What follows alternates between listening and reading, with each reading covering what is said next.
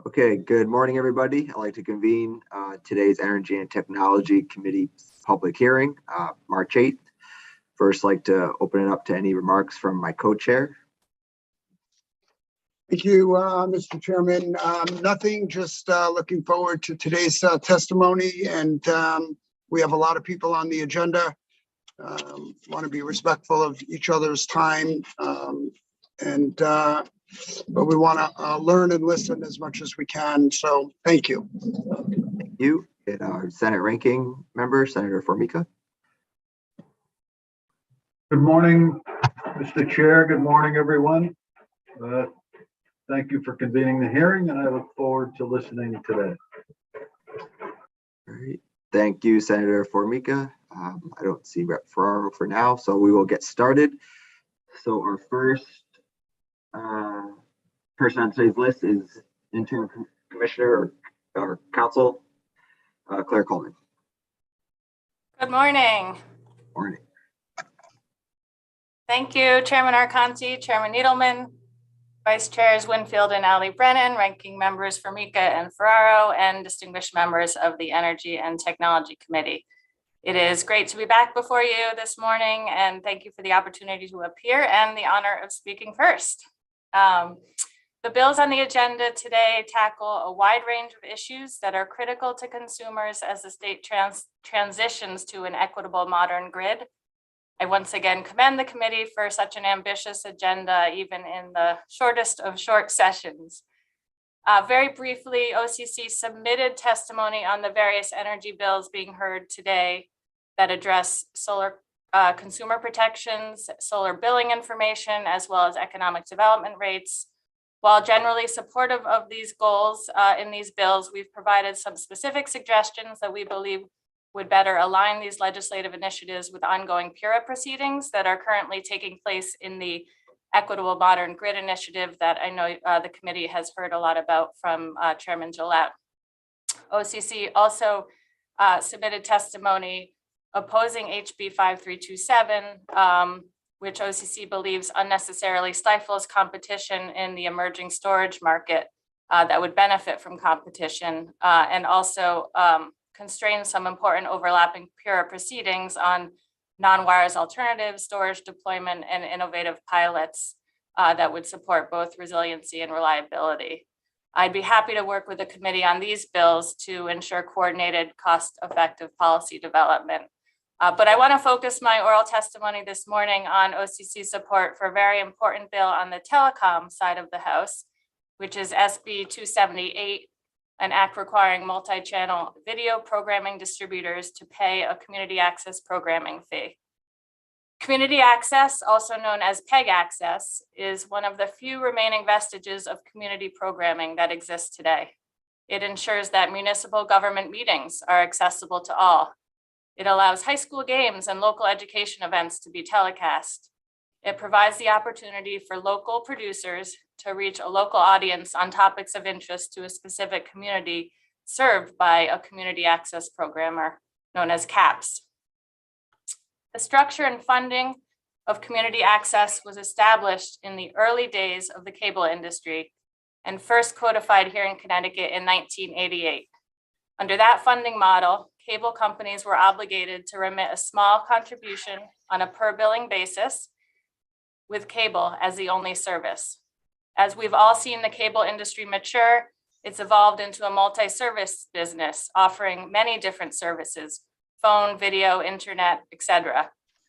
Over the past 10 years, consumers have migrated and continue to migrate to internet-based video services, causing a significant decrease in traditional cable subscribers. This decrease has resulted in near crippling losses of financial support for PEG and CAPS. 30 seconds. Community access television is recognized in statute as a public benefit that is provided by video and cable providers in exchange for allowing these companies access to the public rights of way in perpetuity.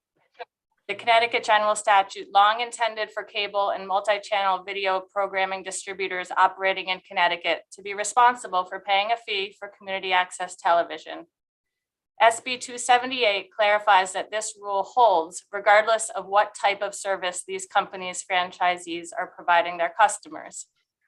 OCC supports this provision because without it, PEG access operators will no longer be able to provide quality programming that residents and consumers depend on. Thank you. And I, together with some of my team members here with me today, would be happy to answer any questions the committee may have. Thank you, Claire. Brett Meskers. Thank you very much, Chair. I have two fundamental questions. One related to storage and where you think the bill takes away from the rights there. So not because I'm challenging you, but because to inform myself better.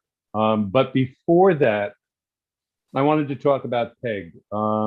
First, I want to make a clear declarative statement. I'm totally in support of funding of our community access, right, and our production. But, you know, sitting here on energy and technology, looking at what's going on, the rights of way, inclusive of 5G and networks, is the assessment on cable the appropriate way to access and provide for the funding for these community activities? Or would it be better to be directed in grants to the towns for the production? And should it be a general service fee against a whole host of providers of service, whether it be cell phone companies, et cetera? I'm just wondering, as we cut the cord, where we're going to end up with in terms of our revenue source. Because I see it as a threat in supporting what I think is a good activity. And I question it of, you know, cable is the dinosaur route on going forward. It's becoming a pipeline and not the medium. And it's going to be content providers who are going to be, you know, basically where all the revenue is going. So I'm just wondering if we're chasing the wrong route for revenue. So if you can comment on that. Great, thank you, Representative Meskers, for both questions. Very briefly on the storage question, we read the proposed bill HB 5327 to allow two processes that were exclusively applicable to the utilities, the electric distribution companies. There's a pre-authorization process for participating in the energy storage deployment process, and then there's a pilot. And we read both of those as being exclusively available to the EDCs and not to other storage competitors. And you know, storage is an emerging industry. It sort of sits between distribution and generation, and we don't, you know, see sort of a need to ensure you know, a monopolized service with this respect, and believe that competition could help, you know, bring better solutions to the state and also lower costs. And then on your PEG access So question, hold on. So that's sure. good. You closed that out. Have you given us a change in wording and suggested wording that you think keeps it open for storage?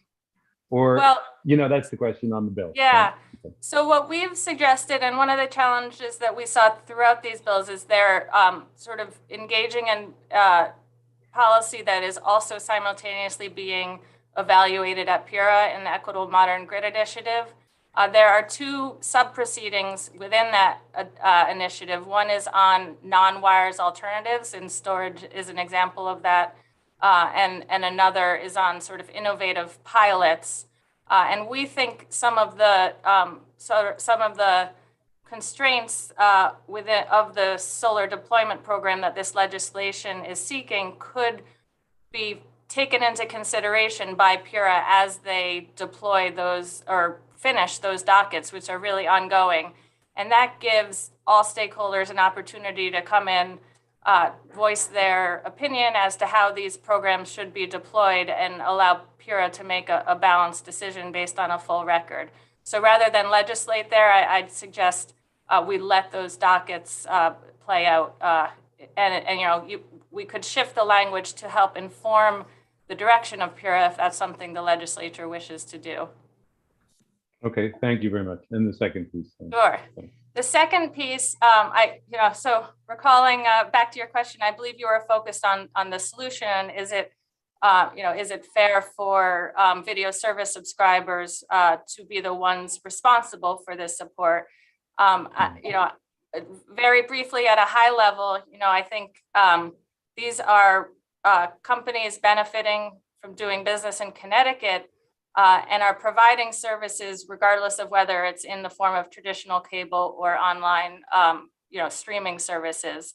But I do have my telecom attorney and broadband coordinator, Bert Cohen, on the line to see if he has anything to add to that. Okay, perfect. Thank you, Attorney Coleman. Representative Metzger, nice to see you. I think that's a very excellent question. But the reality of it is that PEG is grounded in the right to construct, install, operate, and manage facilities in our public streets and highways. A lot of the entities that you suggested don't have that legal right now.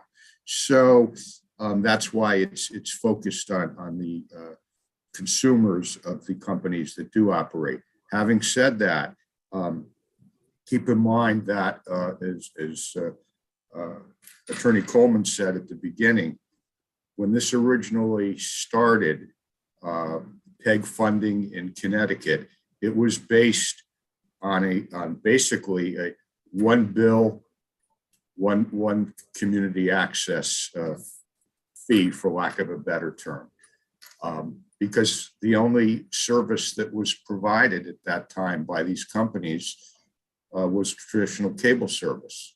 Now, thanks to the people of the state of Connecticut, these companies have been able to expand in our public rights of way. They've been able to expand the range of services that they have. And so they're still sending one bill, but they're providing a whole range of services.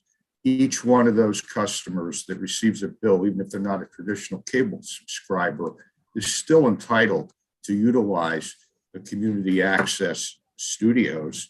They're still able to use the equipment, and they're still able to access, if they're not a traditional cable subscriber and they're an internet subscriber, they're still able to get the public access programming, because most of these, if not all of these programmers that you're going to hear from later on, all put their programming up on YouTube or a similar platform. So with that, I think we're focused primarily on the companies that do have facilities in the public rights of way. But I think long-term, long-term, that may be your suggestion may be a very viable, or at least a very worthwhile of consideration option. Yeah, given the changes in production, et cetera, that's where I think we need to consider whether we're using an old model, basically. That's my concern. Both production is going on streaming live through Facebook, YouTube. Everyone produces their own material now. So I'm not sure what the studio value is for basketball games, et cetera, for things we broadcast, and whether cable is the venue people are going to be going to watch versus the websites of the town and or Facebook live streaming and or YouTube. So I think those would be questions we'll have to take into consideration over time. But thank you. No further questions. Thank you. Representative Steinberg. Thank you, Mr. Chair, and good to see you, Claire. Great to see you Quick as well. question that is relatively tangential to our conversation.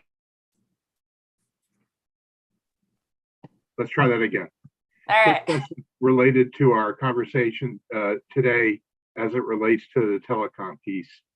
I know that many municipalities are very pleased with the increased access the public has to government actions, meetings, debates that we basically expanded during the pandemic, which is something which was an emergency related order.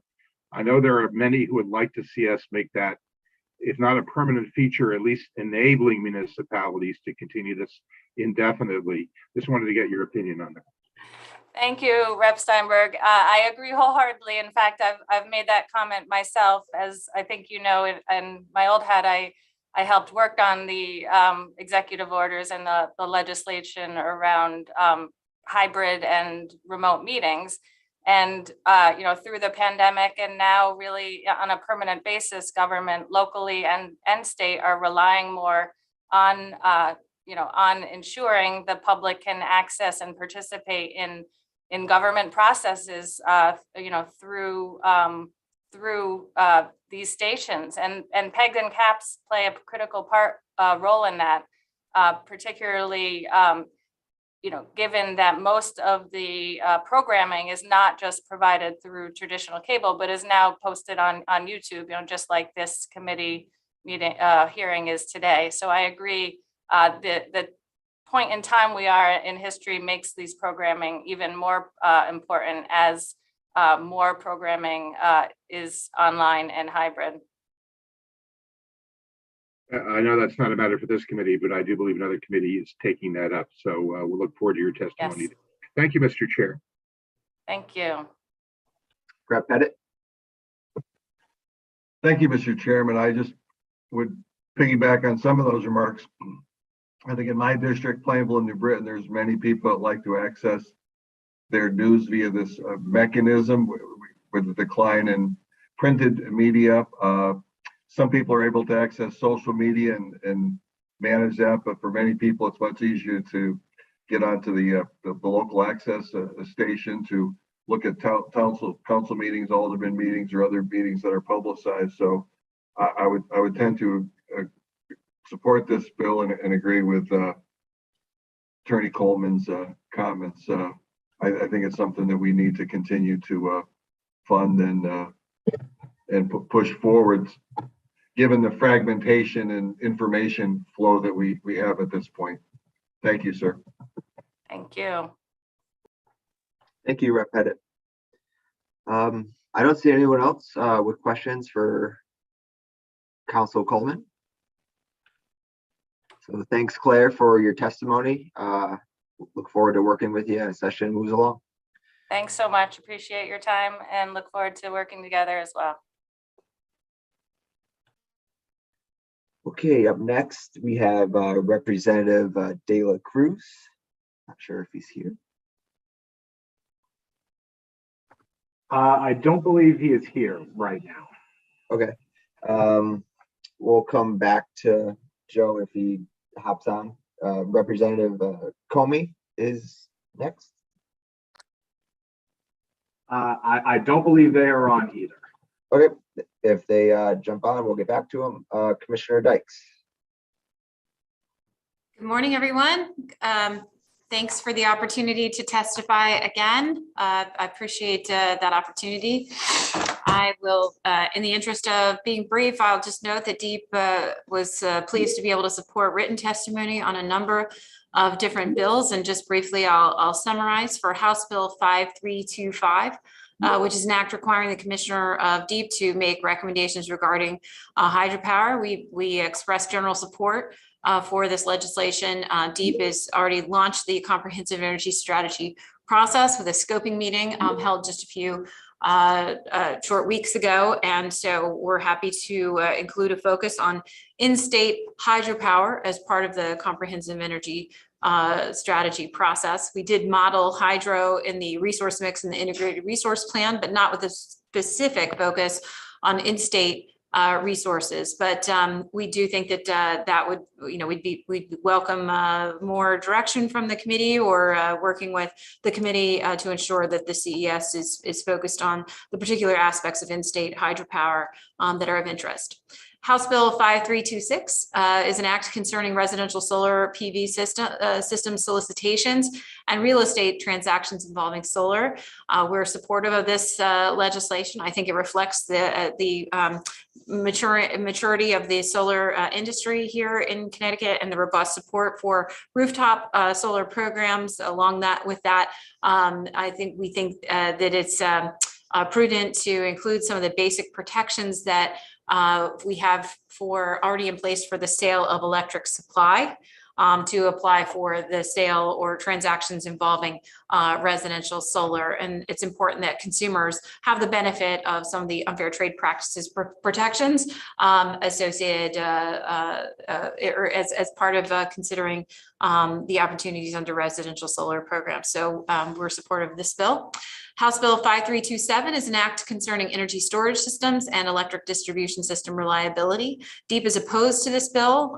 PURA already has a variety of processes underway that are implicated here, including dockets on non-wires alternatives and innovation pilots, for example. So those processes, we believe, should be allowed to proceed to fully develop the record and stakeholder input. Finally, or further, we have provided testimony on Senate Bill 275, an act concerning economic development tariffs. And I realize I believe we may not have submitted this testimony just yet, but we are working to get our written testimony, and it's been a very busy season with many hearings. So apologies if we haven't filed that just yet. But I'll note that for the committee's benefit, we are opposed to Senate Bill 275. As it is not limited to new or extended businesses, and there's already a process underway at PURA to examine economic development rates. So we think that this is we've been supportive of economic development rates as a positive tool to grow our economy and expand business development in the state. But it's important that these types of rate discounts are targeted in nature, and we're concerned that this bill is not sufficiently targeted, and as well is sort of duplicative of an ongoing process already underway at PURA to consider these economic development rates as directed by the Take Back the Grid Act. Finally, Senate Bill 277. This is an act establishing a trash energy working group.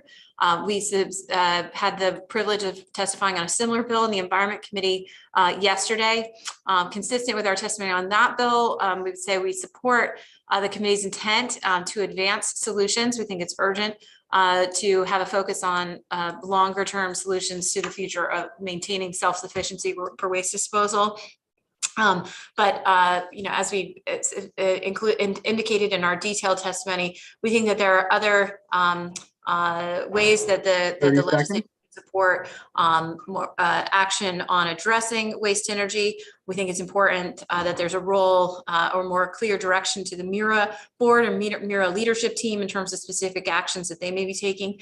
And we highlight a number of different actions that DEEP is undertaking and other legislation that the General Assembly is considering this year that we think will have a positive impact. And so at a minimum, we would hope that any task force that's developed will accelerate as opposed to will accelerate any of those types of solutions that are urgently needed. So with that, I'm probably over the 3 minutes, but a lot of bills to speak to today. I appreciate the opportunity to summarize our testimony, and I welcome any questions the committee may have. Thanks, Commissioner. In regards to the economic development tariff proceeding over at PURA, is my understanding that proceeding is heading in a way which would only apply the new tariffs to incoming manufacturers and businesses, and wouldn't apply to existing manufacturers and businesses. And I think CIEC really does a good job in their testimony explaining why this legislation is needed.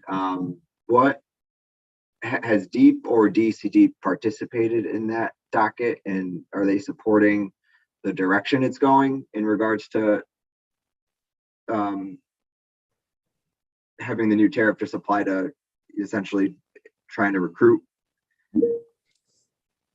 Yep. Yes, we have been active, and also I know that Commissioner Lehman has submitted testimony into that docket. I mean, as a general matter, we know, to the extent that there is a business expansion in the state that contributes to greater volumetric sales of energy, that can have an ameliorative effect on rates for existing businesses. But that's balanced again. Any discounts that are provided under an economic development rate to ensure that occurs means less revenue coming from those customers, which means that revenue gets made up from other existing businesses. So those are the important principles that have to be balanced in terms of how to make sure that an economic development rate is targeted in such a way that it is actually contributing to business expansion. Our acting deputy, Vicki Hackett, I think can supplement or has additional things to say with respect to DEEP's participation in the docket. I think you summarized the position really well, Commissioner. I would just say that I don't think we know yet what direction the docket is taking. We just are at the point where testimony has been submitted. And so I don't think there's any way to know at this point what direction the docket will take under PURA's direction, right? But, I think it makes sense to give PURA the opportunity to fully hear the testimony of all parties and have discovery and really look at all of the costs and benefits. Rep. Steinberg. Thank you, Mr. Chair, and good to see you, Commissioner. Thank you for your testimony today. I agree with you. We have a lot of meaty bills that will hopefully move the ball forward. Just in reference to your point about the storage bill, I don't think anybody intends to in any way diminish the incredible work that PURA has done on a variety of dockets and will do with regard to storage here as well. But given the recent decisions with regard to Killingly, which I think we all, or not all, maybe not, but most of us applaud as being a step in the right direction to reduce our dependence on fossil fuels.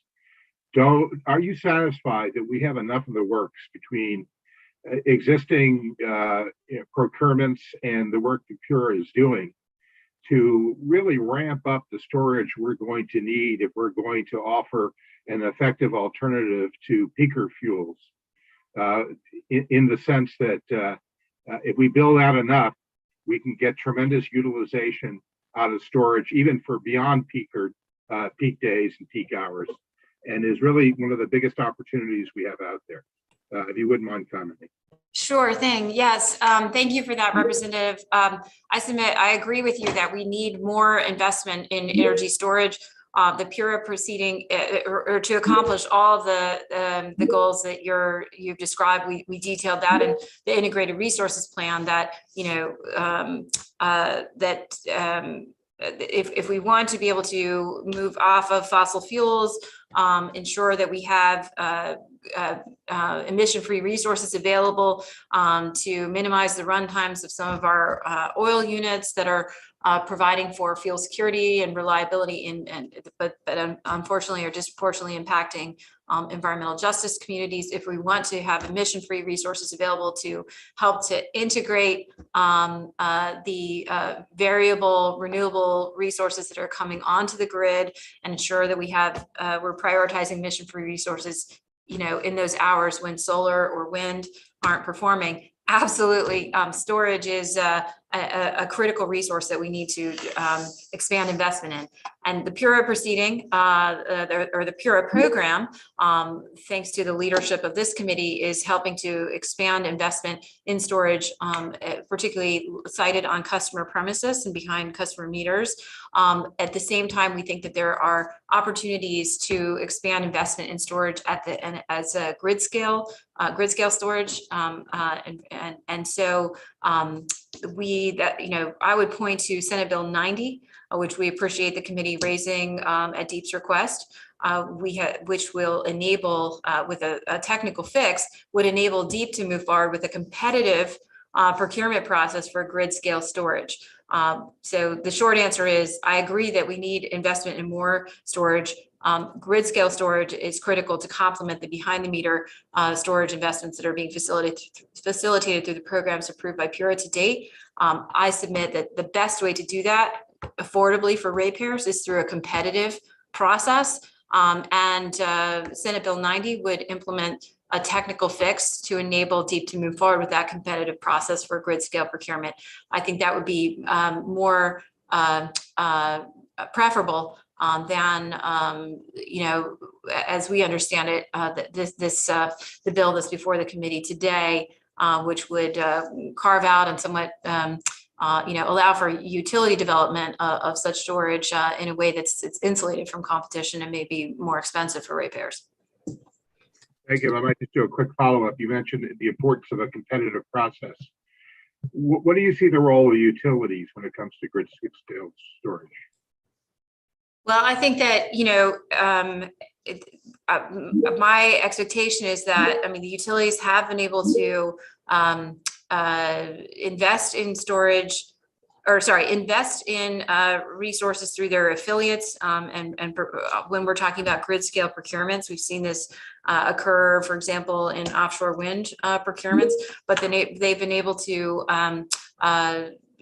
pursue those developments in a way that is being procured competitively, so that they are competing head to head with third-party developers and owners. And certainly we're not facing a challenge in terms of not having an adequate number of third-party developers with private capital that are interested in developing storage assets in our region. So, so I think in that sense, if the utilities are looking to have a role, they can pursue.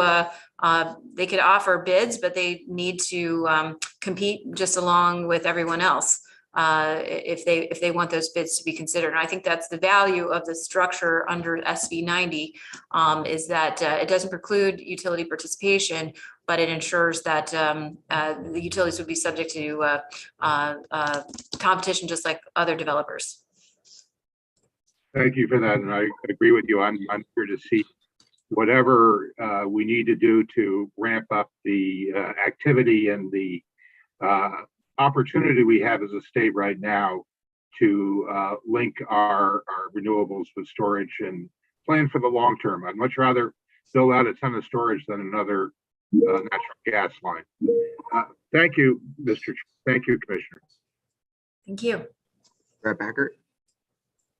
Thank you, Mr. Chair, and Commissioner Dykes, great as always to see you. I'm just going through something. I won't always, is people that get ahead of you ask you the similar questions, so I won't repeat any of those. But I did want to touch on the hydropower component of it and the value that we may have for, as you mentioned in your testimony, the in-state focus of the small hydro possibly to offset. And obviously you said carbon free and sustainable. One of the things that we don't think about, in terms of the solar, added that to some hydro, especially localized hydro. So if you wanted to comment on that and how you see that playing out in your comprehensive study coming up this year in this fall. You bet. Yes, thank you for that. So I think this is one of those places where I think we're fortunate at DEEP to have both our to have a merged agency with our energy planning occurring, within an agency that also has responsibilities for dam safety and for on our environmental conservation branch, considering impacts of dams and hydro assets on fish passage and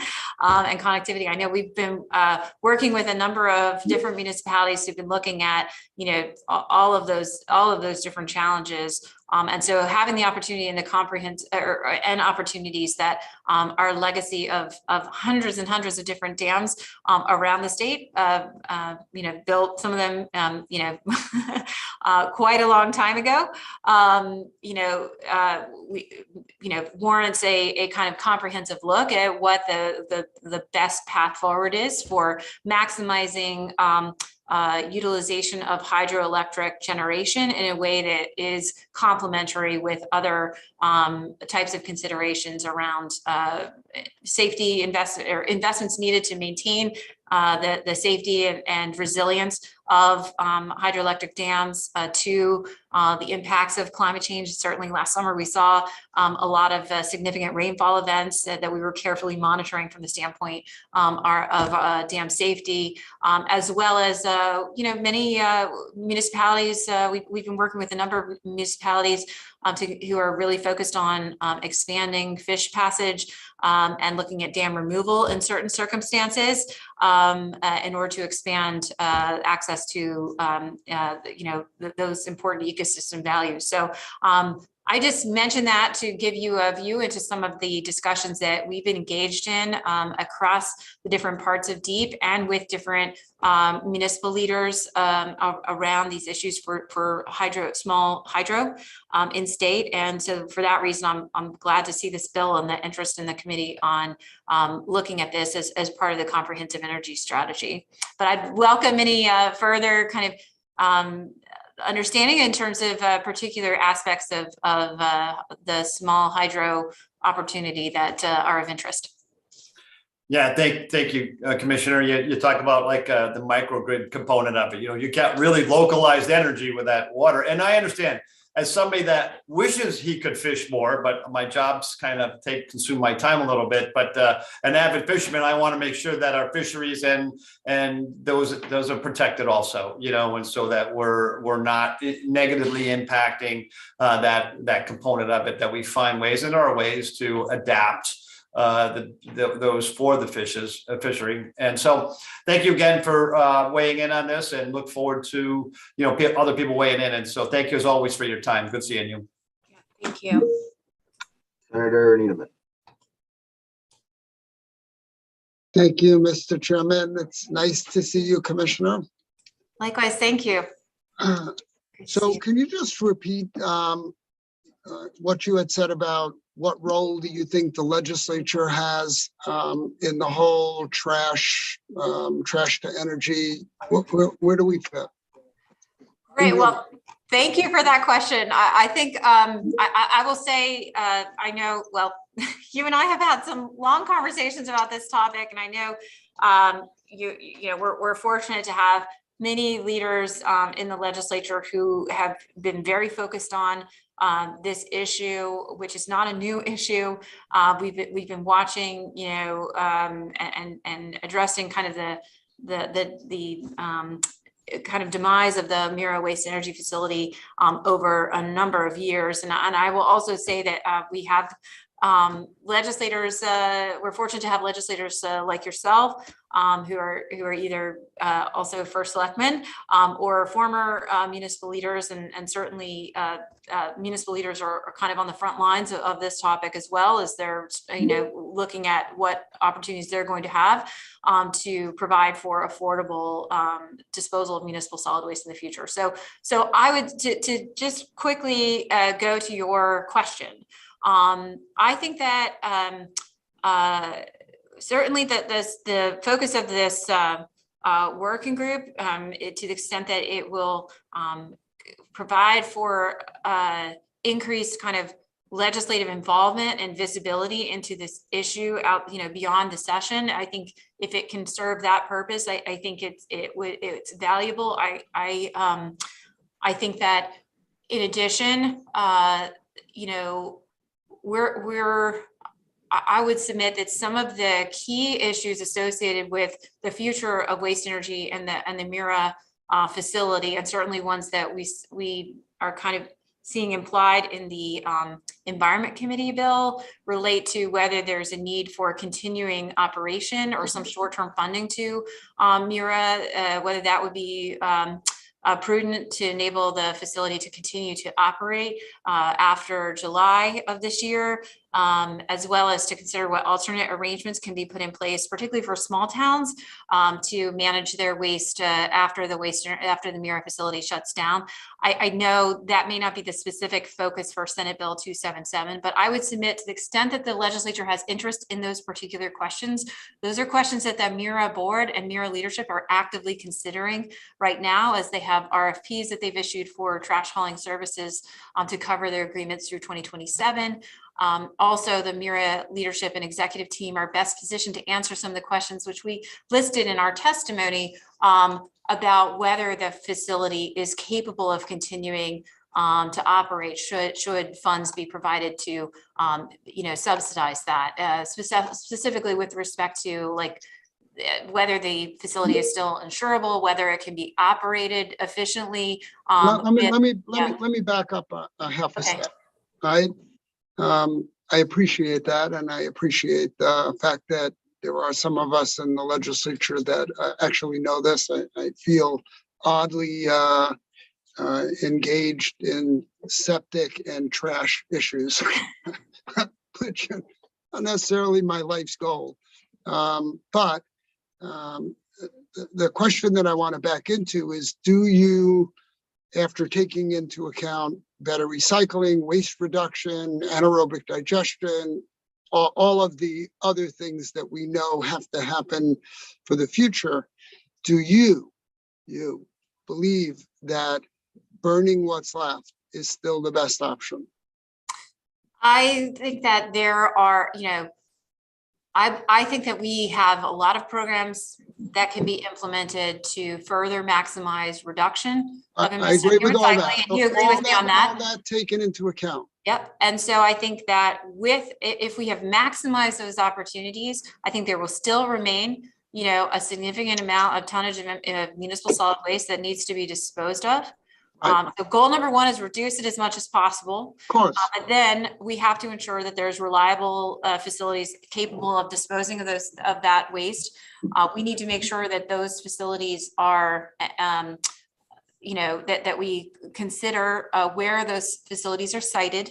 To the extent we're talking about. That was a theoretical question, Commissioner. Oh, the answer is yes. So the answer Okay, is yes. thank you. But I think So but so, the technologies, there are new technologies available. That I we get it. don't There's currently mass have. burn, there's all kinds of other stuff.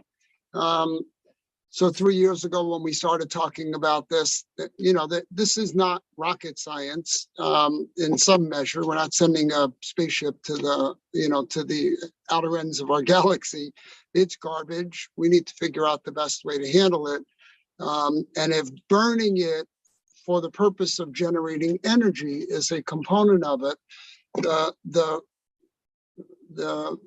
variables in the equation are the value of the energy, the tipping fee, the efficiency of the plant. I mean, it's 4 or 5 variables. I would argue that we have not really gotten to a solution. You and I understand the complexity of some of the other issues with MIRA being the agency that they are. But it's important for me to know that you believe that ultimately what's left, however you get to what's left, is still going to be burnt somehow. And the debates you and I had about incentivizing the private market with higher energy rates, that's all going to happen anyway in some regard. I think that the legislature here has a role in finding a solution to what's next, because up until now, we haven't made a tremendous amount of progress. So I have suggested to Senator Cohen that we combine and do a joint task force with DEEP and other interested parties to come up with a solution that buys us 20 years. If we're still married and believe that ultimately burning is one of the factors, we have a quasi-public and then a private market. We have in a private market, love it or not, is owned by hedge fund companies or private equity companies. They make a profit. We don't want to give them an inordinate profit, but I don't know how we do this without an incentivized rate for burning what's left. And it's the conversation you and I had a while ago. So I'm strongly in favor of forming a task force. We are a co-equal branch of government, and I think we want to be part of the solution. I wanted to be personally, and the Environment Committee and the Energy Committee here should be working together with DEEP and any of the other, players here to come up with a solution. I understand the status of MIRA. I am a MIRA town. I was on the MIRA board. I know where the plant is at. But we have to do something. And short term, I suspect that the energy rates themselves, although spot energy today is 3 cents a kilowatt hour, I don't know why, but something with regard to the energy rates would have always been part of the solution. And they've been asking for that for a long time. So anyway, I'm going to let it go. I have a million other things that I would talk to you about, but not today. We have too many other things to deal with. Well, happy to follow, any opportunity to follow up. I agree and I support, any more legislative involvement that we can have on this issue is very welcome. And I think that there are some concrete steps that could be advanced, looking at regional waste authorities.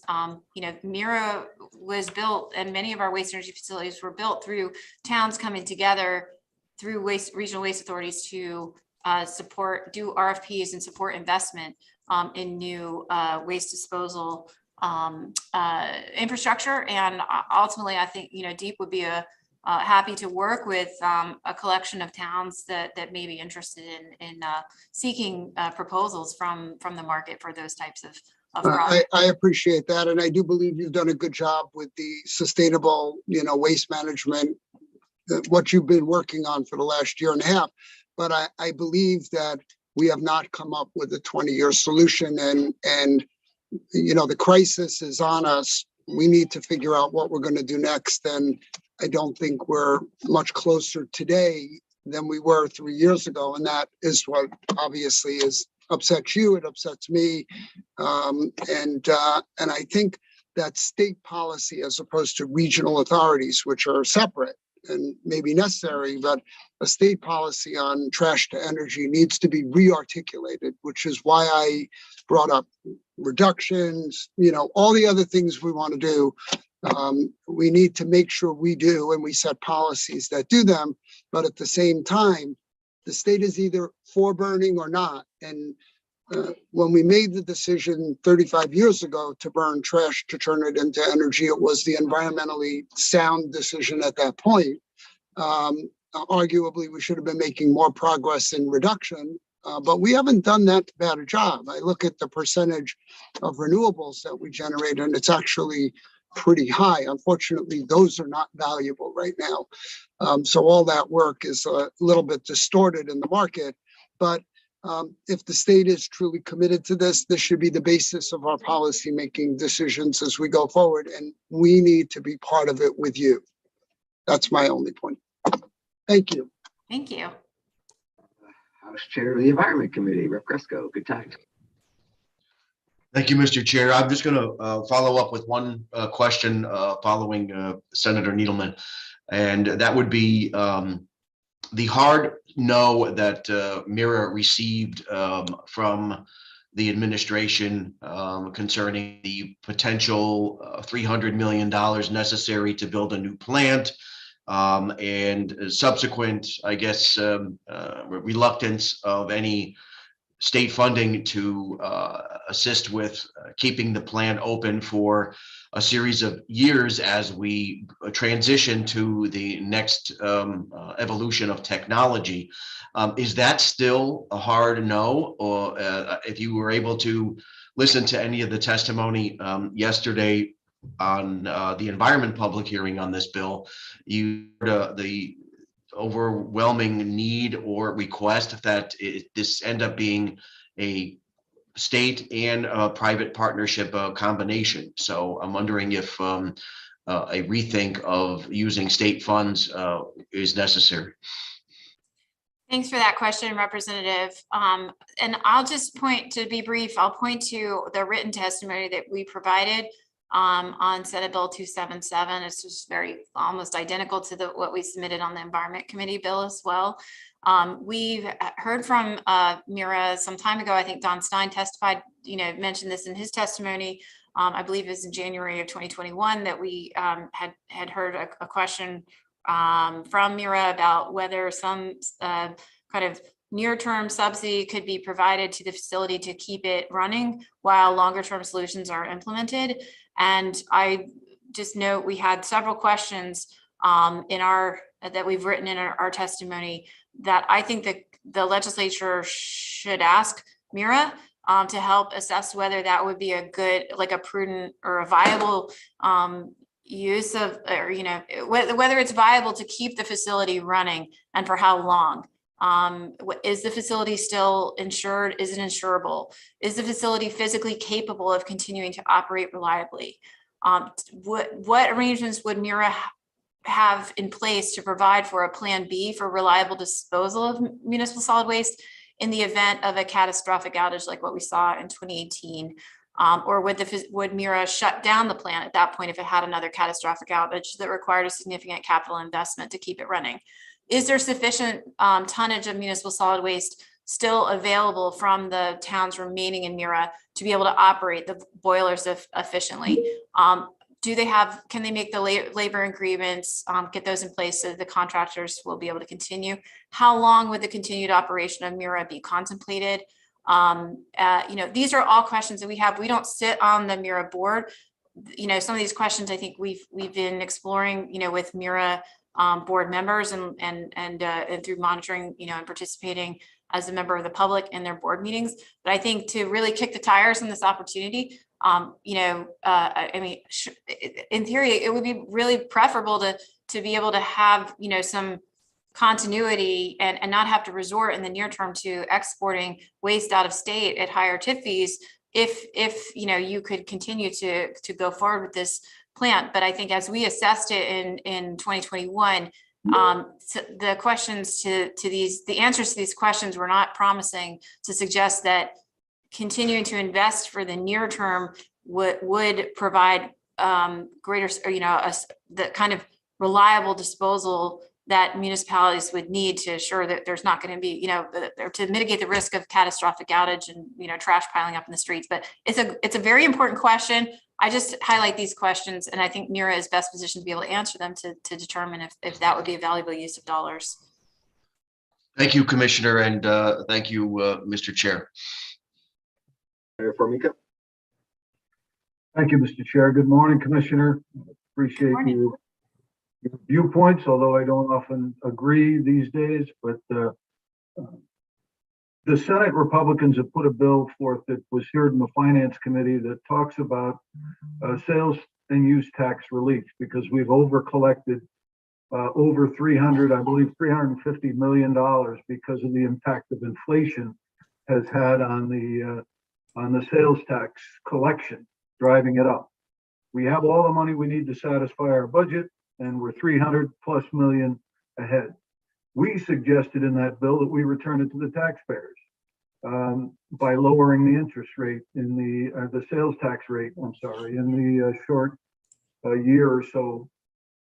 Listening to you, I'm wondering if we ought to shelve that and take that 300 million and put a small amount of money in managing the Mira facility forward for a very short term, and investing in a combination plant that includes a mass burn and an anaerobic digester or some other combination plant to kind of further move the waste.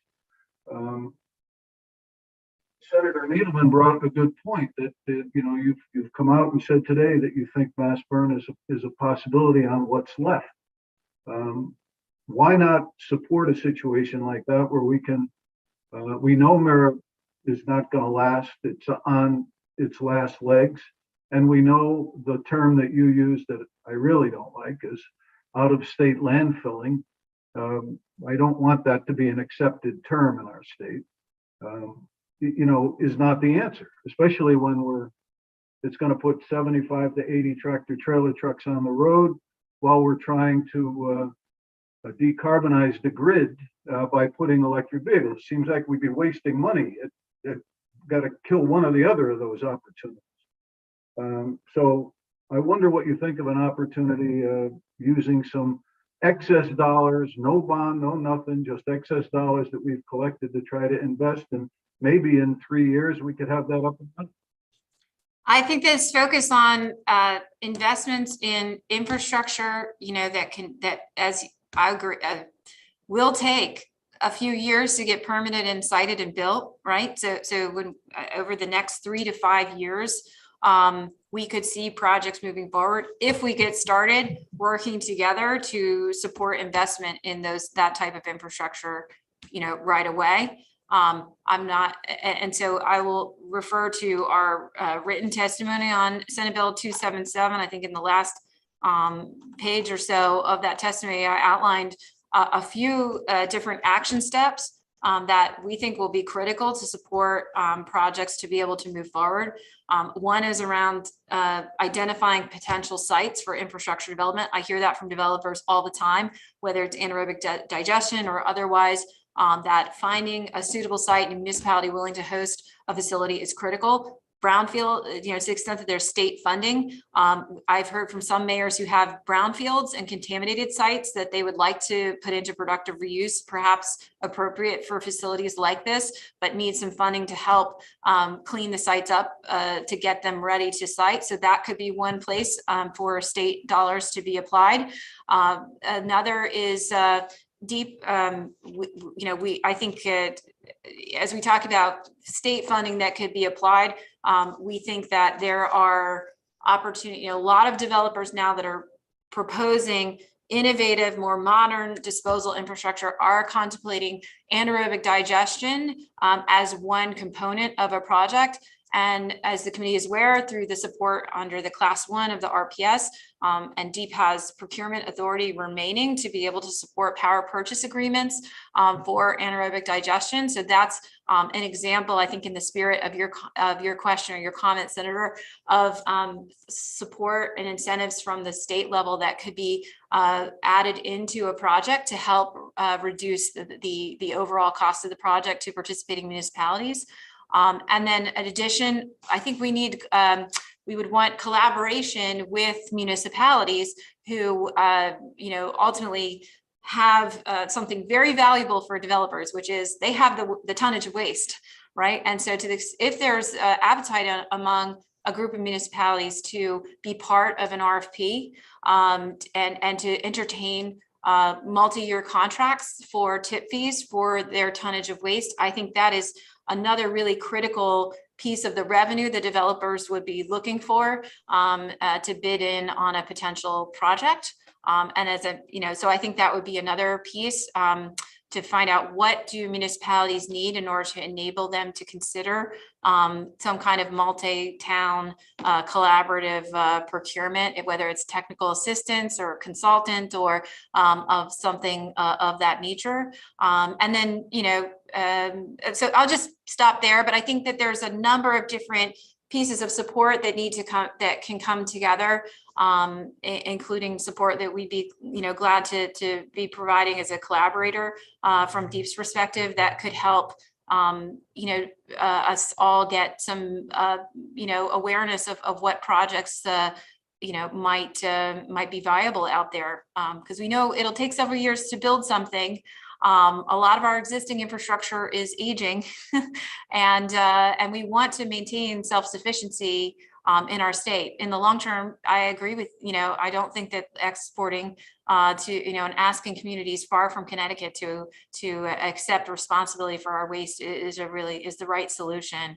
It's certainly not an affordable one. So I don't know if that's helpful, but I think there's I find a lot of agreement, I think, with some of the things that you said. With respect to the specifics around, surplus and so on, I leave that to I leave that to OPM and others to be able to respond to those.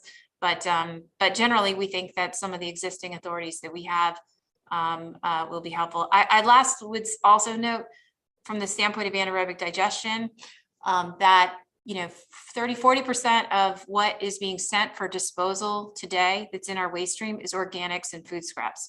As I mentioned, most developers that we've talked to that are eyeing projects for Connecticut contemplate anaerobic digestion being a part of their project. The question is, how will they get that stream of organic material separated and coming to their facilities to support the investment in the anaerobic digestion?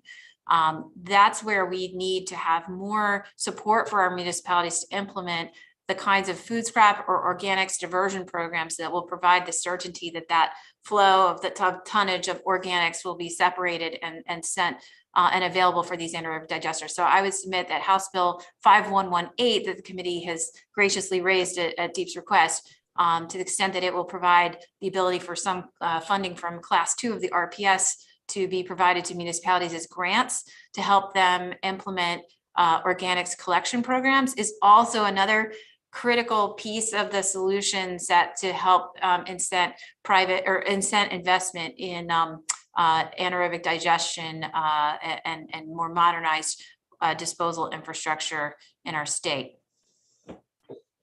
Well, thank you very much for that. I agree that the DEEP should be a collaborator. I hope that the permitting process can be shorter than the construction process. We got a long way to go in reducing the time that the DEEP's permits get in the door and out the door, and I think that's going to be a big part of what's happening. As far as moving the organic waste stream, that's what the markets do to generate entrepreneurial opportunities, and I think that would develop itself once that happened. I know that my small restaurant diverts a lot of its organics to a farm, and they come and pick it up, load up a van, and off they go. I mean, so the opportunity exists for transport from one place to the other. And I'm glad you think that we should do something, but I know that we have to do something now. You should stick around. Number 47 on our agenda today is Chairman Stein from MARA, who has been singing this song for a long time. And we hope that we can get a solution for him. But thank you very much for your testimony. Thank you. Thank you so much, Senator. Rep. Mashinsky.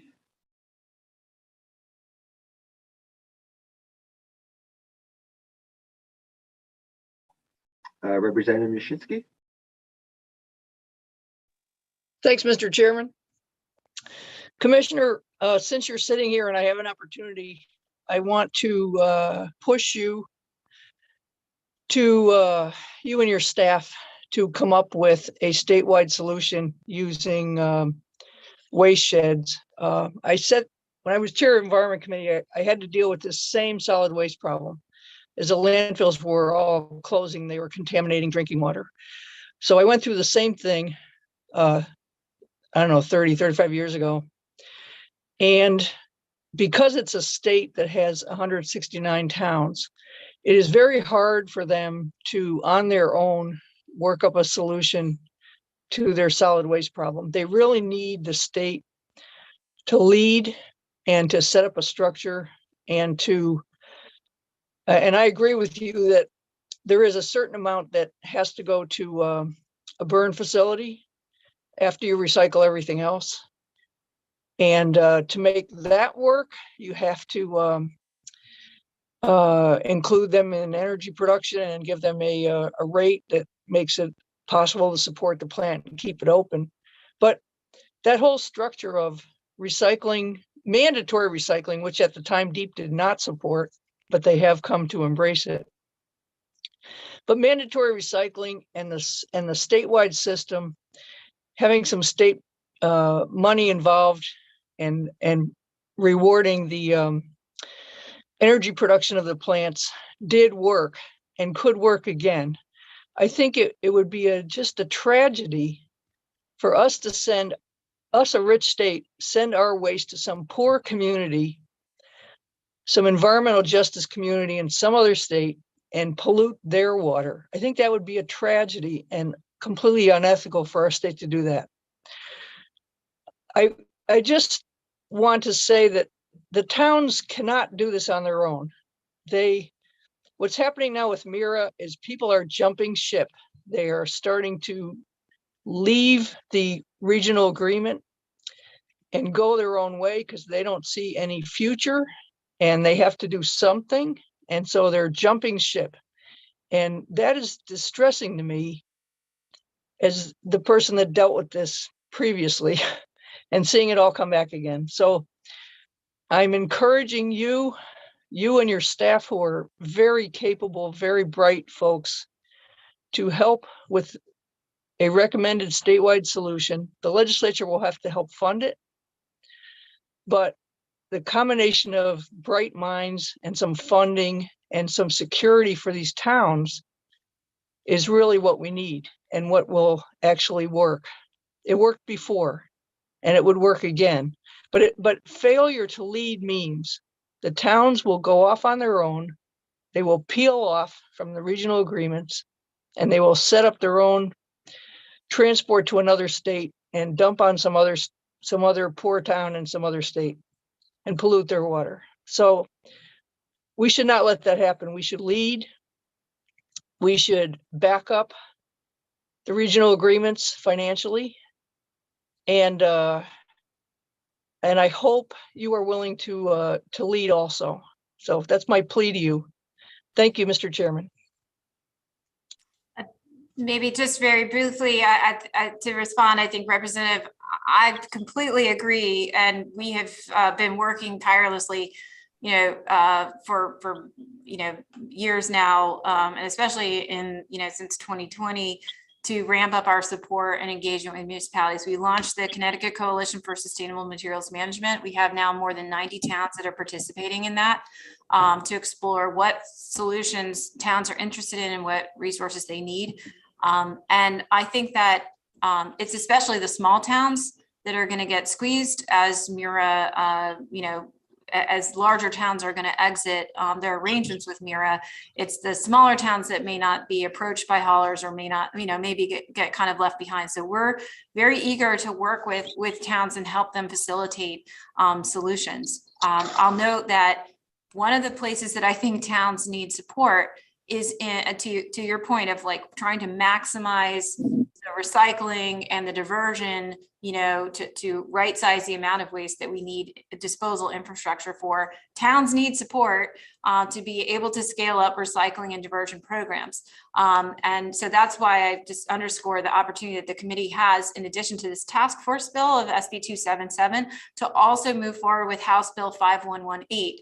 To ensure that our renewable portfolio standard, which currently provides support only for waste to energy facilities, can be diversified to be able to fund grants for municipalities to invest in programs and support programs that will reduce waste or provide for diversion of waste. And actually, on Thursday morning, we've organized a tour with the town of Meriden and Quantum Biopower to give folks just a view into what we're supporting with a $40,000 grant to one municipality to help them try out an innovative approach to organics, what could be a very cost-effective approach to organics collection with a co-collection pilot that they're doing with 1,000 of their residents. So I just want to make a pitch for that tour as a way to see what that kind of support could look like. But beyond that, I will refer to our written testimony. We again observe many different ways that DEEP can be a partner with municipalities to help us all get through this kind of challenging period that we're in with the MURA plant closing, and before to ensure we can get on track to have new solutions built and in place. And I think there are many different ways that we can support municipalities in doing so. But we want to do that as a collaborator. So anyway, I appreciate your comments. Mayor, you're on mute.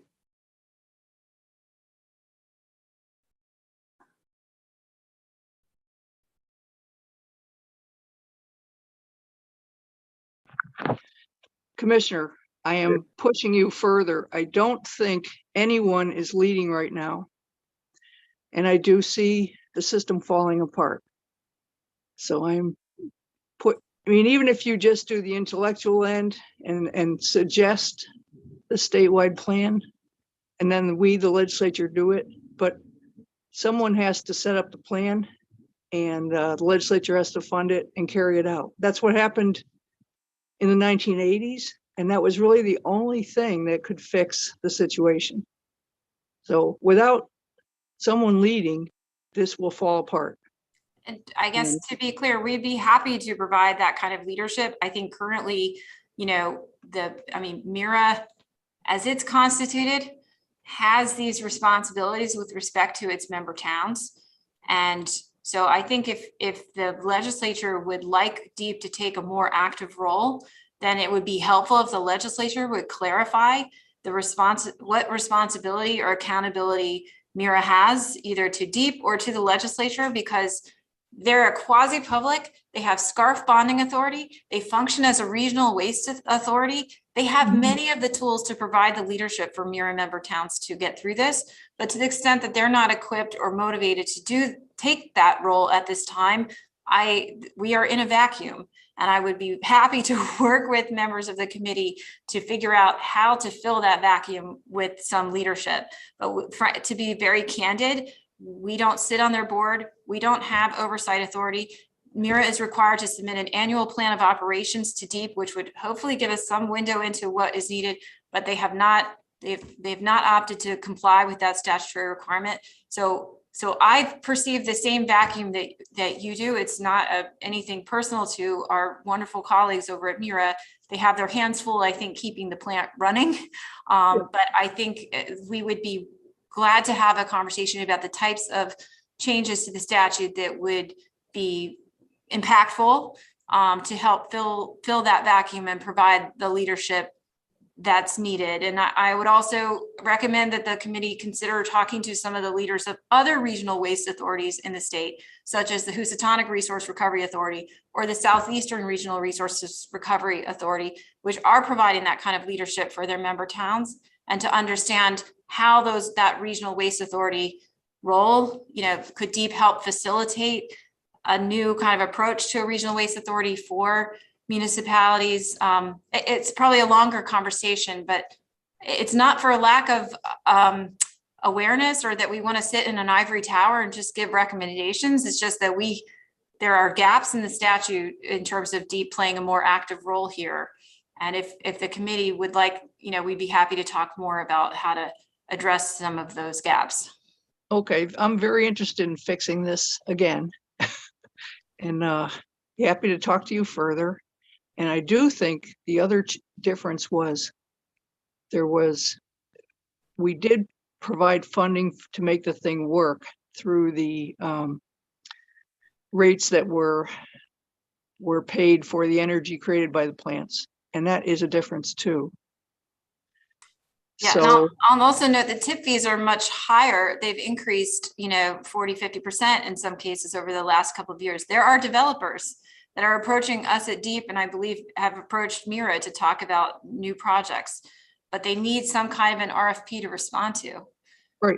And Public Act 1494 contemplated an RFP process that had some flaws in terms of why that didn't produce anything. I'd be happy to follow up with our perspectives on why that was the case and what would need to be different this time around if we were to help facilitate an RFP. But the developers are out there, the tip fees are up, the revenue, I think that the economics are positive for attracting investment. The gap that I see, the vacuum, is the coordination and organization among municipalities to partner together to facilitate an RFP so that developers have something to bid on. And if there's interest in state support, we can talk through how that could be added in. But it's all of the infrastructure that's been built to date was built based on multi-town contracts, right, multi-year contracts for waste disposal. And so that's what needs to come together as one element along with these others that I mentioned and we outlined in our testimony: identifying sites, streamlining permitting, anaerobic digestion, power purchase agreement incentives, support, anyway. So all right, let's fix those holes and get this back working again. All right, thanks, Commissioner. Thank you, Mr. Thanks, Senator Needleman, for the second time. Yeah, thank you, Mr. Chairman. I have one more question, Commissioner, and I apologize for not having gotten to it before. And it is a very direct question, so I'd appreciate a direct answer.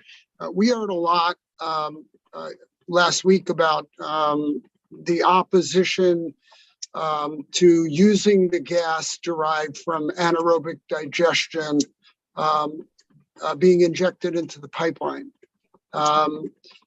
What is DEEP's position on that? It's very important that as we move ahead and try to do mass digestion all over the state, however we incentivize it, however we pick it up, is DEEP in favor of injecting this gas into the pipeline?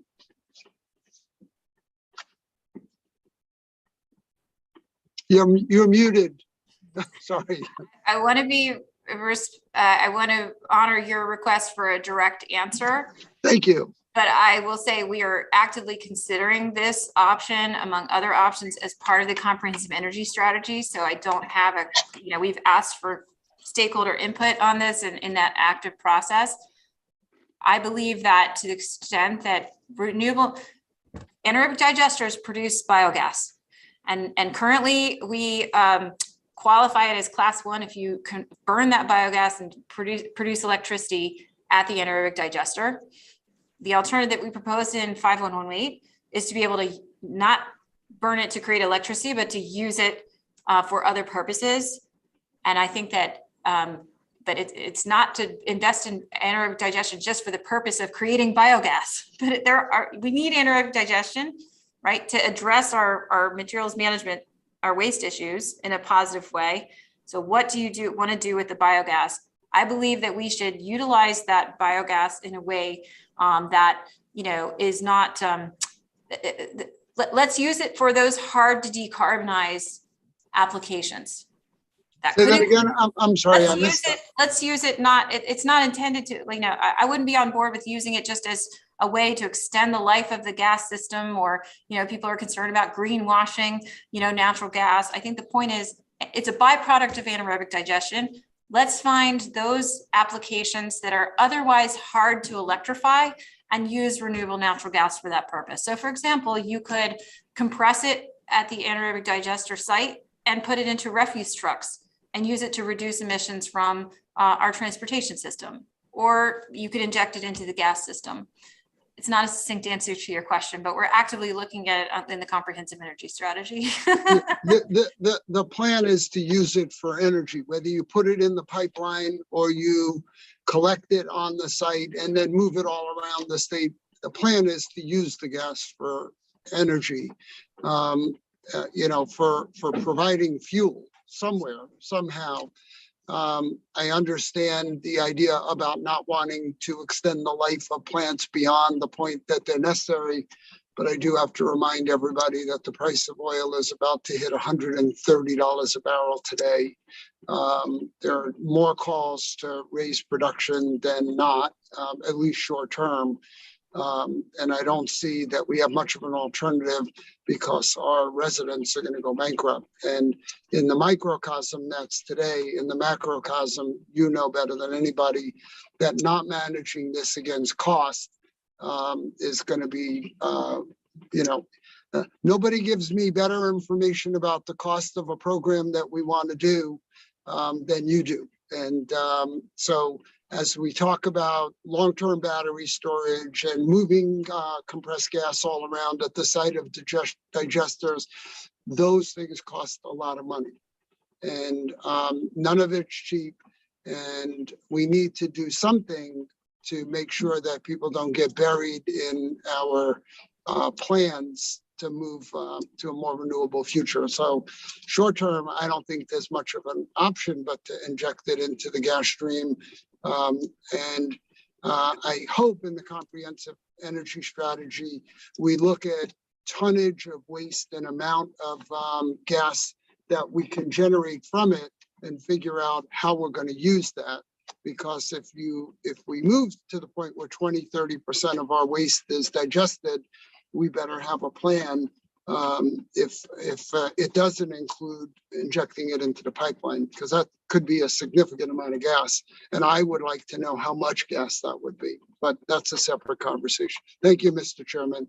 Thank you, Senator. I don't see anyone else with their hands up. So thanks, Commissioner Dykes and the team. Thanks for the time. I think Rep. Comey has joined us. Will, is she still? Yep, there she is. Hi, everybody. Thanks, Rep. Comey. Thank you, Chairman McConty, and hello, Senator Needleman, ranking members Rep. Farrow and Senator Formica. I wanted to come here today to reach out and express my support for a legislative solution to provide sustainable financial footing for our public educational and government access programming, otherwise known as PEG programming. We have a wonderful station here in Brantford Community Television. These channels are an invaluable resource for our communities and really an important tool to engage our citizens in the work that we do in government, both locally at the municipal level and at the state level, providing access to our school boards, our committee meetings, and the other events and activities that happen in our communities.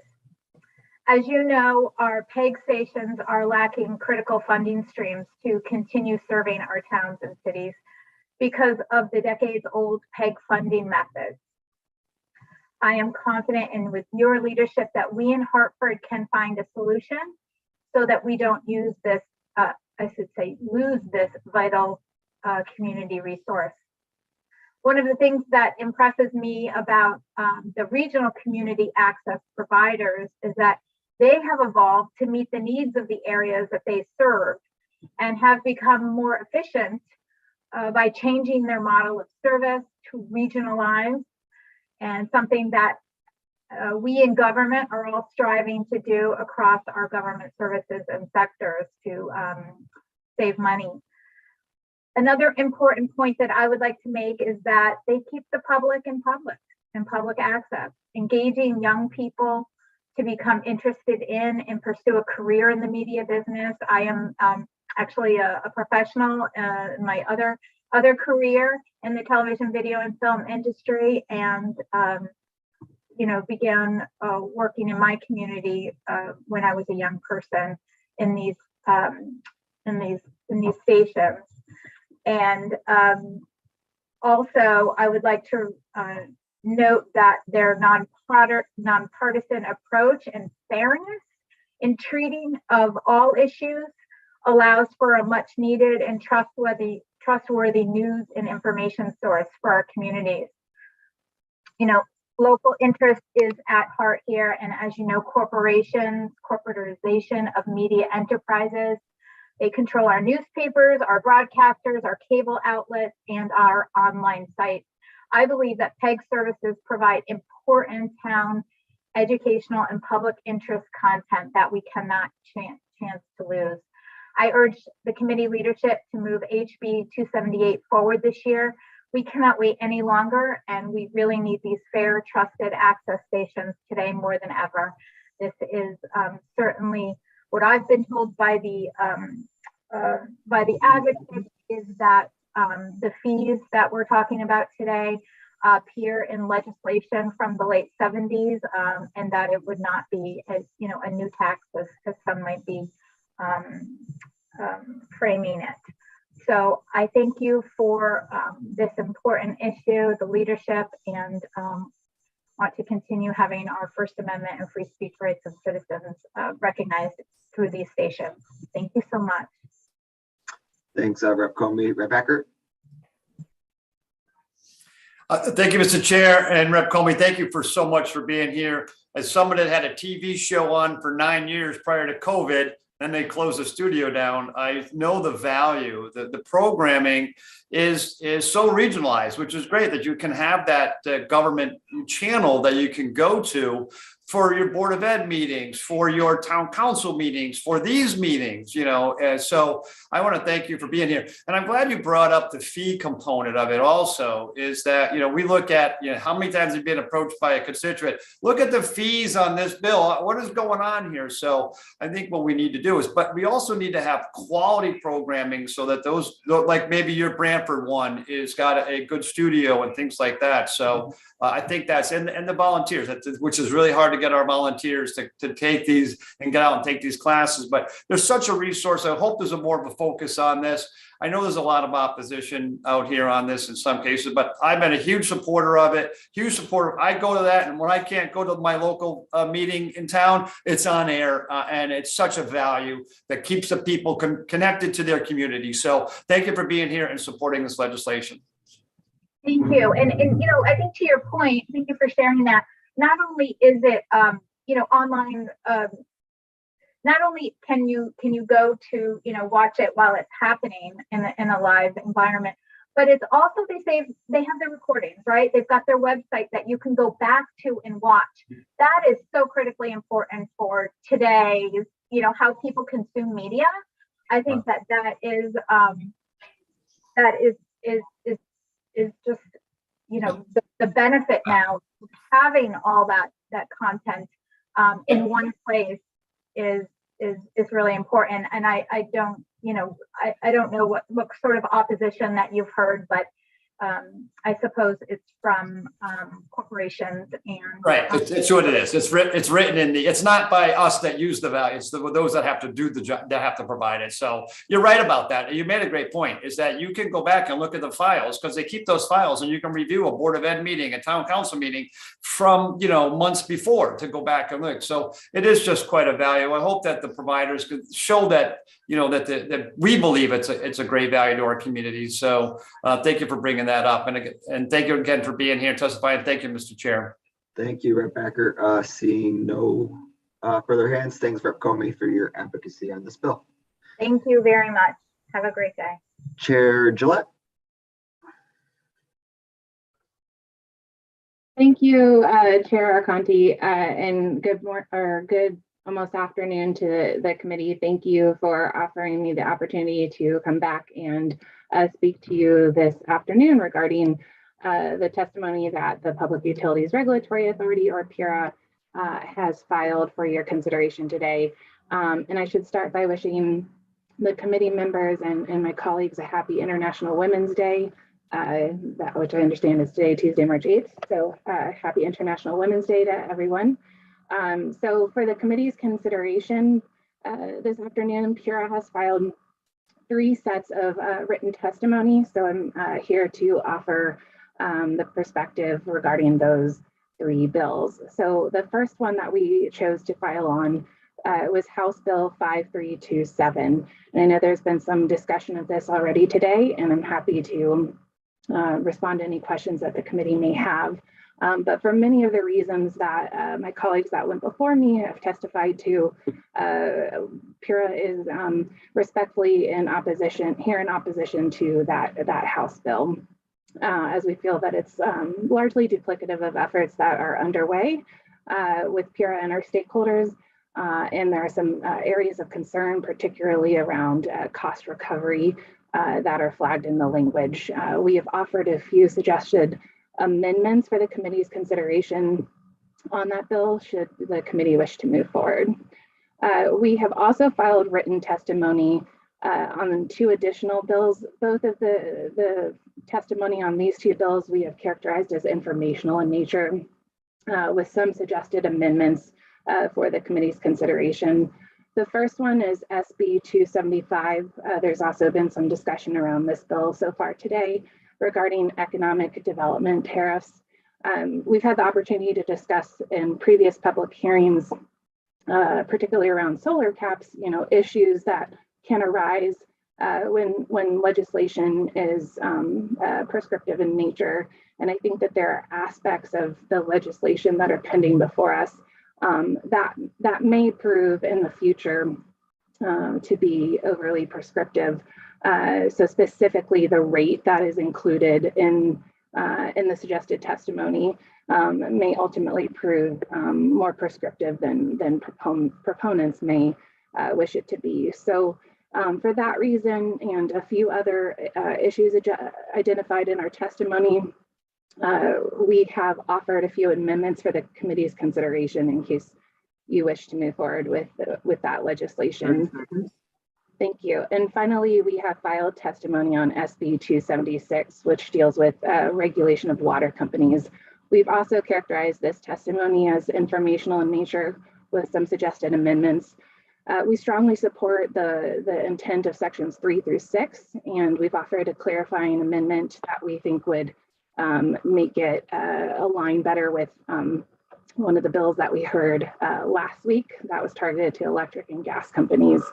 And we've also offered some information and potential amendments to sections 1 and 2 if the committee would like to move forward with this piece of legislation. So with that, I thank you for your time and attention, and I'm happy to answer any questions that you may have. Great, thanks, Chair Gillette. Give it a minute, see if anyone raises their hand. Hi, Jamie. I know, I was just saying hi back. Seeing no one with their hand raised, thanks, Chair Gillette, for your testimony. Thank you. Carrie Lynch is next.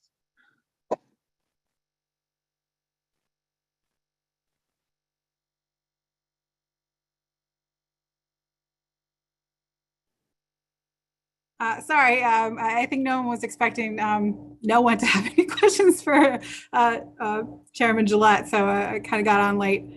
Good afternoon, honored chairs, Representative Arconti and Senator Needleman, and distinguished members of the Energy and Technology Committee.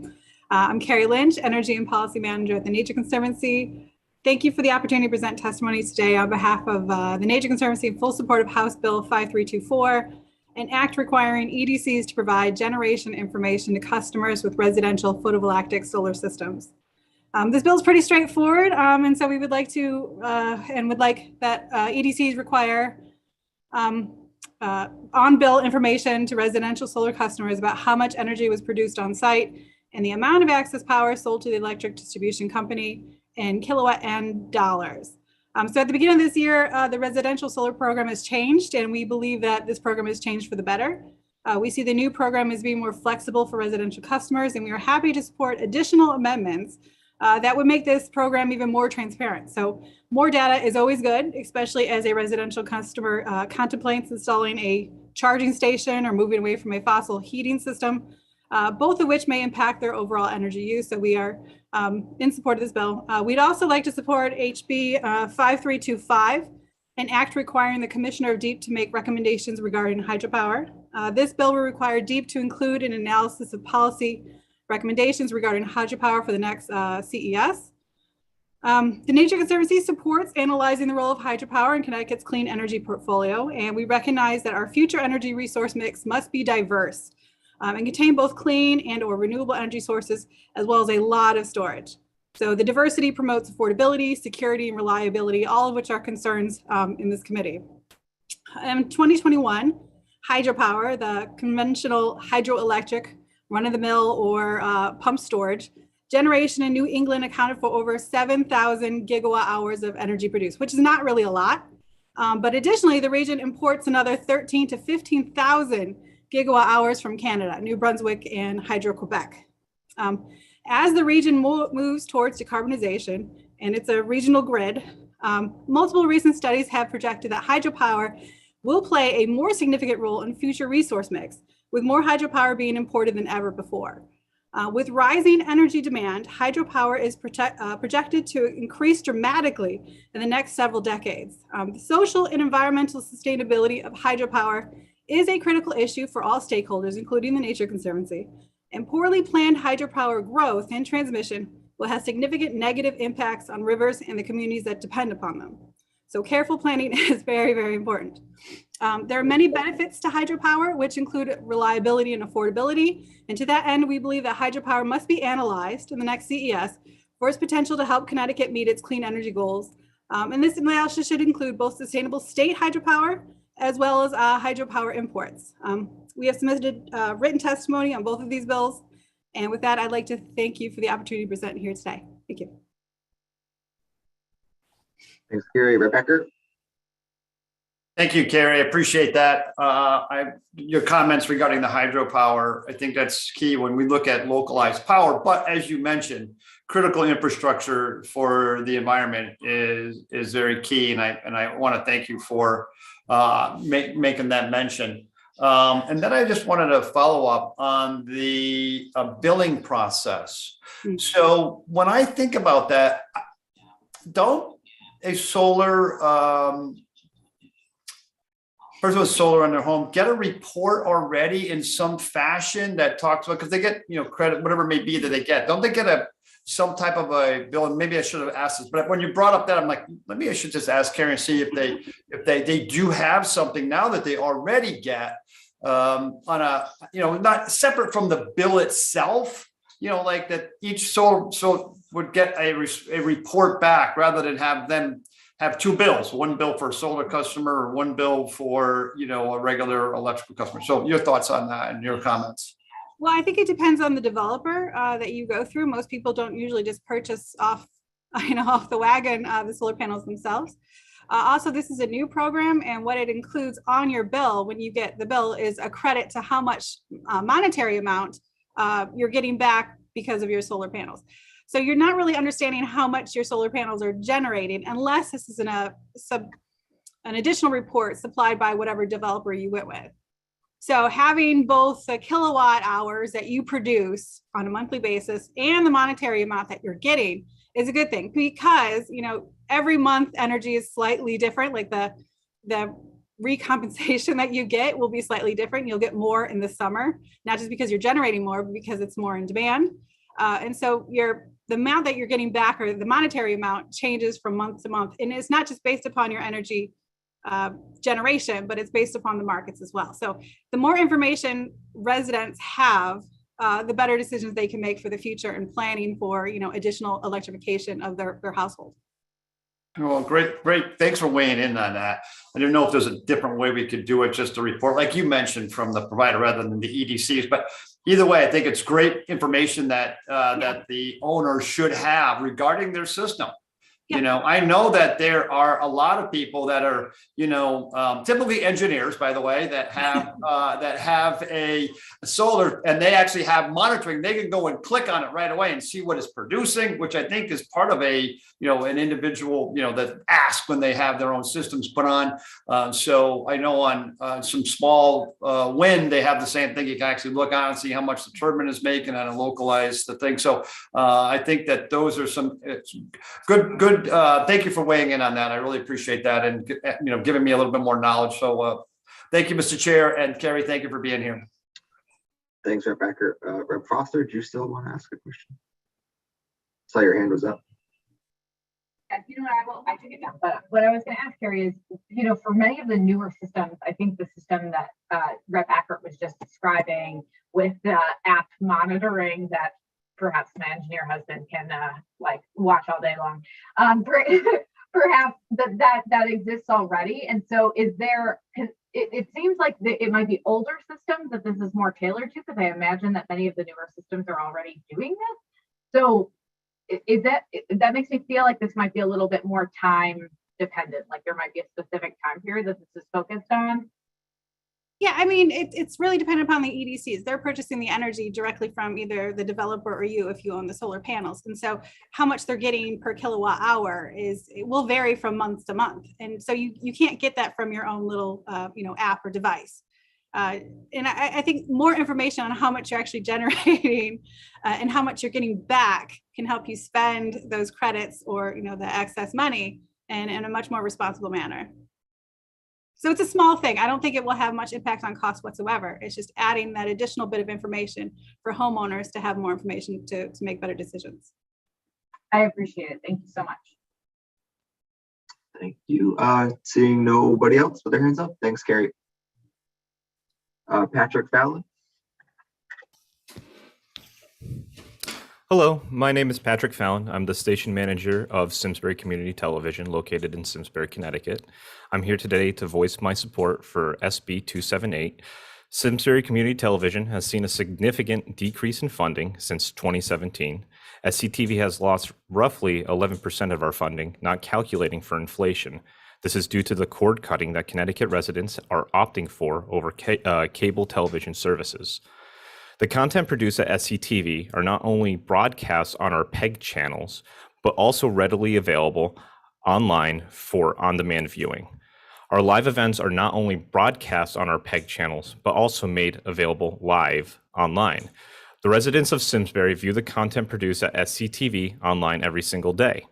In the year of 2021, SCTV received more than 2,500 live views on YouTube.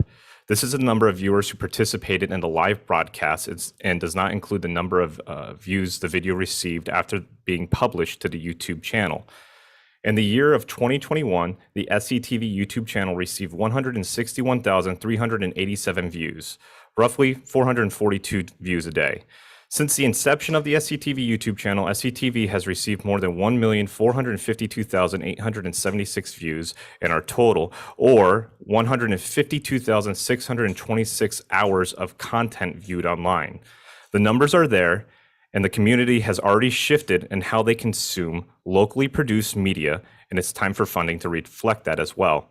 In the growing age of technology, the Simsbury community has become more reliant on SCTV to upload locally produced content online, whether it's the latest government meeting, safety events or safety updates, community events, high school sports games, or locally produced content. The people of Simsbury turn to SCTV to stay informed.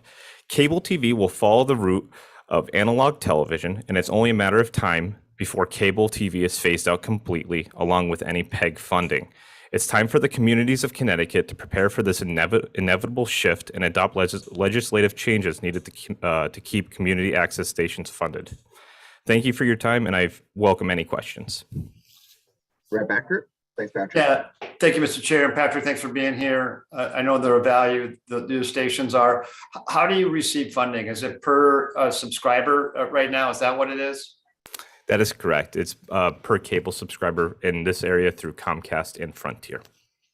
Okay, and that's why the reduction in the overall funding is coming in, because it's done by a prescriber. Okay, and now your views were substantially up. That's fantastic. I think what people are looking for that, and when they can just go online and look at it. So just wanted to find out how that you're receiving that funding. So thank you, Patrick, for being here and supporting a great cause. Thank you, Mr. Chair. Thanks, Rep. Packard.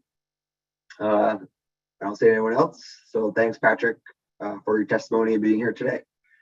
Dan Kenneman.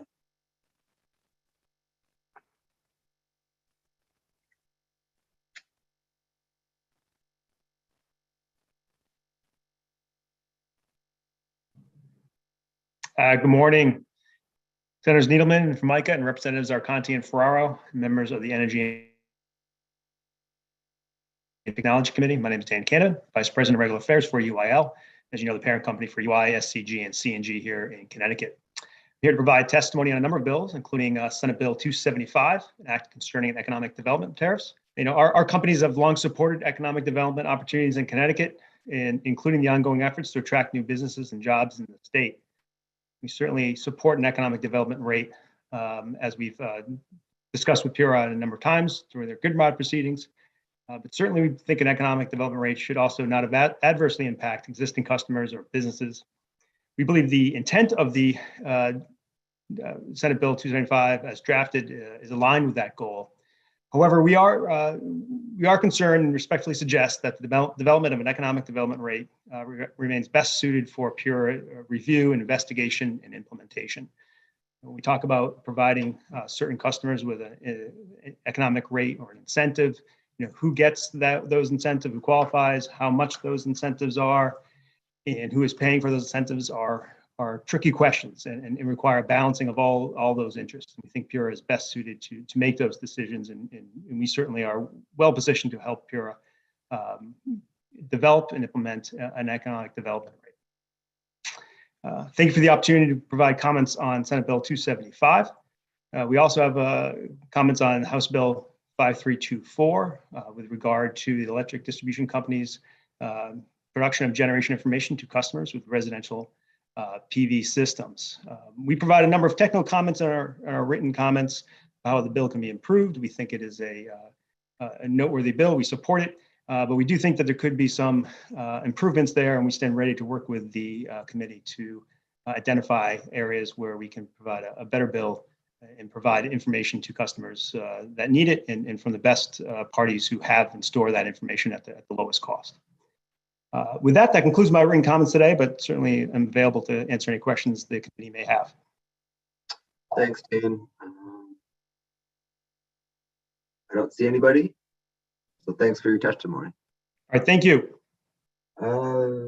Jonathan Avery. Good afternoon, Chairman and fellow committee members. I'm Jonathan Avery. I am the Senior Executive Officer of Hazardville and Jewett City Water Companies. They're two small privately owned water companies. I'm here to do testimony regarding Senate Bill 276, an act concerning the regulation of water companies. I'd like to make comments about sections 1 and 2. Sections 1 addresses the issue of regarding exempting loans that are less than 5% of a water company's long-term debt from PURA review and process. The regulatory process of this review is costly, and for small loans of this nature, which would be for my company between $75,000 and $150,000, would make the loans not viable if the extra cost is added. So I strongly urge you to exempt those loans. The second matter is regarding number 2.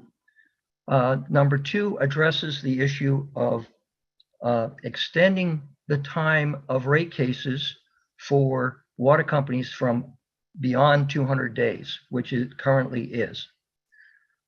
I would like to state that I've been in the water business for 45 years.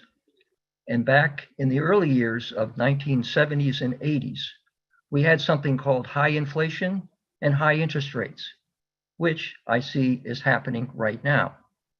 And during those times of the 70s and 80s, we were filing rate cases for my company nearly once every 1 and 2 years.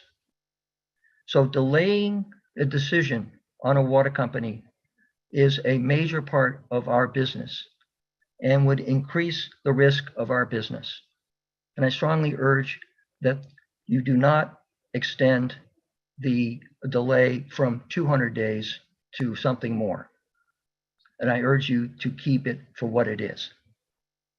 With that, I'm open to questions from the panel. Thanks, Jonathan. I don't see anyone with the hand raised, so thanks for your testimony. Thank you. Terry Rupert.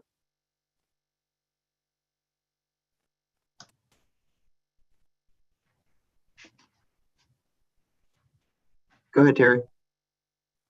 Oh, you just muted yourself.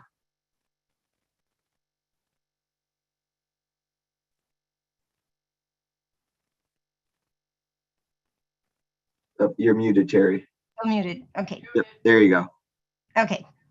Terry Roper, not so good with technology. I live in Mystic, Connecticut. I'd like to speak in support of SB 278. Don't worry, I'm going to make my comments brief because you've got a lot to talk about. And you can always read the letter that I've already submitted.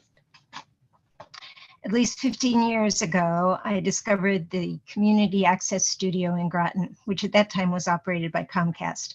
Immediately, I began to produce programs, and all these years later, I've probably done 100. Those programs have covered Safe Futures and the homeless shelter in New London, our brilliant next door neighbor who has SMA, the Mystic Bike Share program, gun control, winter gardening, rabies protection, and innumerable political activities and campaigns. And if you want to see any of those, they're on Potluck Politics on YouTube. There's just so much out there that needs to be explored. One might say, why you? But I would say, why not? Why not anyone with a story to tell, a gripe to air, a cause to promote? The airways belong to all of us. In the last few years, Comcast transferred operation of its community access studio to a nonprofit, Southeastern Connecticut Television, under the capable leadership of Frank Pacini. I became treasurer on the board of directors, and from that unique perspective, I've been able to see the effects of cutting the cord on the funds available for community access. 5 or 6 years ago, we had a comfortable margin on a monthly basis, but as more people have opted out of cable, we find funding rapidly decreasing as fixed costs rise. Now, despite careful budgeting, despite several successful grant requests, despite frequent community outreach events, despite a loyal following of viewers and producers, we are looking at a questionable future. Community access is too important to the public discourse to just give up on it. A simple change in the fee structure could assure its future. I hope you will support SB 278 and make the fees follow the subscriber. At a time when free speech is being challenged in a global way, you can do your part to protect it. Thank you. Thanks, Terry. Any questions for Terry? Seeing none, thank you for your testimony. You're welcome. Vicki Anderson.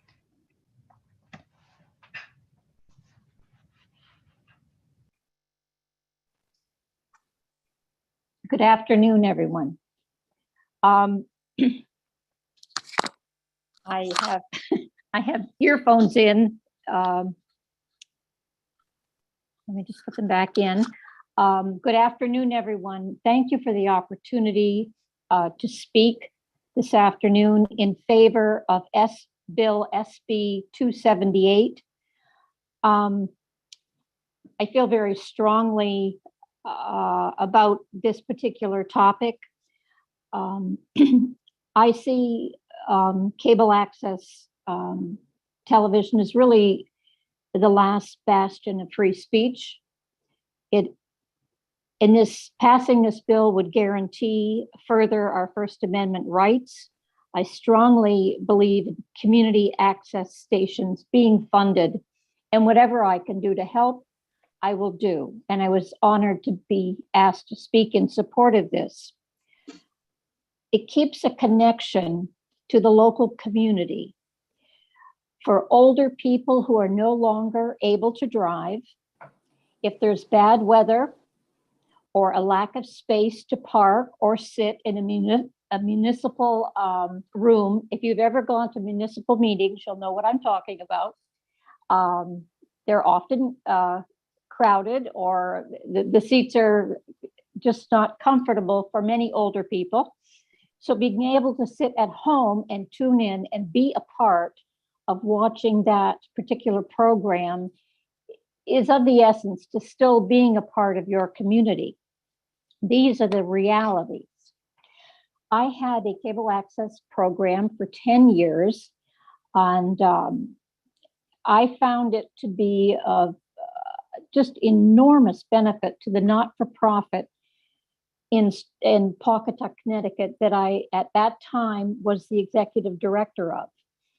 The very first person I had on as a guest was Susan Munger, Botanical Discoveries of Lewis and Clark. When you begin a television program such as this, you ease into it, at least for me. The next guest was Tom Santos, speaking of Mystic in the 1950s, growing up in a small village. Tom went on to have his own cable access program, and it was highly successful. What we did at the Pawcatuck Neighborhood Center, and they still do it, is half social services, half senior center. So we were able to get out the information on energy assistance and tax assistance through cable access, not just through our newsletters, not just through people, word of mouth in the community. We were able to get it out through community access television, which we would post hello? Oh, I'm sorry, ma'am, 30 seconds remaining. All right. I would like to say that we talked about senior exercises, hunger in the community. We brought on people to talk about that. We brought on, and since I've retired, I've had on Connie Stoll, who participated in the 1952 and 1956 Summer Olympics. And she's 87 and a feisty senior. And through that, we've been able to bring out many, many different topics that would never hit the TV or maybe even the newspaper. I am strongly in support of SB 278. Thank you.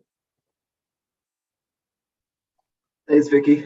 Thanks for your testimony. I don't see any questions, so we appreciate you spending time with us today. You're welcome. Damon Stewart. Thank you, Chairman Racanti and Chairman Needleman and members of the committee.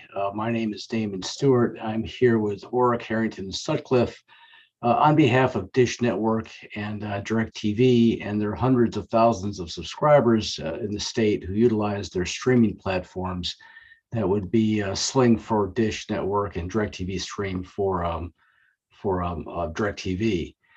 And on behalf of our customers, we do respectfully request that the committee reject Senate Bill 278. That would impose, as I'm reading the bill, a new fee on streaming video customers to help support the CAPS community access programming as well as PEG fees. Such funding has always been traditionally and appropriately been obtained from the cable companies who place their infrastructure in the right of way. It really comes from authorization in the 1984 Cable Act that authorized localities to impose certain financial and programming obligations, including caps and PEG, on cable operators in exchange for their ability to utilize that public right of way. What do I mean by that? Cable companies, as I think most know, have to dig up city streets and city sidewalks, property they don't own, public property, dig it up and lay their cable lines so they can utilize the right of way to provide service to their customers.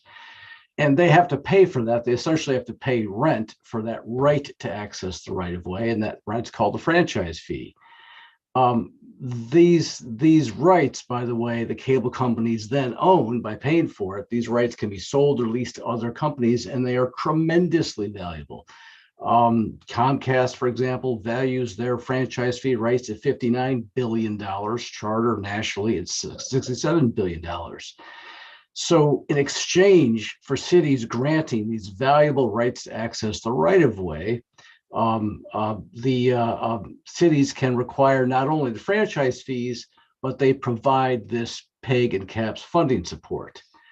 Streaming companies, on the other hand, such as Sling or DirecTV Stream, don't dig up the streets or sidewalks.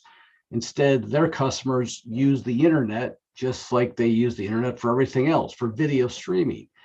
Neither Sling nor DirecTV have any infrastructure in the right-of-way, nor do any of those companies get a multi-billion-dollar right to access the right-of-way. So imposing a fee on non-existent it doesn't make sense. I suggest there's a lot of funding. The state recently increased the sales tax on streaming to 6% from 1%, leaving possibly tens of millions of dollars that could be accessed to support PEG and CAPS. ARPA funding was $2.5 billion coming to Connecticut. Coronavirus, $60 million coming to Connecticut. And a state budget, I think, provides $500 million.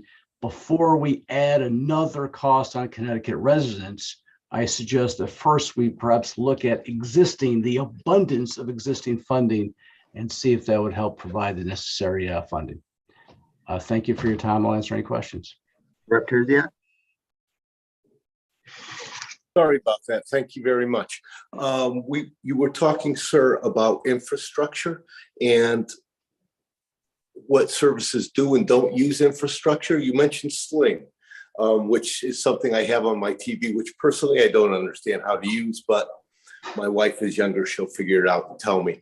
Are you saying that Sling uses no infrastructure to get into my house, that telephone pole in the corner of my yard and the guide wire that holds it up, which is also in my yard and has to be mowed around and trimmed, that those do not count as infrastructure?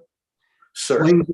Correct. A Sling does not own any infrastructure like this video call or a church service or your newspaper. They use the internet. It's not about it's a fee on using the internet. About whether they own it. I'm asking whether they use it.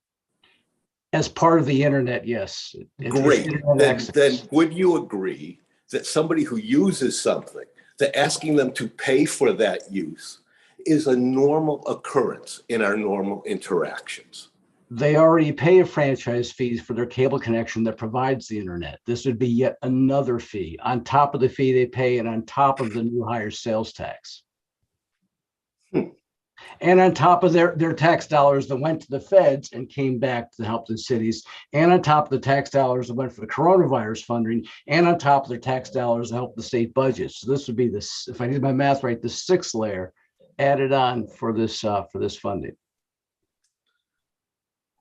Okay. I pay many fees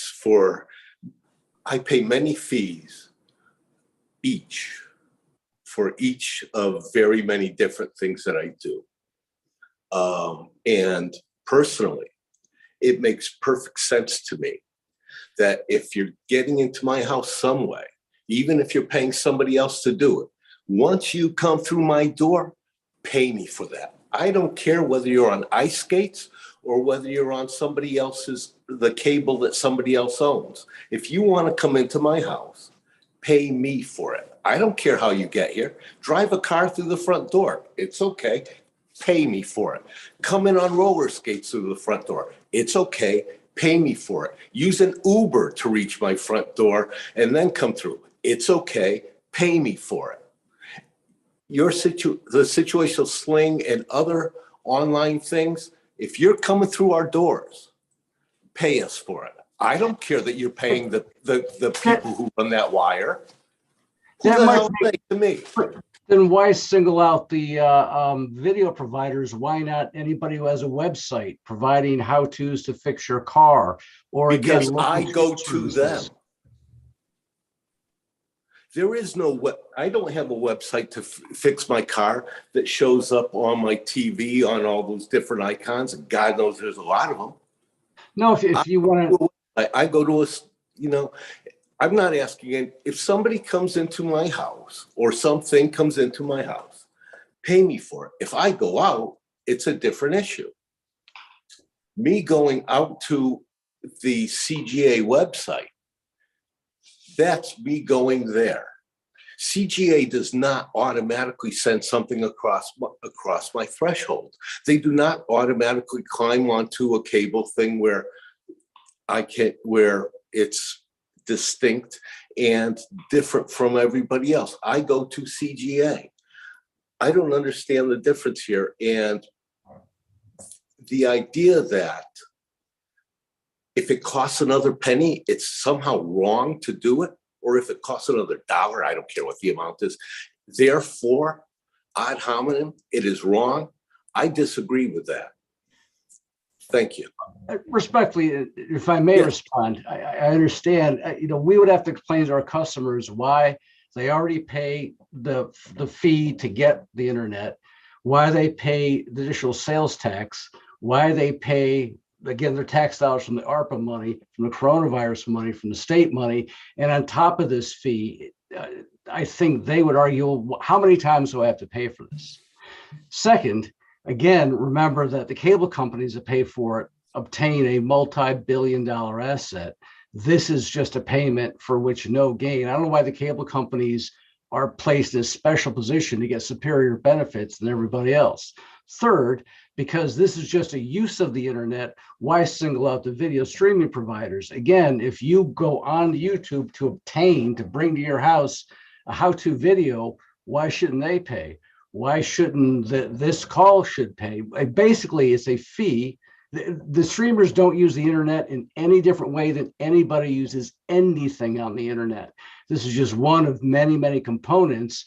It's not clear why this is singled out, because it's fundamentally different from, say, digging up the streets, placing your equipment in it. And that's what I'm arguing is the difference. You're putting your equipment in the city street.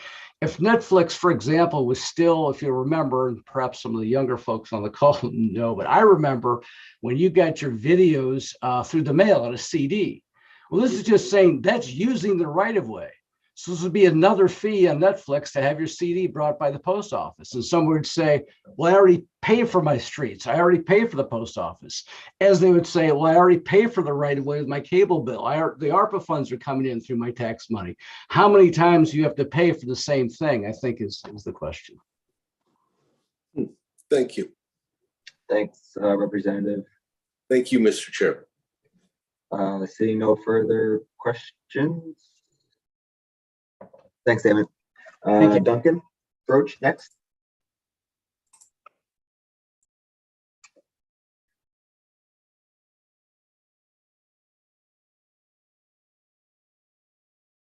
You're on mute, Duncan.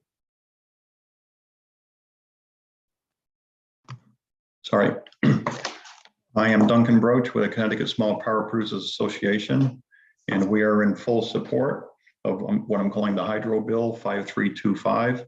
And we express our thanks to the Energy Technology Committee and Representative Ackert and Senator Needleman for helping out making this a real thing. Hydro is a tremendous renewable resource. It's part of our answer to reducing greenhouse gases. Hydro provides 1/3 of Connecticut's renewable energy. What the problem is, though, there is a dire need for providing existing hydro projects with equitable rates, because right now there is no program out there to give them any equitable rates for their energy that they produce. So they are succumbing to what's called the avoided cost, which is sometimes as low as 2 cents. So what we've seen happen, we've had beautiful projects decommission in Connecticut because they've gone out of business, about 10 of them. And we've got about 10 others that are looking like they might decommission if nothing doesn't happen pretty soon on giving them equitable rates. So there is a tremendous need for this. And what we would like to ask is that this happens as soon as possible, to look at hydro and give them what they need and what they deserve. And in Connecticut is actually behind our other neighbors, because the other states in Connecticut and in New England do provide retail energy rates for hydro. So They're way ahead of us, and we need to catch up. And we need to get it in gear and help out hydro in Connecticut. So we'd like this comprehensive energy strategy to happen as quickly as it can and get on the ball with coming out with rates for hydro is our request. So let's keep it simple and let's do it and save these projects, because we're talking some serious megawatts here. Thanks, Doug. Okay, any questions? Rep Packer. Thank you, Mr. Chair. Duncan, thank you for taking the time and thank you for reaching out. When you say that, and I think you made a great comment already, you know, the megawatts that we would lose, what is your estimated megawatts? Let's say from the 10 facilities that you're thinking of now that you had mentioned, the decommissioning of those. And I get it. Listen, there's an investment that needs to be made, you know, from turbines and things like that that have to be maintained. And so when we look at that, you know, emission-free energy generation, I don't think you get any better than what you guys are doing, you know, and it's sustainable, you know, as long as we have water, and I think we're going to have water for a while. So what is that megawatt that we're talking about, Duncan? On the recently decommissioned sites, or on the sites that are going to be start with those. Yeah, start with those. The recently decommissioned hydros in Connecticut, we're just looking at those under 3.5 megawatts. We call ourselves small hydro. There's bigger ones owned by First Light that maybe don't have as much of a problem with these smaller ones, but these are projects ranging from 0.01 up to 3 megawatts. So there's a total of 10 projects that have recently decommissioned, and that totals 5.9 megawatts. And that represents about 21,000 megawatt hours per year of lost green generation. That includes Colebrook, MDC's Colebrook project. This is startling to me, because that's just a gem of a project, and it's idle right now. It's just sitting there doing nothing. So now threatened to be decommissioned if we don't get our act in gear and do something for these sites. There's 10 of them also, and they total 12.8 megawatts that we're going to lose. We're going to lose 12.8 megawatts of green energy if we don't do something soon, and that's about 45,000 megawatt hours per year that will be lost with those 10 projects. And it just comes down to, I mean, correct me if I'm wrong, is that, getting a viable rate, right, to send this to the grid. Is that correct? Yes, we're looking for what our neighbors have done. They're providing hydro with the retail rate. Okay. The retail energy rate. It's a given number. Well, let's keep getting the information out there the best we can, and and obviously, if these are in good condition facilities, then we want to do what we can to maintain them. At least that's my view. It doesn't have to be, I'm just one person, of many. And I know that Commissioner Dykes had mentioned, looking at that. So they also did mention that, the infrastructure needs that may be for habitat. So obviously these are existing facilities. Just let's give them the fair rate and power them babies up, right? That's right, and enjoy all the benefits. And that includes dam safety, fish ladders, recreation. There's a whole list of benefits that can be offered. Mm-hmm. Well, I'd like to get a chance to tour one with you, Duncan, in the future. Mr. Chairman, thank you as always for the time. Yeah, please contact me if you have any questions or want to visit any sites. Okay, thank you. Thanks, Rep Packer. I don't see anyone else with their hands up, so thanks, Duncan. Chris Bennett. Certainly. Thank you, Representative Arconti, Senator Needleman, and many other familiar faces here on this committee for the opportunity to speak again this year in support of Senate Bill 278. My name is Chris Bennett. I'm the Director of Technology and Production Services at Nutmeg TV. We're a local PEG facility in the greater Farmington Valley. So if you have any technical questions, ask away, because I'm knee deep in this all the time. In fact, it's my job to be able to provide the community exactly what they want across multiple platforms, whether it's on the air, online, on their phones, on their tablets, wherever they see fit in the modern world. Technology has advanced even further since the last time I spoke with you all, just 2 years ago. Cord cutting is at an all-time high, and it's not stopping. The PEGs across Connecticut have lost $1.3 million. And the state has lost almost $30 million. But are we really cutting the cord here? The cord is still going to your house, your business, or your apartment. MVPD should be responsible to their obligations to peg rights of way, no matter what the format is, and no matter what the technology is delivered on those wired lines. In the last 2 years alone, we've seen a drastic increase in the need for hyper-local information. Health professionals, educators, local governments, and even some of you in this meeting have turned to PEG facilities across the state during this pandemic to reach out about information about COVID-19 to your hyper-local areas. Not just on the television channels, but as Mr. Representative Mesker mentioned, municipal websites, school websites, social media platforms, wherever the public wants to be, we have been there and we have migrated. Independent PEGs have stood up to keep our doors opened during this pandemic, while MVPD managed PEG facilities to this day remain closed to the public and limiting the public's right for meaningful access, while at the same time pocketing those same fees. No matter how you say it, whether it's cable television, linear television, IPTV, streaming services, on-demand programming, whatever new clever terms the MVPDs may want to create, television is still television, no matter how you say it. The current CT law has always been great to PEGs. Technology has changed, but the definitions have not. I urge you to support Senate Bill 278. I'd be happy to answer any questions you may have. Again, thank you for the opportunity. Thanks, Chris. It's good to see you again. Rep. D'Amico. Yeah, hi, thank you, Mr. Chair, and thank you, Chris, for testifying. And I'm not sure if I want to direct this question to you or to Joni Wedler, who I think is going to be the next person to testify, if I'm not mistaken. But anyhow, Yep. we'll start with you. You asked for questions. I'm going to give you a question. So I don't claim to be an expert, so forgive me if this is kind of an elementary question. But right now, as things stand right now, do video streaming customers that have no cable access, do they have access to community access programming currently? For most across the state, and I can't speak for every PEG, but at least for the regional caps, we all provide our signals online to our website, whether it's through YouTube, Facebook, what have you, live on-demand programming, you name it. Anything that is done and produced, at least here in Nutmeg and in Farmington, goes up to our website. And I also believe for your area, for Farmington, the Farmington Town's website as well for your meetings and Board of Ed meetings. All right. No, and the reason I ask is because I'm getting a little confused. I'm looking at different pieces of testimony, and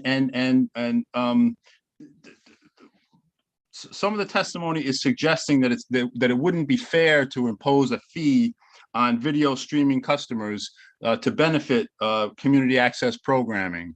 But if they are able to view your programs, how can they argue that it's not fair for them to pay a fee? That's why I'm confused, and that's why I asked the original question. Could you sort that all out for me? Well, as I said, television is television. So no matter how we send our signals to the homeowners or apartment owners, business owners, what have you, it's still internet protocol television. I am still sending a video signal one way or another to a person or device or what have you. It's about the MVPD's lines that are running to the infrastructures that's most important.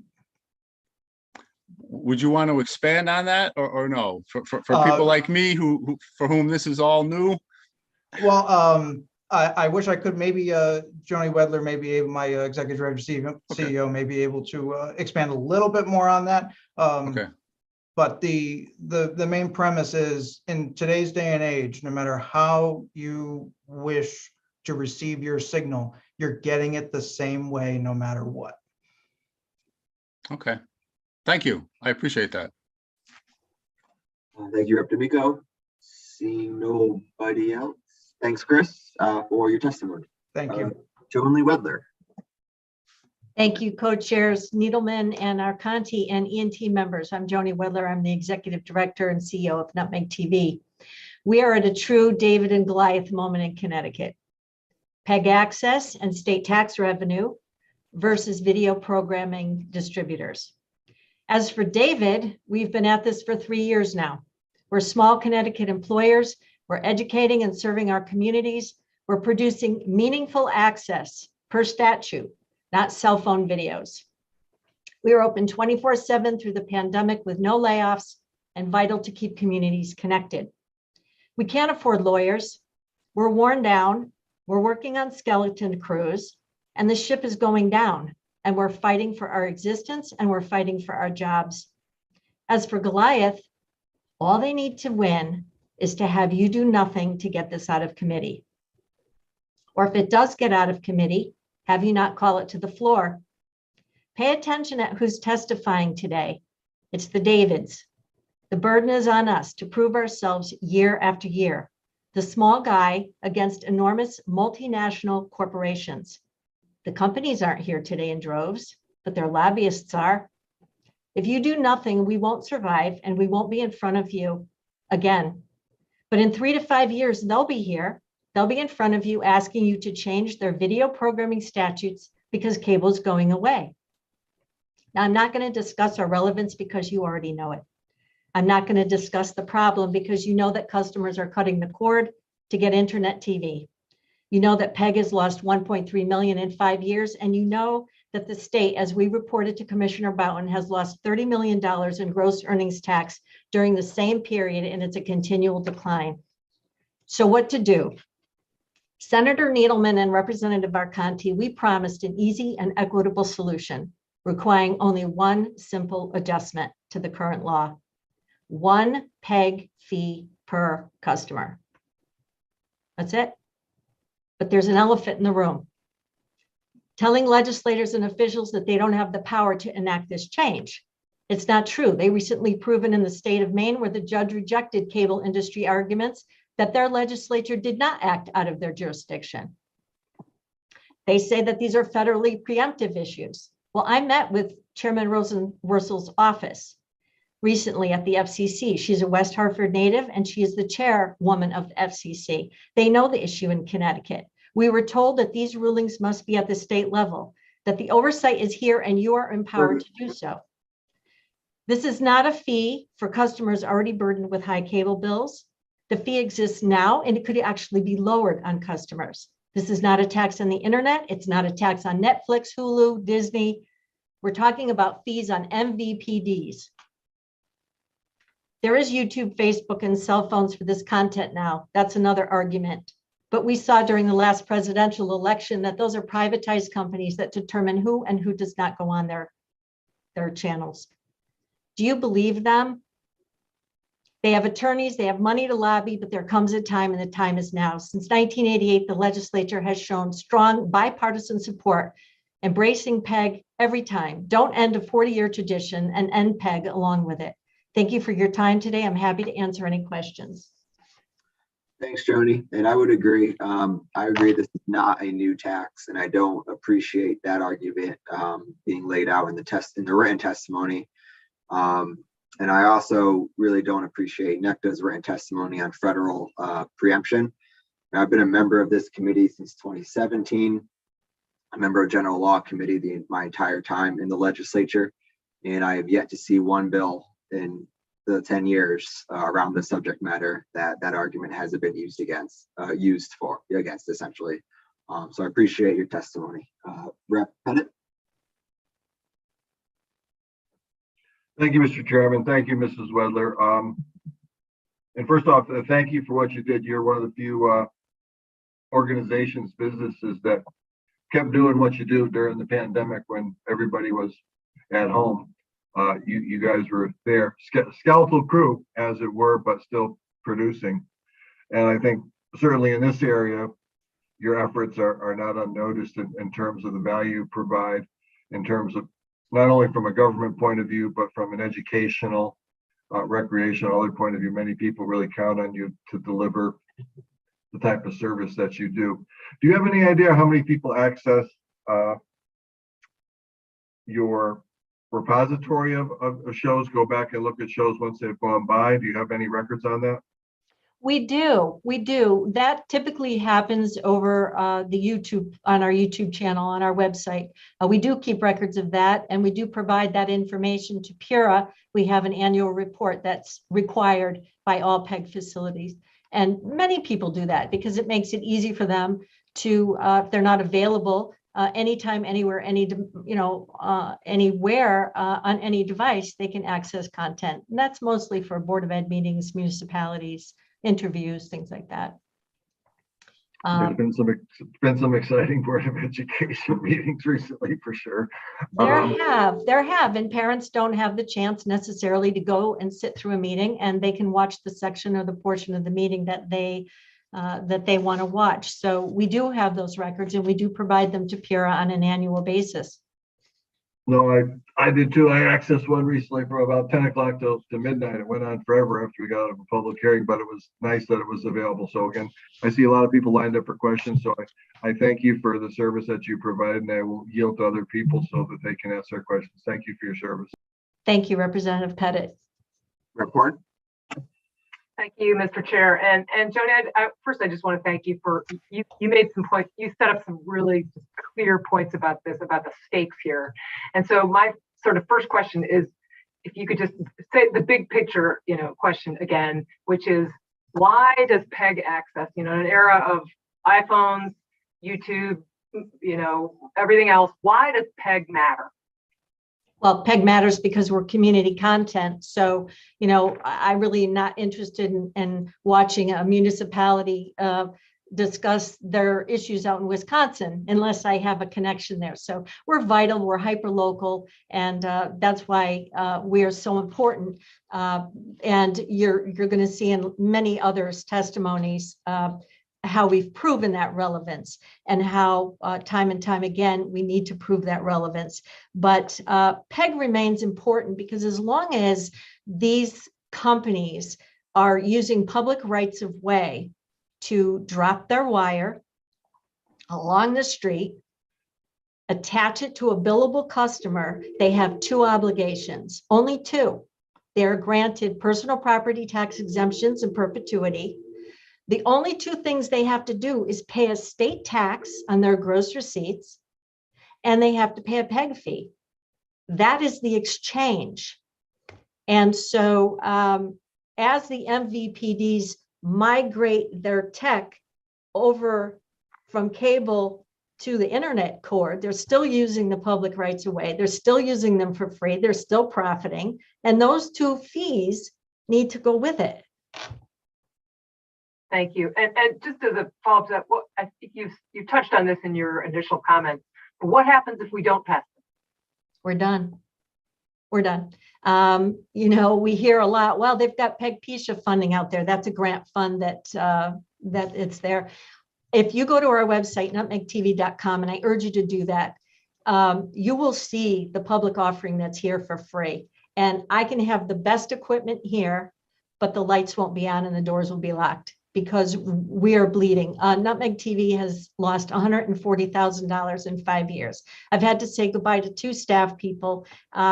We have worked hard for over 30 years to build an award-winning station here, and to see it, we also raise our own money, and to see it go away because of legislative initiatives not happening will be the death of us. And the death of the last remaining electronic soapbox. Thank you. I think the stakes are pretty clear here. And I hope you noticed a minute ago, Rep. Tersiak was doing some product placement for you with his mug. Thank you. Thank you so much. Make sure you didn't miss that. Thank you. And thank you, Mr. Chair. Rep. Cabros-DeGroff. Thank you so much. And thank you for being here today. It's certainly highly concerning listening to all of this. And I have to be perfectly honest and say, we recently cut the cord. And I was not aware until this issue was brought up that, about how significant the cutting the cord is impacting you. So I'm sorry for that. And I guess, I think that Rep. Arconti kind of addressed this, but this is not another tax to the consumer, I don't think. And what would you say is the easiest solution at this point for rectifying this? Well, thank you for your question. And I too watch television, not via cable. A lot of us do because we can control the content, watch what we want, when we want. We applaud the initiatives of the companies to come out with this wonderful technology. We want to continue to work together with them. And it's an easy fix. On the statute right now exists the current law for these video programming distributors, and the fee just has to follow the customer. So it's just one fee per customer. We're not looking for multiple fees. The fee already exists. I will tell you that the companies pass the fee through to the customer. They don't have to do that. They're not legislatively mandated to do that, but they choose to. And that's it. It's one fee per customer. I'll tell you, for Nutmeg TV, we got 1 cent per month increase. 1 cent per subscriber per month. So we're not talking about volumes of dollars here. The fees range anywhere between $5 and $11 per year. So it is not a additional tax, and it's not taxing Hulu. It's not taxing Netflix. It is taxing. It is providing a fee to PEG on the MVPDs who are laying the wire line. And also they have a responsibility to pay the state 5% gross earnings. So $30 million is a lot of money that the state has lost in 5 years and will continue to lose. And I'd just like to mention one other thing. We had a conversation with CTN, and some of these platforms that you see coming out, AT&T DirecTV is one. You're not going to find CTN on there. Go to Frontier's website and look up AT&T DirecTV and look at the channels that they're offering, and CTN is not one of them. So that might be I can tell you that for sure, because we used to have that service. Yes, and I have come across many hearings by using my remote control that people are not going to be able to get.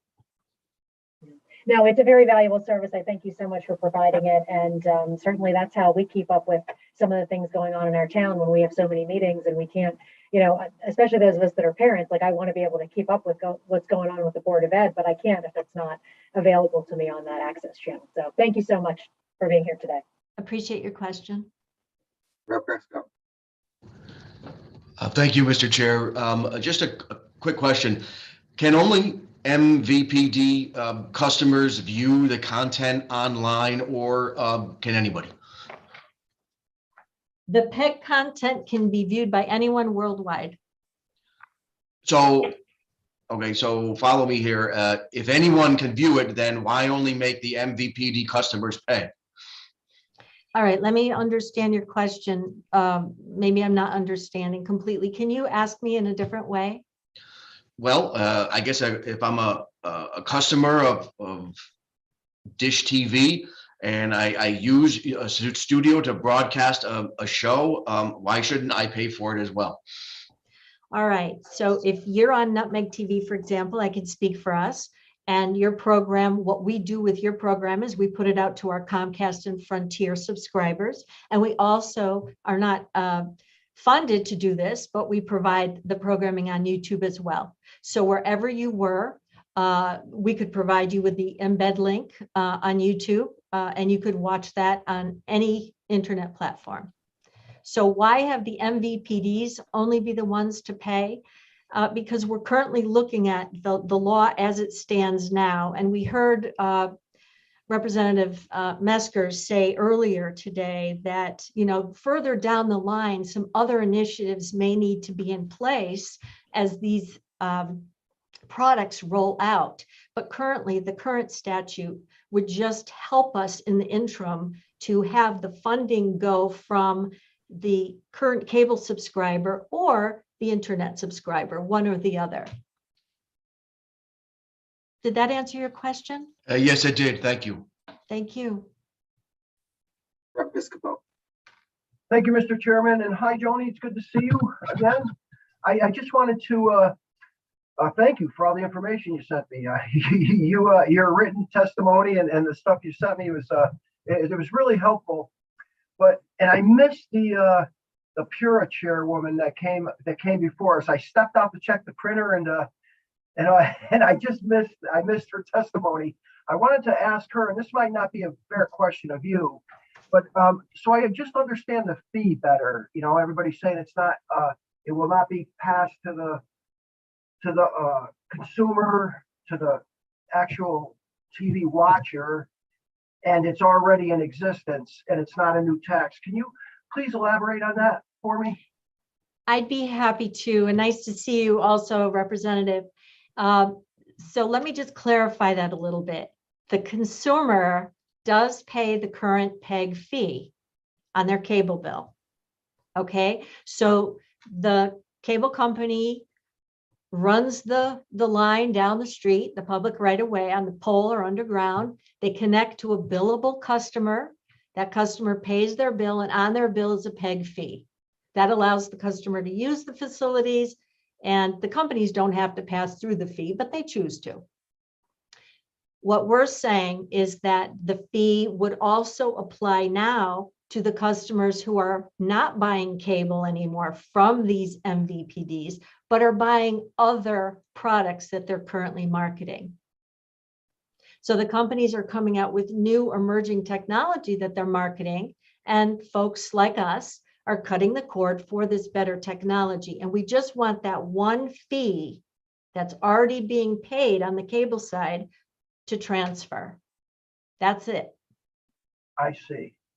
So if I had cut the cable and I'm getting Frontier to my house to provide internet, I'm paying a PEG fee. You are paying a PEG fee on if you have Frontier TV service. Now, Frontier is no longer selling TV in Connecticut, and I don't really want to get into the weeds too much on all of that, but they have stopped selling their TV product. They are now running fiber only, and they are selling AT&T Direct TV on their website. So if you, Senator Piscopo, have Frontier TV, and that's how you watch your TV content, then yes, sir, you are paying a PEG fee. If you have Comcast, you are paying a PEG fee. Thank you very much for the clarification. I appreciate it. And thank you, Mr. Chairman. Rep. D'Amico. Thank you, Mr. Chair. And Joni, again, at the risk of beating a dead horse, just to be clear, so I just want to make sure I understand, to go back to my previous question and also relative to other questions that were asked. So someone who goes to this new technology, various video streaming customers, they still have access to community access programming? Okay, so, and it does get confusing. If you have access to the internet, you can have access to YouTube and thereby watch Nutmeg TV, for example, on YouTube. Okay, so again, that's why I'm having trouble understanding why the argument is being made that it's not fair for those folks to have to pay a PEG fee. If they are getting the benefits of PEG, why shouldn't they pay a fee? Or is there something that I'm not understanding here? No, you're understanding that correctly. Here's the difference. Here's the caveat here. Let's talk about Netflix. If I subscribe to Netflix, should I have to pay a PEG fee? No, because like my cell phone, I can have a variety of apps on there, right? I can have all kinds of apps. Some I pay for, some I don't. So like Netflix comes across the internet, should they necessarily have to pay a PEG fee? We're saying no. Who should pay the PEG fee is the company that's providing that wire line to my house. Just like I pay fees on my phone. I have Verizon. I have to pay tax. I have to pay 911 public benefit fees, right? Nothing's changed. My landline I gave up. I kept my cell phone. Same idea. So we're not looking at Netflix or Hulu or Disney or any of that. What we're saying is if there's a wire line going down that public right of way, hook into that pole, hook into that customer gets a bill for that product. Those guys get to run their wires for nothing. Using public rights of way, no property tax, nothing. They should have to pay a PEG fee. They should also have to pay state gross receipts tax, and they're not paying either. Okay. And this bill 278 will solve the first problem, although Yes. it won't solve the second problem that you just identified. It'll solve, which is the second problem? The tax that you were talking about, the gross Yes. receipts tax. Well, it would solve the PEG fee, and it would solve, I can't answer that if it would solve the gross receipts tax, but it should. Okay. Okay, but it will solve the PEG fee problem, obviously. Yes, That's and the it whole idea. really should be both. Yeah. Because the current statute is written that if they run their line to a billable customer, they have two obligations, PEG and the state. They should have both. And I believe that the bill as it was written, or the addendum as it was written should include that. It should definitely include both. Okay. All right. Thank you very much. I appreciate it. Thank you, Mr. Chair. Thank you, Representative D'Amico. I don't see anyone else with the hand raised, so thanks, Joni, for your testimony. Thank you, Representative Arconti and Edelman. Jack Funk is next.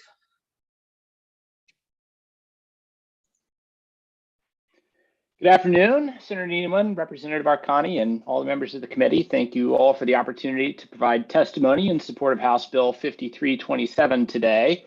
For those of you who don't know me, my name is Jack Funk, and I'm a principal of Lodestar Energy. And just as a quick reminder, Lodestar develops, constructs, and operates solar energy and storage facilities. I'd like to focus my testimony today on the section of the bill that states that the EDCs shall maximize the value from energy storage systems by participating in the wholesale capacity in other markets while maintaining system reliability. Most importantly, the bill requires that any net revenues from such participation shall be credited to the ratepayers to offset the cost of the completed system. This is really good policy and a logical extension of the EDC's ownership of energy storage. The benefits of storage should be maximized and shared with ratepayers. My question to the committee today is, why should these ratepayer protections exist only for EDC-owned energy storage systems and not for the products procured by the EDCs under various Class 1 and Class 2 renewable energy solicitations? In that context, I'd like to ask that the committee continue to consider the language proposed by Lodestar in Senate Bill 176, which is provided again in the written testimony I've submitted today. That language really does three key things. First, it empowers PURA in their role as advocate for the ratepayer. Second, it ensures that the solar energy capacity and RECs procured by the EDCs are properly accounted for. And finally, it ensures that the benefits as well as the costs of solar programs are shared with the ratepayer. To do otherwise really risks prioritizing the bottom line of the EDCs over the pocketbooks of ratepayers, and it continues to force this committee to develop policy without the benefit of hard data. Thank you for your time, and I welcome your questions. Thanks, Jack. I don't see any questions. So thanks for your testimony. Oh, I saw one. Nope, thanks for your testimony. Thank you very much. Have a good afternoon. Dykes Chatterjee. Good afternoon, Chairman Arconti, Chairman Needleman, Ranking Member for Formica, Ranking Member for Ferraro, and other members of the Energy and Technology Committee. I'm Dykes Chatterjee, Vice President of System Planning at Eversource. I'm providing Eversource's public comments to House Bill 5327, and I filed written testimony on the bill. The amendment to Section 1 enhances PURA's role before any energy storage systems are designed by the EDCs, which is absolutely critical before we incur significant costs. So it's a really good addition. In addition to that, it ensures that any wholesale market revenues that are earned by energy storage systems credited back to the customers to reduce the overall cost. And then Section 2 authorizes PURA to direct utilities to submit energy storage proposals under a pilot program that's focused on improving resiliency and reliability of the distribution system. The reason Section 1 and 2 of this bill are so important is because it directly tackles the increasing energy security risks in New England. We've heard on numerous occasions over the past couple of months that a confluence of various factors like retirement of large dual fuel generation resources, more unpredictable weather, increasing reliance on intermittent generation, our reliance on LNG and all of the associated risks that come with it are really just increasing energy security risks in New England. And it's only going to get more exacerbated with accelerated and inevitable transition to a more electrified future. During these energy emergencies under direction of ISO New England, Eversource is going to be required to shed load. And we would have to do that really fast to protect against catastrophic failure of the broader grid. In this initial load shed, we would have to drop town critical facilities, what we consider town critical facilities, nursing homes, hospitals, grocery stores, gas stations, wastewater treatment facilities. It really, the impacts would be significantly disruptive. And utility energy storage systems connected on the distribution systems provide utilities with the necessary tool in reducing the impact of power outages to these critical customers. Additionally, energy storage can also serve as a non-wires alternative to distribution reliability needs on our planning assessments. We think PURA should have the ability to evaluate whether utility-owned energy storage is an appropriate option, preferred over traditional distribution upgrades. 30 seconds. This bill aligns our core competencies of planning, designing, constructing, and operating a safe and reliable grid with adoption of newer technologies. I think this bill directly addresses an urgent call for action in the state to blunt the impact of potential energy emergency events and its associated impacts on critical customers, as well as facilitates active adoption of this new technology by EDCs. Thank you for allowing me to provide an opening statement and testify on this monumentally important bill. At this time, Vincent Pace and I would be happy to answer any questions. Thanks, Digantu. I want to focus a little bit on reliability. I know you're making the point in your testimony, and security as well. And I think it's important just to remember where we were a month ago when this committee had our forum on the regional security of the grid. And I asked the same question in a couple different ways to a couple different presenters over. The question was, can competition essentially solve for this reliability problem that we had this past winter, and that we're going to potentially have for the next at least 3 winters, according to ISO's own statements. And we heard, testimony earlier, really focusing on, competition. But what I really want to focus on is reliability and security, which is what this bill attempts to get at. So if you could just expand on that maybe a little bit more, and also regards why maybe a utility is in the best position to accomplish those goals, except not only around critical facilities, but with your substations as well. For sure, really, really good question. So I'll unpack, from the standpoint of why us, right? At the end of the day, right, we have the obligation to operate the grid in a safe and reliable operation. I think, there are other jurisdictions where this is proven to be false, where third parties are very willing to come and own energy storage systems, but when it comes to taking on the liability of non-performance, it becomes really difficult for them to accept those liabilities. But I want to mainly focus on our reliability mandate. Under the docket REO7, there are existing criteria that are under development. We can, under this bill, certainly have PURA formulate what those criteria should be for evaluation of prudency of energy storage. And once those are done, utility really is in the best position to execute. At the end of the day, we're trying to solve this multivariable equation, right?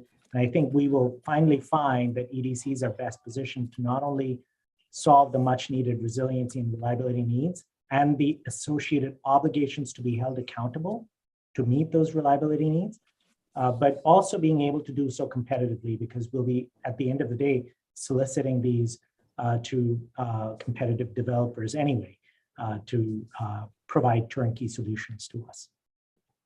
And in regards to the liability factor, when a third-party developer, makes this interconnection to the distribution system, does their responsibility end at that point? And that's where a utility picks up is it the sole responsibility of a utility in regards to the liability and responsibility going forward? Sure. So I mean, there are two kinds of, I would say, there are two kinds of generators or DERs on the distribution system. One are passive DERs. So there are hundreds of those in the state, solar, battery storage projects that connect on the distribution system. They produce energy and get revenues from either retail market or wholesale market. Then there are a second kind of energy storage projects that we don't have yet in the state. These are energy storage projects that actively sense what the distribution system is doing and inject current and voltage onto the distribution system. So we have significant issues with third parties, hundreds, if not thousands of them, operating, trying to control current and voltage on our distribution system.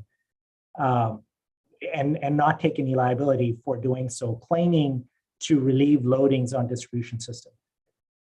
This is what we're talking about in this bill.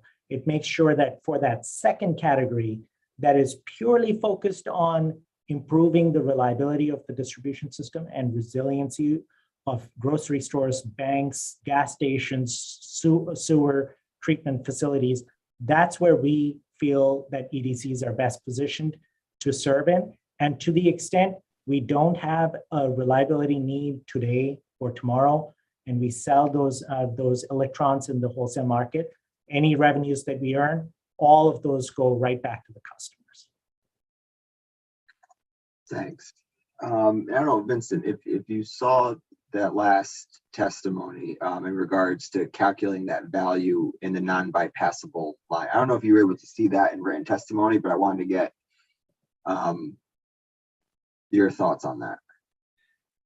I did not see the written testimony, but our approach would be that, at least for the electric distribution company owned projects, first of all, we want a fully transparent proceeding at the authority at PURA to look at these projects. We're also happy with the authority using the standards they develop in current dockets, like the current docket that's looking at non-wires alternatives.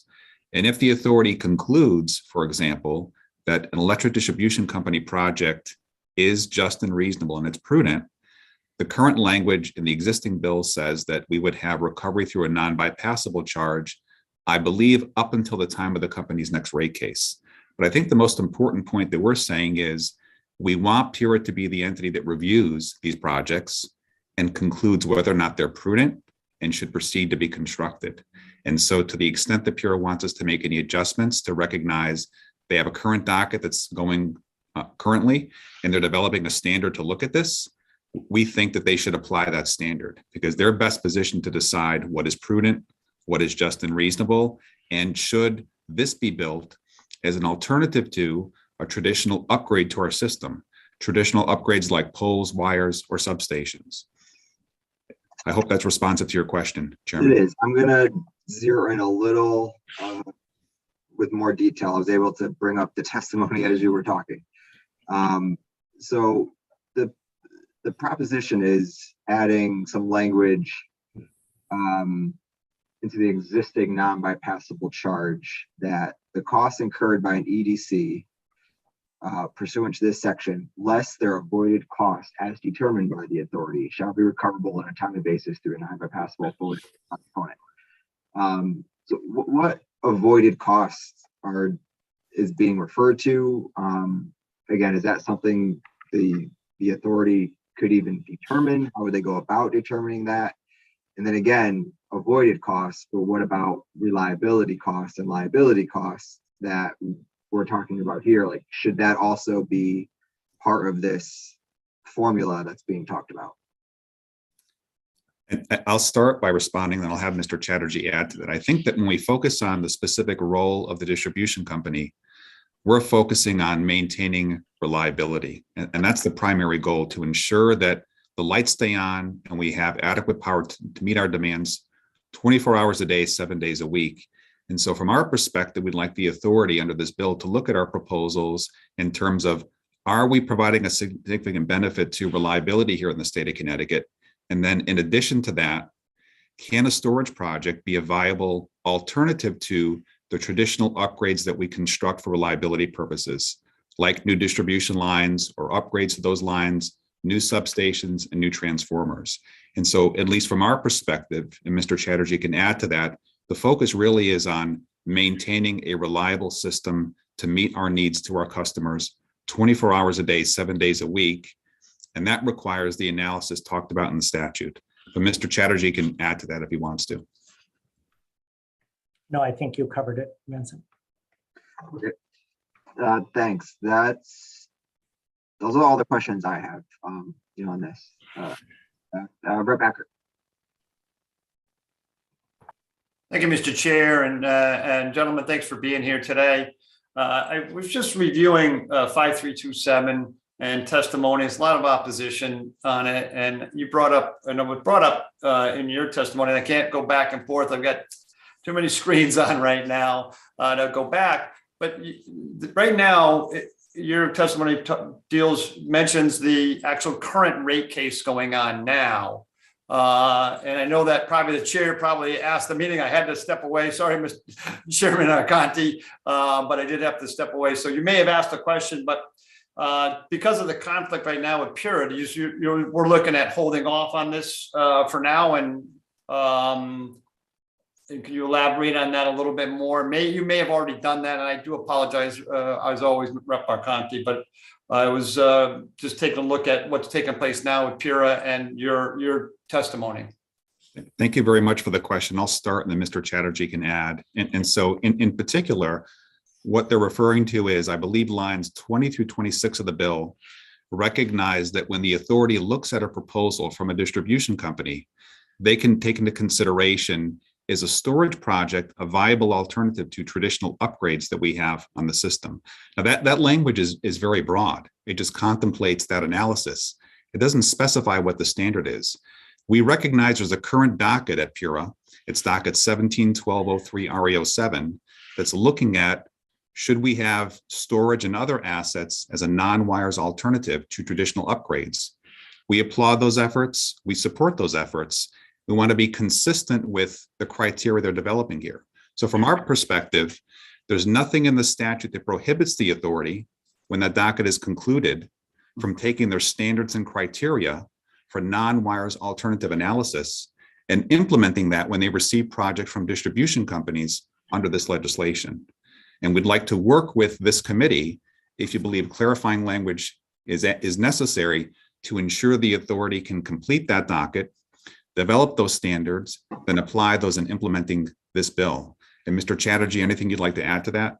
I would just add, energy storage is kind of unique, right? Because it can also, while it can act as a generator and earn revenues in the market, it is actually a really good technology to help discharge energy just at the right time to reduce loadings on our distribution feeders also, right? And what we are saying is that we would like to use the energy storage as just that latter use case, being able to use it as one of the tools that we have instead of reconductoring a line or adding a new line on a pole or tearing down poles and putting an underground feeder, being able to have a battery storage or an energy storage in general, being able to dispatch it to reduce loadings at the right time helps maintain reliability. Oh, and also, by the way, to the extent we don't have a loading issue at a given hour, selling those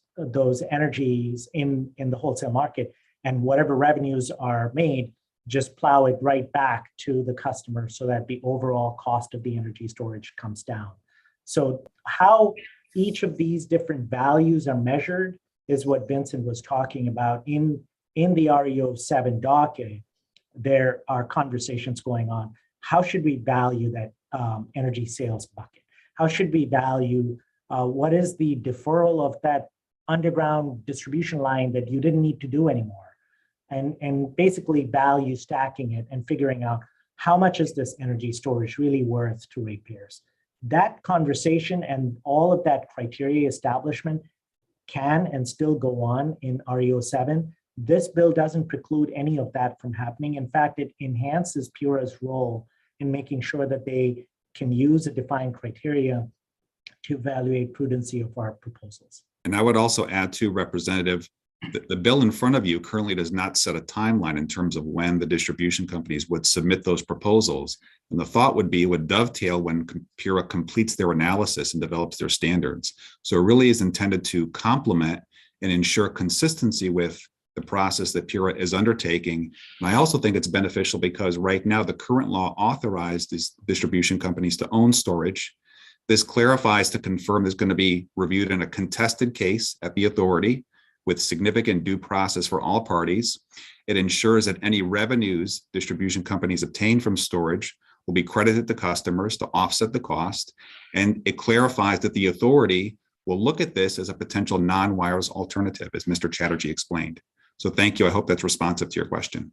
It is. It'll be something I'll have to dive in, bouncing back and look at the legislation and your testimony and others and talking to the committee. But I do thank you for your time, both of you gentlemen. Really appreciate it. And Chairman Arconti, thank you as always for the time.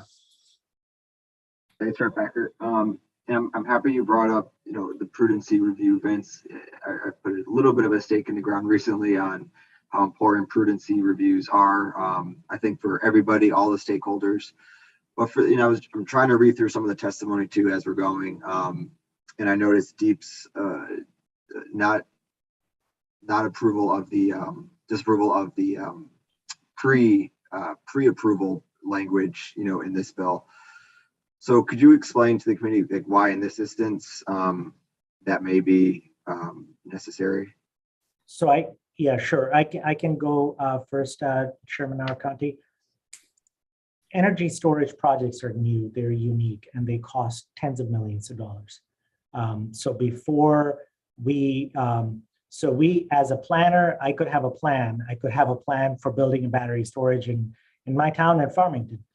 But before I move to that next phase from, okay, I have a battery solution, to doing significant engineering, procuring, construction, incur significant amount of costs and time. This bill really ensures that I get that upfront approval from PURA before I proceed with any of that.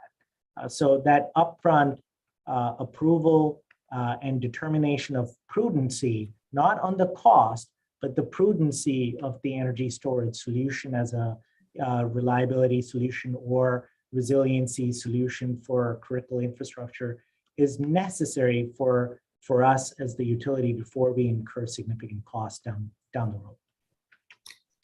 If I could add to that, I would just say that it's important, we think, to obtain input from the authority if they agree or disagree that a project is in the best interest of consumers. I think it's helpful to hear that from the outset before significant costs are incurred as they relate to planning and engineering and taking other steps.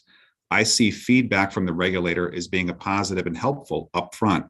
The earlier, the better, to decide if a project should go forward or not. And that was the thought process behind including language that said we would seek pre-authorization. And pre-authorization means, is the authority in agreement that this is beneficial to customers? Will it help reliability? If approval is given, a company still has to make sure they manage the project in a prudent way. It'll be subject to review at a future time for cost recovery. Thank you, Representative Arcani. Thanks, guys. I don't have any further questions. I just want to say, in light of what we heard at our forum a month ago, I think this concept is very timely, and it is important for the committee to take under serious consideration this session, considering where we may be going in the near future with winter reliability specifically. So with that, I don't see anyone else with their hand raised. So thanks, guys. Thank you. Lonnie Reed. Greetings, Mr. Chairman.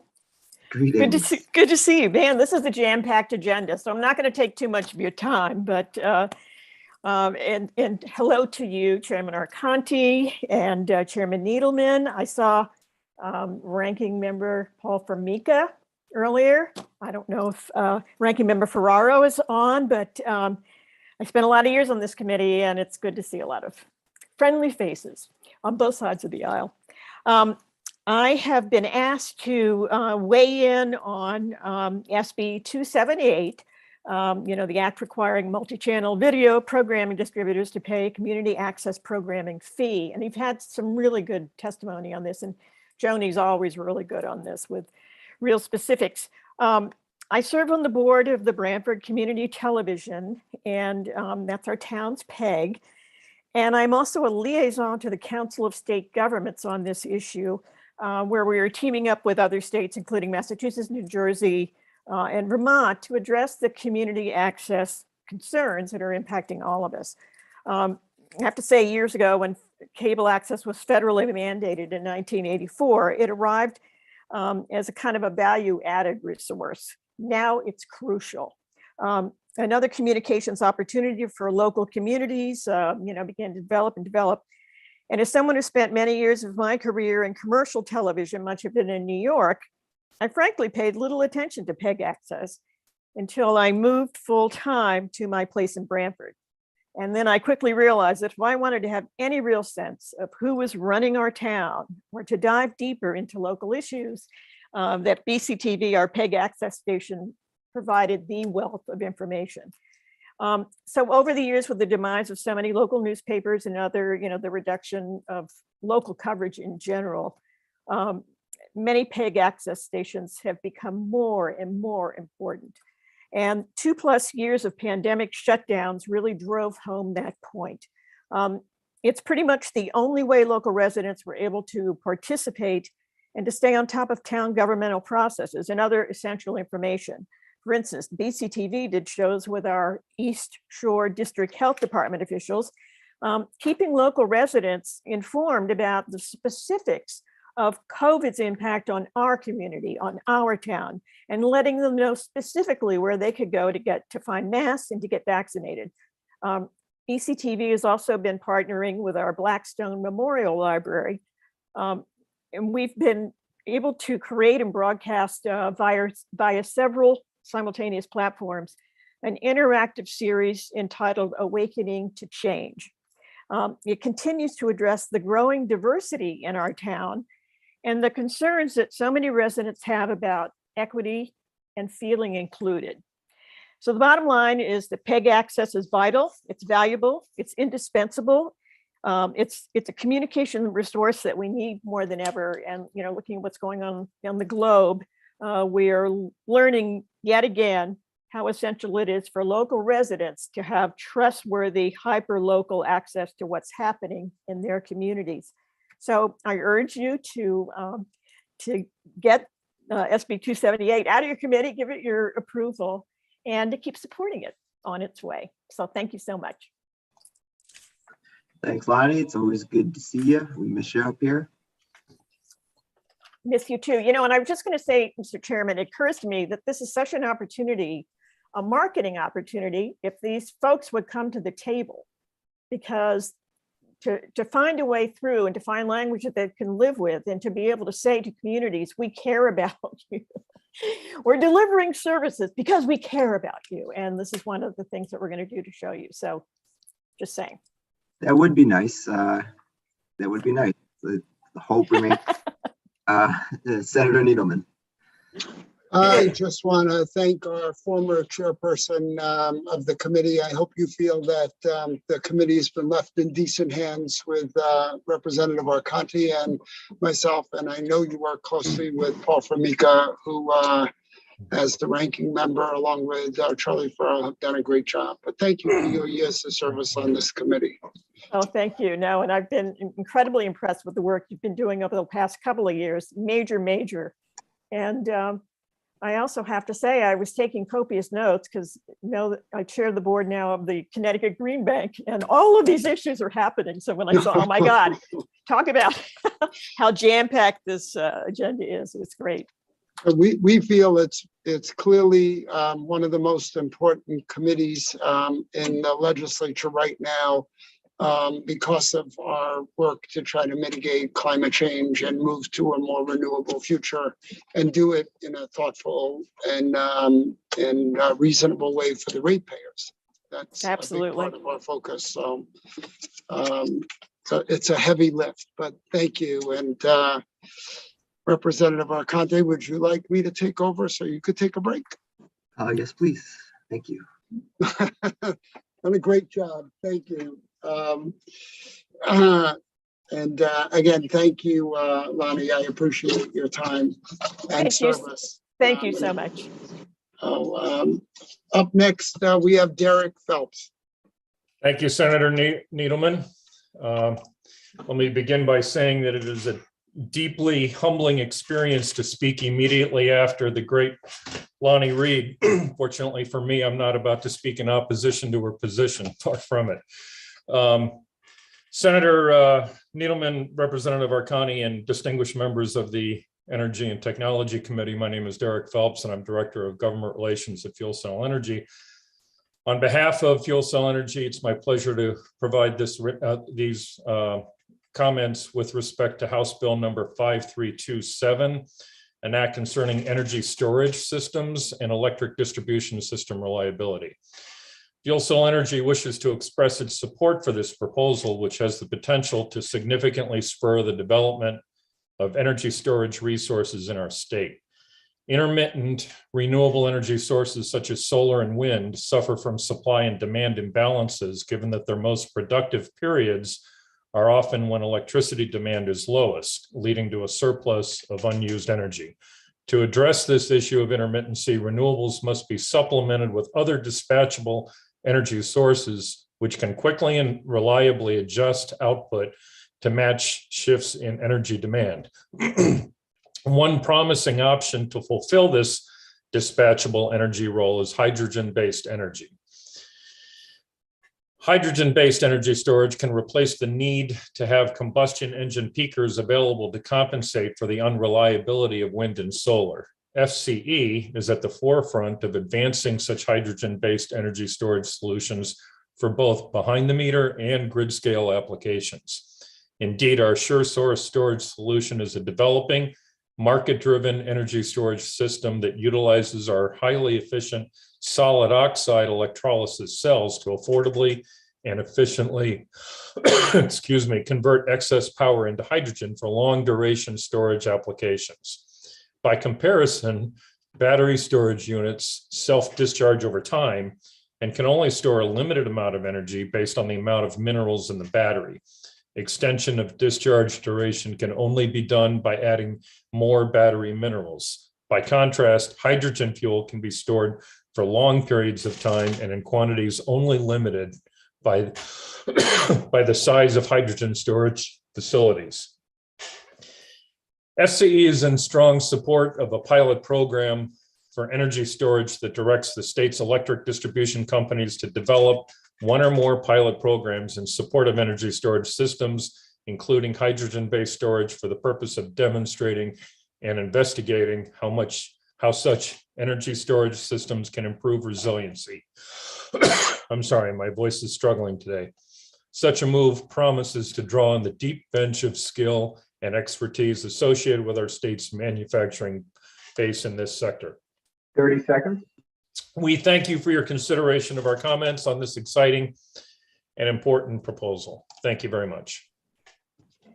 Thank you, Derek. Representative Gresco. Thank you, Mr. And Derek, I wanted to ask you a question concerning peak shaving, and a lot of attention has been drawn to data center location here in the state of Connecticut and the potential for the necessary evil of trying to reduce the costs and thus peak shaving by turning on diesel engines, diesel generators going down the road.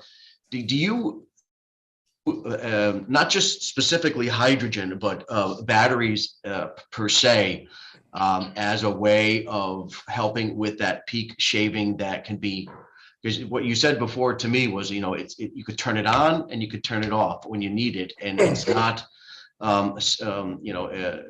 increasing the greenhouse gas problem that we have here in the state of Connecticut, especially on high ozone days in the summertime.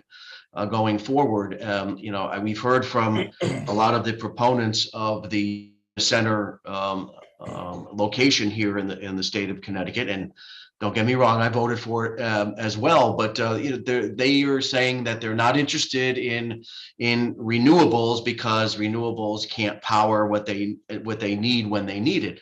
But it dawned on me that well, maybe that the renewables that they are able to place on their facilities can power a battery that they can use to peak shave when the time comes.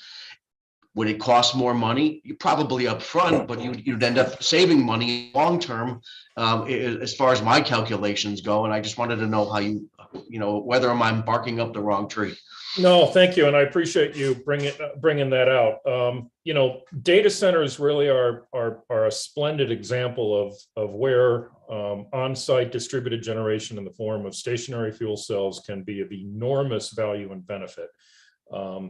You've got a lot of strategic operational advantages associated with those kind of applications, and data centers, which are enormous consumers of power, and in fact they need round the clock power support and have little tolerance for any kind of power interruption. That's a great application, great example of where our stationary fuel cells can be of enormous benefit. There's a couple other things I would bring out.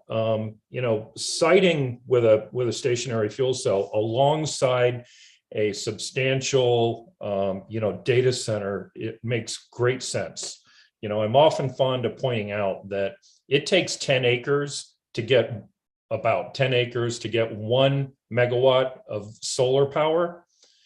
You turn those numbers completely around and upside down where a fuel cell is concerned, because you can get about 10 megawatts out of 1 acre. And if you've got a data center in a relatively dense, developed area, say somewhere in the outskirts of Hartford, and you've got a quarter acre of available space alongside it, as long as you have the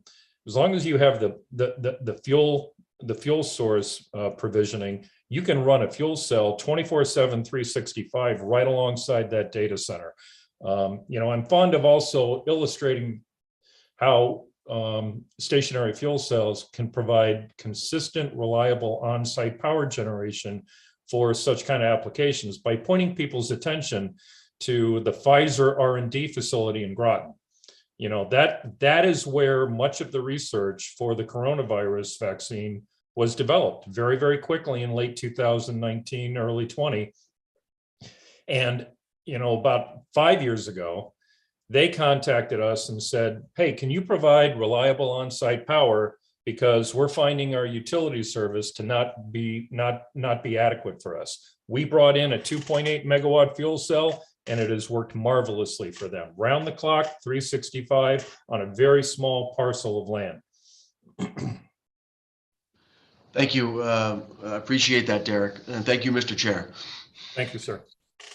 Thank you, Representative. I'm not seeing any other hands raised. Thank you, Derek, as always. Be ready to cite a hydrogen tank next to your fuel cell and sell it as a package. And yes, a digester. Yes, and yes, a digester. And a digester with it. Yes, sir, Senator Needleman. We'll get right on it. Thank you. Package deal. All right. Take care. Next up is John Eke. I don't know how to pronounce that. From Soundview Media. It's EK. Thank you. EK. Thank you, John. Chairman Needleman, Chairman Arconti, Vice Chairs Winfield and Ali Brennan, Ranking Members Ferraro, Formica, Representative Gresco, and members of the Energy and Technology Committee. I'm here. My name is John EK. I'm the Executive Director at Soundview Community Media, and I'm here to ask for support for SB 278. Soundview has been the third-party community access provider in Bridgeport, Stratford, Milford, Fairfield, Woodbridge, and Orange since 1998. Like other third-party CAPs, our primary goal is operation of studios, as well as training and outreach to the communities that we serve. And like other third parties, Soundview has experienced significant reduction in public access fee income due to cord cutting. While cord cutting has impacted the budgets of independent access studios, It has only saved the customer in Soundview's area 16 cents per week in public access fees.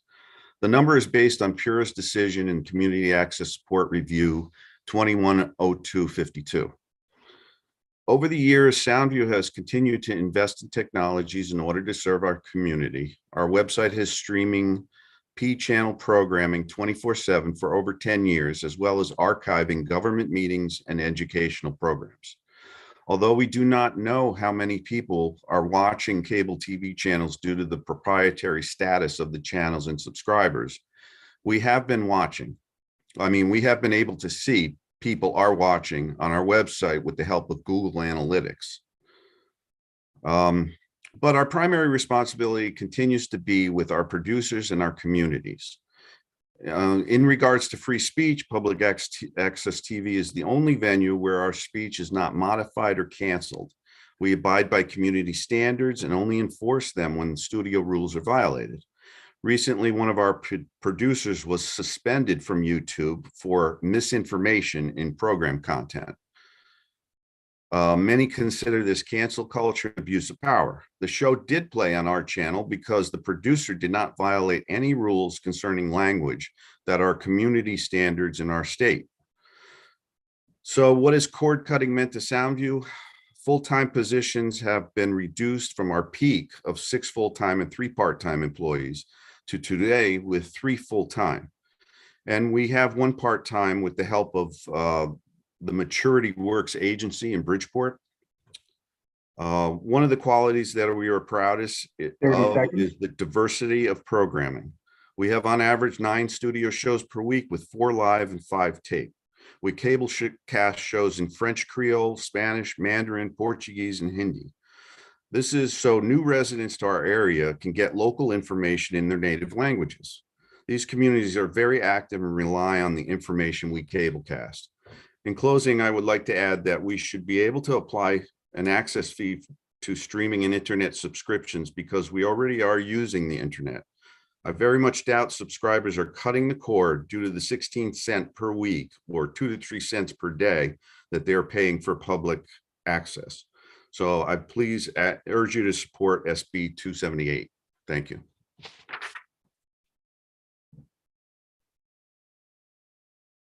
I'm sorry. Thank you, John. Representative Gresco. Thank you, Mr. Chair, and thank you, John, for the testimony. I can see your studios right outside my window here.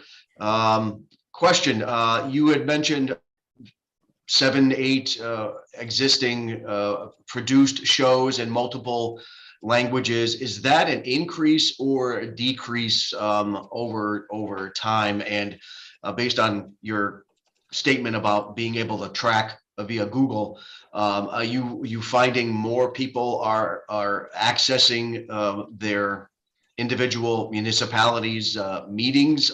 Is that more the trend of what people are viewing rather than a produced show? I mean, we're not bringing back Jerry Jer, are we? No. Well, as far as accessing the content online, what we find mostly is people are accessing our live stream, which is only one channel, our public channel. The interest in the government channels, government content tends to wax and wane depending on the issues that are being discussed. When there is a topic that's of particular interest, the numbers go way up. But generally, they are fairly consistent. And I'm sorry, I forgot your first question. It was along the lines of the number of produced shows in the studio. Is that going up or down? Okay, yes. Well, after COVID, it has definitely come back to near full capacity of what we were before. What we're finding with a lot of the producers in the studio, they're now streaming to YouTube Live, even though their show might be recorded. And they're getting a lot of, particularly the Haitian community is very active in our area. So we're, anytime our producers go on, our Haitian producers, the numbers shoot way up. Other languages, the Spanish and Portuguese are up at the top. and the others are down, towards the bottom. They may be special shows that come in from time to time, but it's the information that, they want to consume, and it's local information in their native language, which helps them a lot of times navigate, the community that they find themselves in. So it's very valuable content. Understood. Thank you, John, and thank you, Mr. Chair. Thank you, Representative Gresco. I don't see anyone else that's got their hand raised. Next up is Charles Lewis from Valley Shore TV. Good afternoon, co-chairs Needleman and Arconti, vice chairs. Hi, Charles. Hi, guys. How are you? I want you to take note of this beautiful set. I'm recording, coming to you live from our studios. Unlike some of the other company-owned studios, we're here. We have been here all through the pandemic and fighting the good battle and bringing up lots of communication information. Also want to say hello to ranking members from Rica and Ferraro and distinguished members of the Energy and Technology Committee. I am testifying to you today in support of the Senate Bill 278. I've been here and I was in front of you 2 years ago, and still with lots of passion and energy. I'm here to report that during that 2 years, we've been extremely busy. We have doubled the amount of production services. We are the new kid on the block. We became a nonprofit back in 2013 and have watched our business grow in leaps and bounds. We serve 9 towns, and the 9 towns think of us as their digital town green. The resulting loss of cable subscribers, though, coupled with the lack of any alternative avenue for relief, means that without this SB 278 bill, community access organizations like ourselves will no longer be able to provide and support the needs of producing local content. Along with the studio and remote production work that we provide to many of our municipalities, ultimately, we will likely cease to exist. Independent CAP providers are still and will remain relevant with or without the carriage of cable TV. As my friend Joni said earlier, this is a David versus Goliath moment. The big companies are allowed to run their wires along public rights of way on poles or underground all throughout Connecticut, and they are exempt from paying property tax forever. They connect to the customer, they market their product, they make money. They have but 2 obligations to the state of Connecticut: state gross receipts tax, PEG public benefit fee. But let it be known that these big cable companies don't have to pass that PEG fee on to the consumer, but they choose to anyways. My business internet fee just went up almost $45 a month with no explanation and no change in service. Why? One such company doing business in Connecticut posted $3.9 billion in profit for the quarter ending September 30th, 2021, up 94% from the previous year. It's time that the big companies pay to play in Connecticut. We are one of the last local voices left in our Connecticut towns. Cable access centers, as I said earlier, are Connecticut's local digital town green. SB 278 will fix the issues of declining funding for public access TV due to cord cutting. That's $5 a month, $5 a year. That's only 42 cents a month for our services. It would actually be a savings of $3 or more to the Connecticut consumers. The simple fix is an SB 278. As the counsel from the OCC said earlier, the bill is consistent with federal and Connecticut law. Most recently in Maine, a similar decision was rendered, as you've heard from the judges, rejected arguments made by the big cable companies that Maine's legislature did not violate federal law. You have the authority to ensure that public access TV stations across Connecticut will be adequately funded to continue and provide a platform for the individuals and nonprofits and municipalities that you will hear from or have heard from today. Please, I ask you, all of you, please restore my faith that the small guys like ourselves still have a voice. We need your help now, and I thank you. Thank you, Charles. And I do want to say you guys do a good job. You have a beautiful studio there. Do you privately fundraise? We don't privately fundraise, but we're exploring the idea of writing grants. There's a lot of local grants available, and we've been careful because originally PURA legislation prevented us from doing that, but we've reviewed the legislation and we're seeing that as some of our other colleagues are doing it, and we're exploring that venue right before your very eyes. I've been looking at a couple local grants that I can write. The problem with writing the grants is that we have to provide content in lieu of that. So in providing content, it also sometimes takes away from our resources of doing our first obligation, and that's to service the municipalities that we serve for free, and the schools and the churches that we. So we've got to be very careful about, trading off, because I too have had to let some part-time people go as well too, because the cost of doing business is our PEG CPI fee hasn't even adjusted to inflation the last few years. So we're struggling to make sure it's a year that we're running, definitely the first time that we've been running in the red for the actually the second year we're running in the red, and that's not factoring in any of the cost of inflation is costing us right now.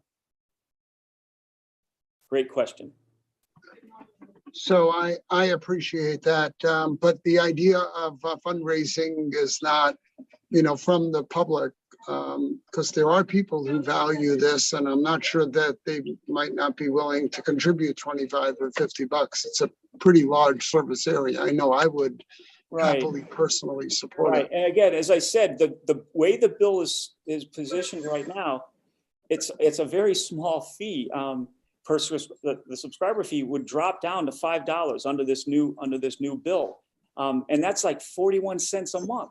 That's all you're paying for the access to this hundreds of thousands of dollars worth of technology, not to mention the professional support that you're getting from a staff that has highly qualified in the video production. I don't argue with any aspect of that, but you guys are no longer part of the cable companies that you spun out of. You're all nonprofits, if I'm not mistaken, right? Exactly. So people could easily donate. Those that choose. I mean, it's not one or the other, in my opinion. Right. And a small effort might yield outsized results, in my opinion. To that point, we've done fundraising for others. We've been a great supporter of the arts and the Shoreline Soup Kitchen. So we've used the power of our media. We've actually been a part of a big joint effort between the Katharine Hepburn Theater and the Gowrie Group in fundraising for the Shoreline Soup Kitchen, raising hundreds of thousands of dollars to support the people in our community. I'm aware of that. Yeah. So we've been part of that. And then we also helped when the lights went black at the Kate Theater. We provided streaming services that allowed them to extend to their audiences outside the Kate during the pandemic. And we've done a lot of work with them, and it's been a terrific relationship. So I guess at this point, we've been so generously giving to others. Now we need to turn to ourselves and start helping ourselves. Again, I'm not. I don't think that they're mutually exclusive. Right. I think that Carter did a fabulous job and has done it with the soup kitchen. I've been a supporter since he started the initiative, and will continue to be. And other organizations in the state do, that are nonprofits. It's tax deductible. It can help. I'd like to get a bill done. Don't get me wrong. I know you would. And we would there's a need. The devil's in the details, and there are a lot of people telling us what the loss that we're facing by losing this. But the devil is in the details of finding a solution that's really workable, legal, practical, the whole nine yards. It's not simple in my opinion. I know, and I appreciate that. But a problem is that there is a day that we're going to wake up, and the big cable companies will no longer be offering cable. It won't even be an offered a product. Preaching to the choir. We're all well aware of that. We're just trying to. How do we do it? It's the details of it. So, anyway. I think Representative Cheeseman has her hand up. It's nice to see you this morning, Representative, or this afternoon, or tonight, or whatever it is. Thank you. Yes, I've been dashing around. You know what it's like, different public hearings, testifying in one, watching another one. Yes, the joys of the virtual world this time of year. Thank you so much for coming today. I've listened with interest. So what's your operating budget? My operating budget is about $160,000 a year. And that comes in totally from subscriber income from both Comcast, because we're formerly a Comcast franchise. We cover 9 towns, and majority of that money's come from Comcast. A very small portion of, I think, under 10,000 a year is coming from what used to be the Frontier, AT&T Frontier subscriber fees. Okay, and you answered my next question, was you serve 9 towns. How do you measure viewership? Well, because we also have an online presence, we measure viewership. We are collecting data. We have a presence in a number of different platforms, and we have those metrics that are given to us. So we are able to measure the data. Approximately, we're getting about 2,500 to 3,000 hits a month on our online. The data that we can't collect, and there's a very big part of that, is the data that we got. We have a very large server that's housing all of our videos. It's called Video on Demand. And that's where we're providing, at this time, we're unable to look at that data, what we're collecting back, how many times people go back in to look at a board meeting, how many more times people go back and look at a basketball game or a school concert that we recorded. So we're providing that on demand. So we've mitigated with the times. We've moved to this new online presence in this new world. And we're dialing it in the data collection, because we know I'm all about quantitative, Sure. The value of quantitative measure. Sure. And do you, like so many of the other public access stations, broadcast the Board of Selectmen meetings and Yes. all of those things? Yeah. And I'm sure, I don't know if Senator Needleman would like to hear me suggesting this, but have you talked to the towns for whom you provide this service, as for the towns to supporting you? Yes, and we have one town that's helping support. They're covering the cost of our videographer that we send out to the field. And I remember when I was the co-founder of Valley Shore Community TV, and I petitioned PURA and brought this. I had to get individual town support to become a nonprofit and convert what was a Comcast run operation. And I remember they put me in front of the Board of Finance, and one of the first questions out of every Board of Finance is, what's this going to cost me? And at that time, I told them there was going to be no cost to the towns. I'd like to think at this point that, we can provide this service. What we're investing in more is in investing in our workforce, which is our volunteers. We have this wonderful senior and mixed age volunteer group that we train, and that we actually ask the towns to send them our way. We train them so that we can provide them the equipment, and then these folks can go into the meetings and record the meetings.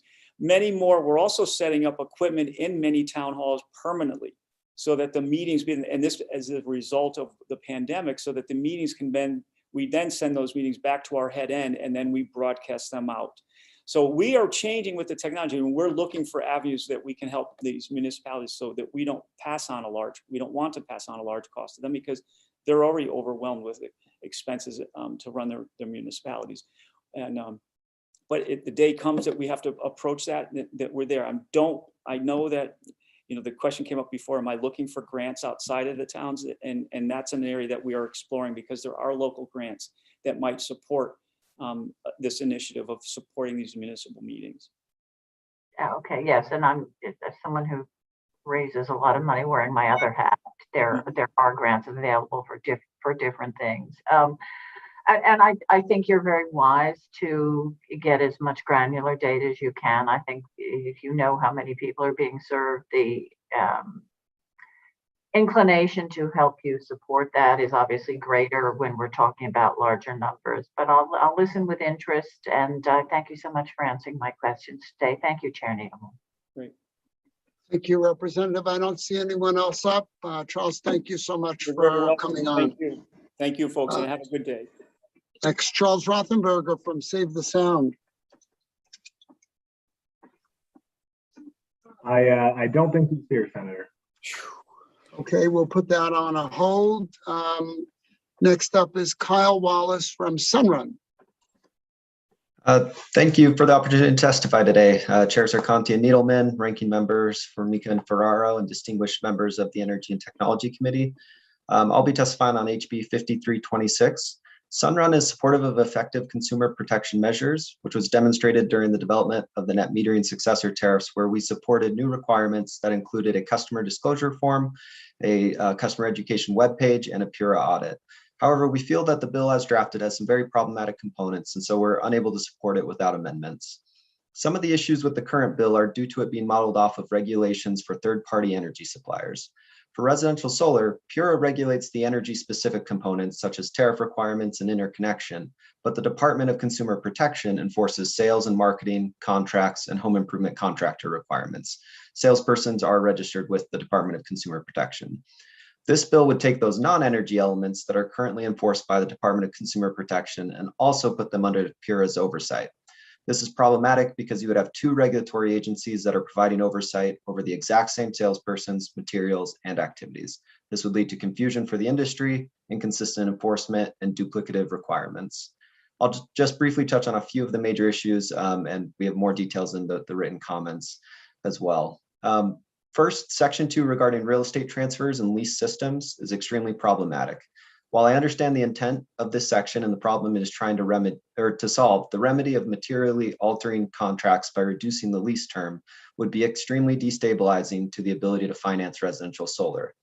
Additionally, this section is narrowly focused on lease systems, which ignores the fact that for customer-owned systems or finance systems, there are also legitimate reasons why home buyers or sellers would need information from the solar provider, such as regarding warranty information or transferability, servicing plans, or other contract and financing details. Thus, a practical solution needs to account for those financing types as well, which Section 2 currently doesn't do. Second, restricting door-to-door solicitations to the hours of 10 to 6 is unnecessary, particularly during the summer. This bill already requires that local ordinances be followed, which include restrictions on knocking hours. So any restrictions that should be applicable to all door-to-door sales and left up to the municipalities. Third, mandating that all third parties be legal agents of the solar provider is overly broad. This section of the bill generally could be improved with more precise wording to cover the variety of contractual relationships. Those are just a few of the issues that we have. We have other recommendations as well. OCC's written testimony suggested an amendment to evaluate these issues in a PURA docket. We agree that more discussion and process is needed. Potentially establishing a solar consumer protection working group that includes the Department of Consumer Protection, OCC, PURA, the industry, and other stakeholders such as the Green Bank may be a helpful step to help develop practical and effective recommendations and could help address some of these issues. I'm happy to provide answer any questions and I welcome the opportunity to meet and speak about these issues in a more detailed manner if the committee so chooses. I appreciate your testimony, Kyle. Couple of quick things. I'm sorry for my phone. It is dinging in the background continually. I would like to say that I wish we did not even have to be considering this. Unfortunately, you understand that not all players in the field are equal, and some are a little bit more on the edge of, I don't know how to call it, just taking advantage of people who are really mostly trying to do good and maybe save some money in the process. So I wish that it was a more self-policing group, similar to what we have with the third-party electric suppliers. There are some really legitimate, honest people in that business, but here, I think there's more people that are honest and trying to do a good job than not, but some of the sales tactics are, in my opinion, reprehensible. I can't even tell you the number of calls that I get, people not knowing that I'm the energy chair, offering me the great deal that Connecticut has, while at the same time, all the solar providers are telling me that the deal that we've given is not a good deal. So it's kind of, I understand there may be some conflicts and we need to iron some stuff out between PURA and the Department of Consumer Protection to make sure we adequately, we do this properly. And again, nobody wants to be punitive here. We want this industry to be healthy and vibrant, and we want the consumers to get the best deal that they can get. And one quick question is, what percentage of your customers, residential customers, are on lease yours? And I know you can't speak for the whole industry versus consumer owned. For Sunrun, the vast majority are leased. It's probably, if you look historically at all of our customers, it's probably in the 90% range. Though in recent years, as prices have come down, there's more customer owned. We offer all types of product, customer owned, financed, cash, lease. So that, we definitely are seeing an uptick, but the vast majority are leased. And is Sunrun I'm assuming it's a public company, and it's national. Is it primary business residential solar? Yes, we're in 23 states. We're primarily residential solar and storage. And we also provide some other services in markets such as EV chargers, roofing upgrades, things like that when it applies to the solar. And we also have some multifamily work as well. Great. And without wanting to go into great detail, what's the gross revenue of the company? I don't have that off the top of my head.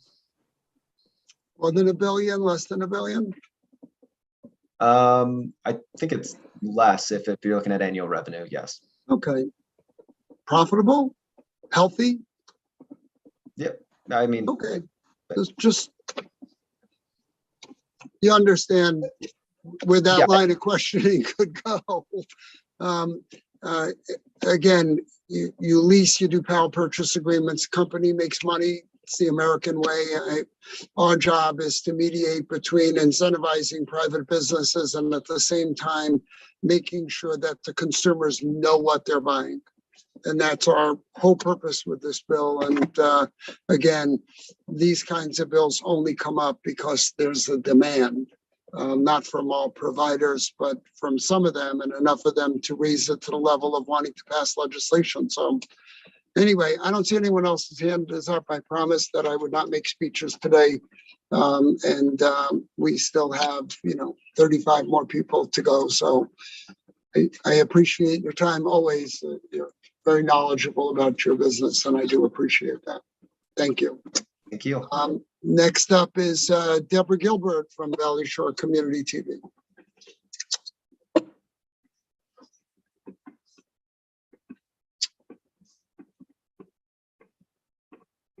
Do we have Deborah Gilbert here? She is here. She's muted currently. Okay. Yeah. 1 second. Yeah.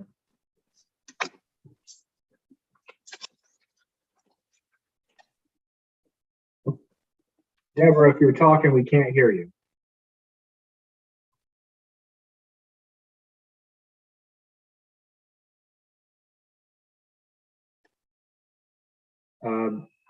All right, Senator, I'm going to reach out to her. Why don't we move on to the next person and see if we can fix it there and then. Great. Thank you. And Brian Biggie is up next. Greetings, everybody. Senator Needleman, Representative Arconti, and members of the ENT. Thank you for the opportunity to speak to you today about this important Senate Bill 278 and how PEGs are to Connecticut residents. My name is Brian Biggie, and I've been involved in PEG television since high school, so many years. Today, I am the production manager of Nutmeg TV, like my colleagues Joni and Chris. Overseeing all outreach efforts, classes, studio shows, remote productions, edits, and more. I've witnessed firsthand how amazing it is to see someone whose voice didn't feel heard before to become empowered to produce content through free TV production classes taught by industry professionals.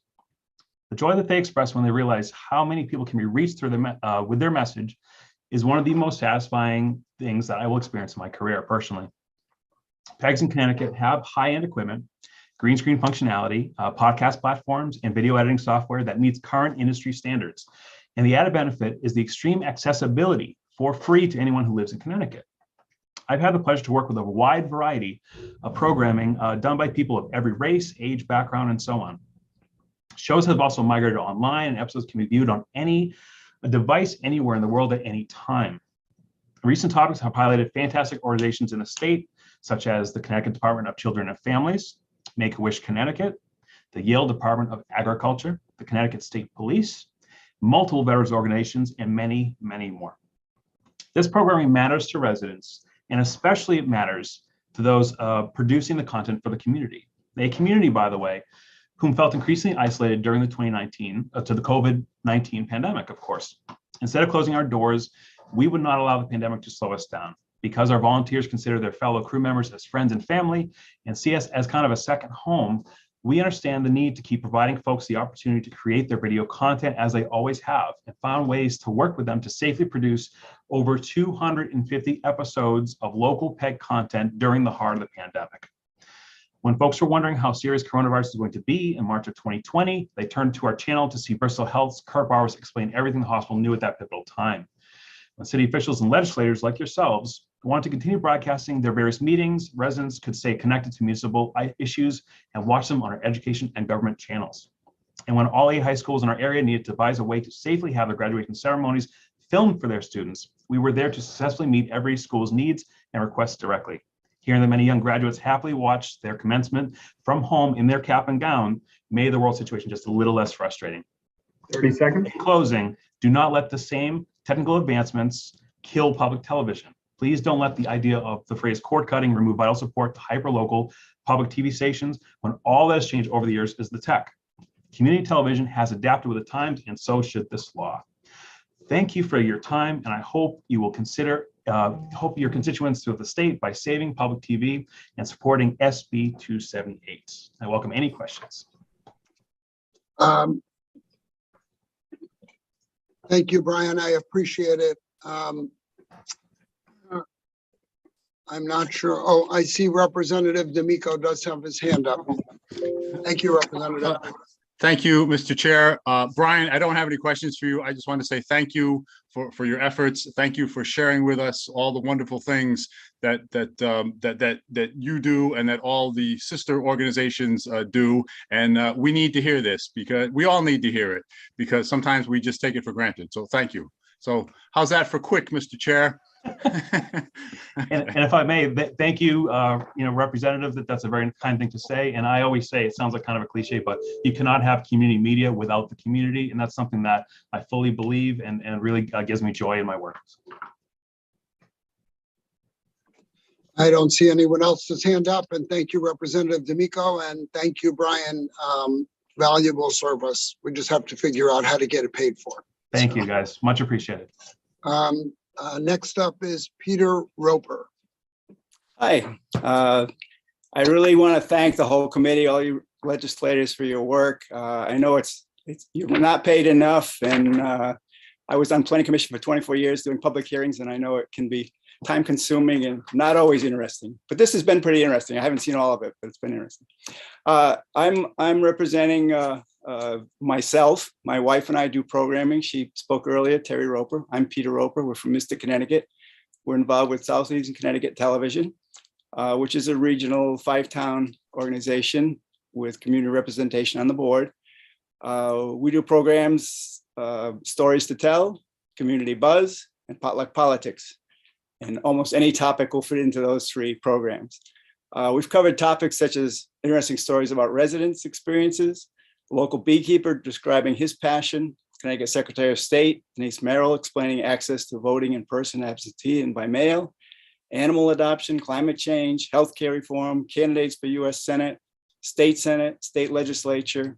And I have to say, we contribute to getting Christine Conley and Joe Dela Cruz up there to the legislature. I know they're hardworking, and I hope you work well with them. And also Groton Town Council candidates, which we've gotten a lot of feedback. People really appreciated hearing what the candidates wanted to do when they became councilors. We try to provide local, direct, and informative view of many issues that are relevant to our community and not otherwise readily available. I do support SB 278 or any other plan you might come up with to help public access stay alive and expand, maybe. There may be other ways to do it, but I think this is what's available at the moment, and so I'm supporting that. We in our programming try to disperse information that's useful, that we find interesting, but it's helpful to the locals in our community. And it sounds like other cable access people do the same kind of thing. We do have a philosophy of trying to promote democracy and keeping people involved in government. And, democracy is really under the gun, literally in Ukraine, but it's also under the gun here in the US. And we are trying to do a little bit at the local level to keep democracy alive and make people feel involved in it.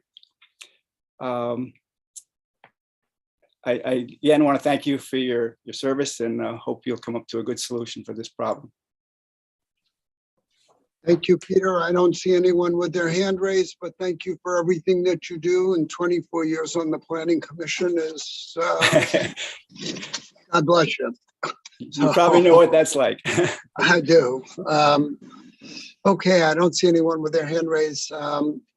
Will, did we get Deb Gilbert back on, or is she? Yeah, let's try one more time. Deborah, if you can hear us, go for it. Stop the video. And I'm muted.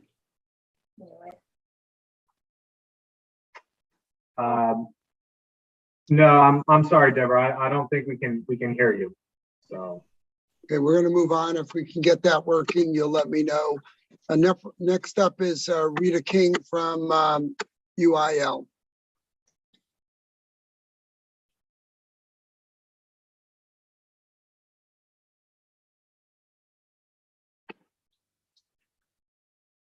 You're muted, Rita. Thank you. Good afternoon, Senators Needleman and Formica, Representatives Arcanti and Ferrero, and members of the Energy and Technology Committee. My name is Rita King, and I'm the Senior Director for Smart Grids Innovation for Avangrid Networks, which includes the Connecticut-based utilities, UI, SCG, and CNG, along with utilities in New York, Maine, and Massachusetts. I'd like to offer testimony in support of House Bill 5327, an act concerning energy storage systems and electric system reliability.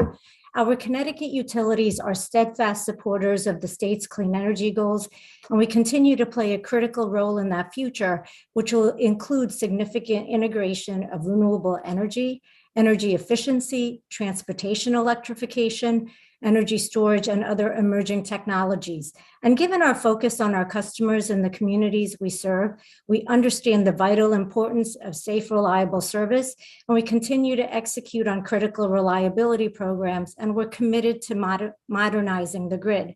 And while UI has had minimal capacity issues at the substation level, we recognize the importance of storage as a grid transformational opportunity, and we commend the committee's efforts with HB 5327, especially given storage programs in Milford and Bridgeport, along with programmatic approach that UI has submitted to PURA, which have not been approved to date.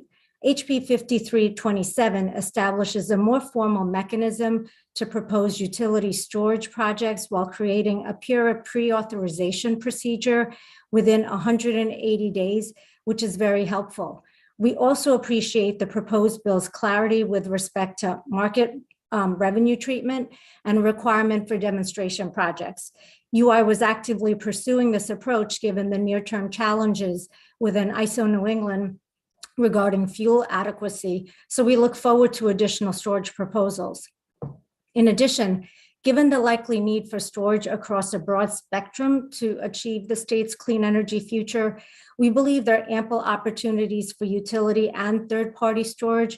In all cases, the EDCs would need visibility and ability to dispatch storage assets in order to optimize efficient, reliable service.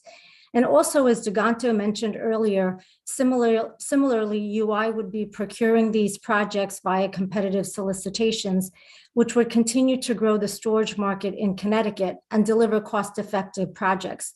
So for these reasons, the company supports HB 5327. We've suggested modifications for your consideration, and I thank you for the opportunity to comment today. Excuse me while I swallow the last bite of my sandwich. I apologize to everybody for eating on camera. I appreciate your testimony and both utilities' testimony. There is a proceeding before PURA about this whole issue. Are you happy with the direction that PURA is taking? I mean, you know, we don't want to interfere with something that's working there. PURA is the regulator. They have a plan. They're working through their docket on this. Do you guys have any problems? I'm sorry I didn't have a chance to ask Diganto that question. Yeah, so thank you for that question. And I believe you're referencing docket number 17-1203 REO7, which Okay, is the I'll assume you're right. Okay, that's the non-wires alternative proceeding. And yes, we really appreciate the authorities proceeding there. I think importantly, and I think Mr. Pace actually talked a little bit about this, I think that both efforts can consistently coexist and move forward. Importantly in that proceeding is the establishment of suitability criteria for non-wires alternatives. And it's very important because I do think that we want to have some alignment with those criteria. We don't want to have different requirements in that proceeding and then potentially different requirements here.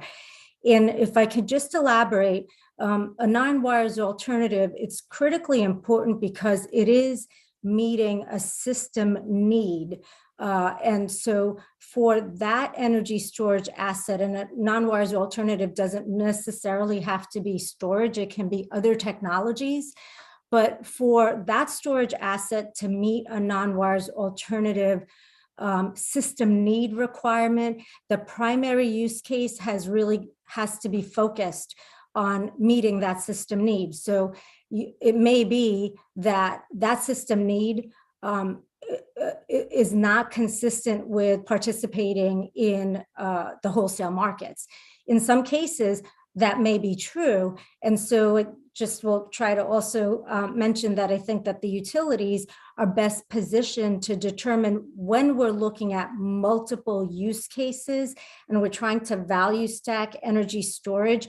The utilities are in the best position to be able to manage those assets. I think if you've got some non-wires alternatives that are really just meeting one use case, then potentially you have a more simple, straightforward application for storage, for the storage system.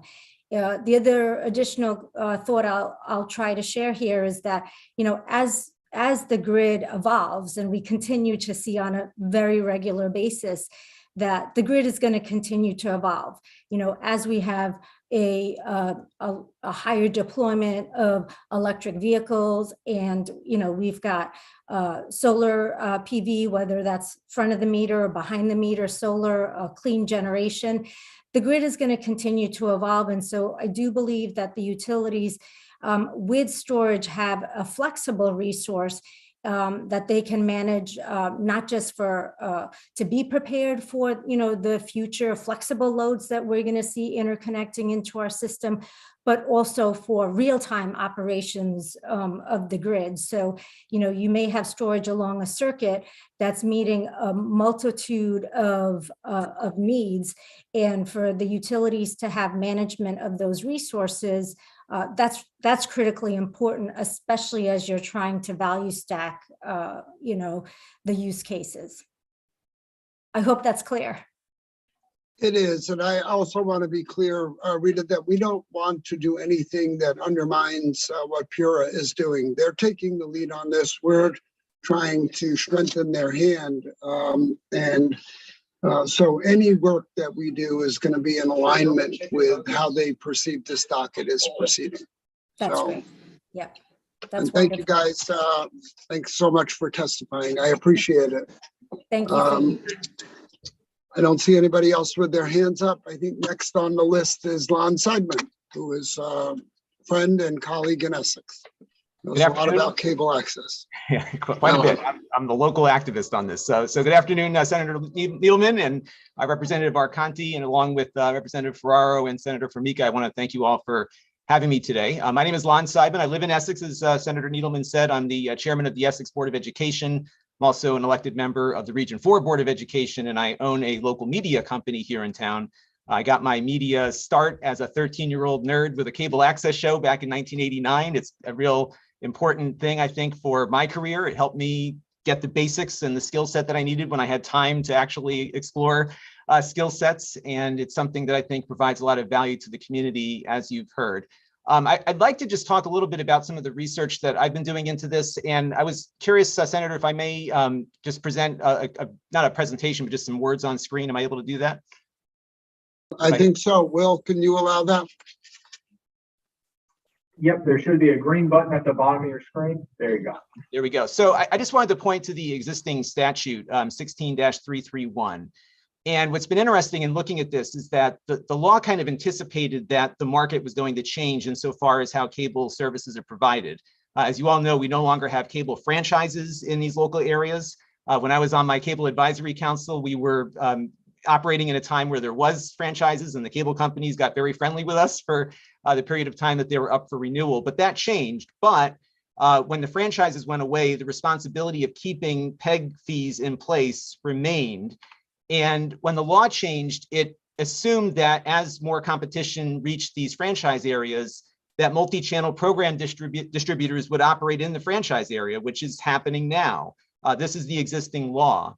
And additionally, the law stated that if they are providing their services over an open video system, that the provisions of the law shall apply jointly. So the subscriber is billed once, and it's somehow has to be determined how these different organizations split that cost up. So it would not be, $5 a year to Sling and $5 a year to Comcast. It would be one fee that's divided amongst the participants coming over that network. That's a challenge, I think, to solve, but I think it's solvable, especially because most people who consume video content on a data service are doing so within their home on a wireline connection. And there's not much choice right now when you have a wireline connection. In my area, it's Xfinity or nothing.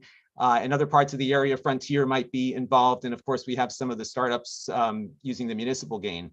And on the topic of open video system, and I have provided written testimony that dives into this in more detail, I want to show you a what's called a trace route.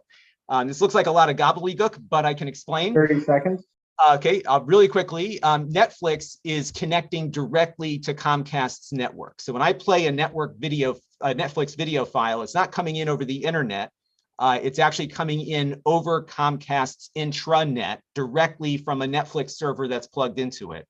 And I would argue that a number of these video providers, including one that we heard from earlier, are likely providing their video in the same fashion. They're not coming in over the internet. They're coming in directly over the Comcast or Frontier or some other ISP's data network. And I think that would constitute, in my mind, an open video system, which is largely what these networks have become, because most video providers that are in the business of providing subscription services are not doing so over the internet because the quality of service for customers is so poor. In my written testimony, there's an article that talks about what happened to Netflix and Comcast. These deals are often done behind closed doors, so we don't get a lot of windows into that. But I would venture to say if you were to trace route all of the other multi-platform video providers offering service in Connecticut, you'll see that they're pretty much providing their services directly to the ISP's network and not over the internet. And I thank you for your time. Thank you, Lon. That's always a lot to unpack, but I don't know anybody who knows this area better than you do.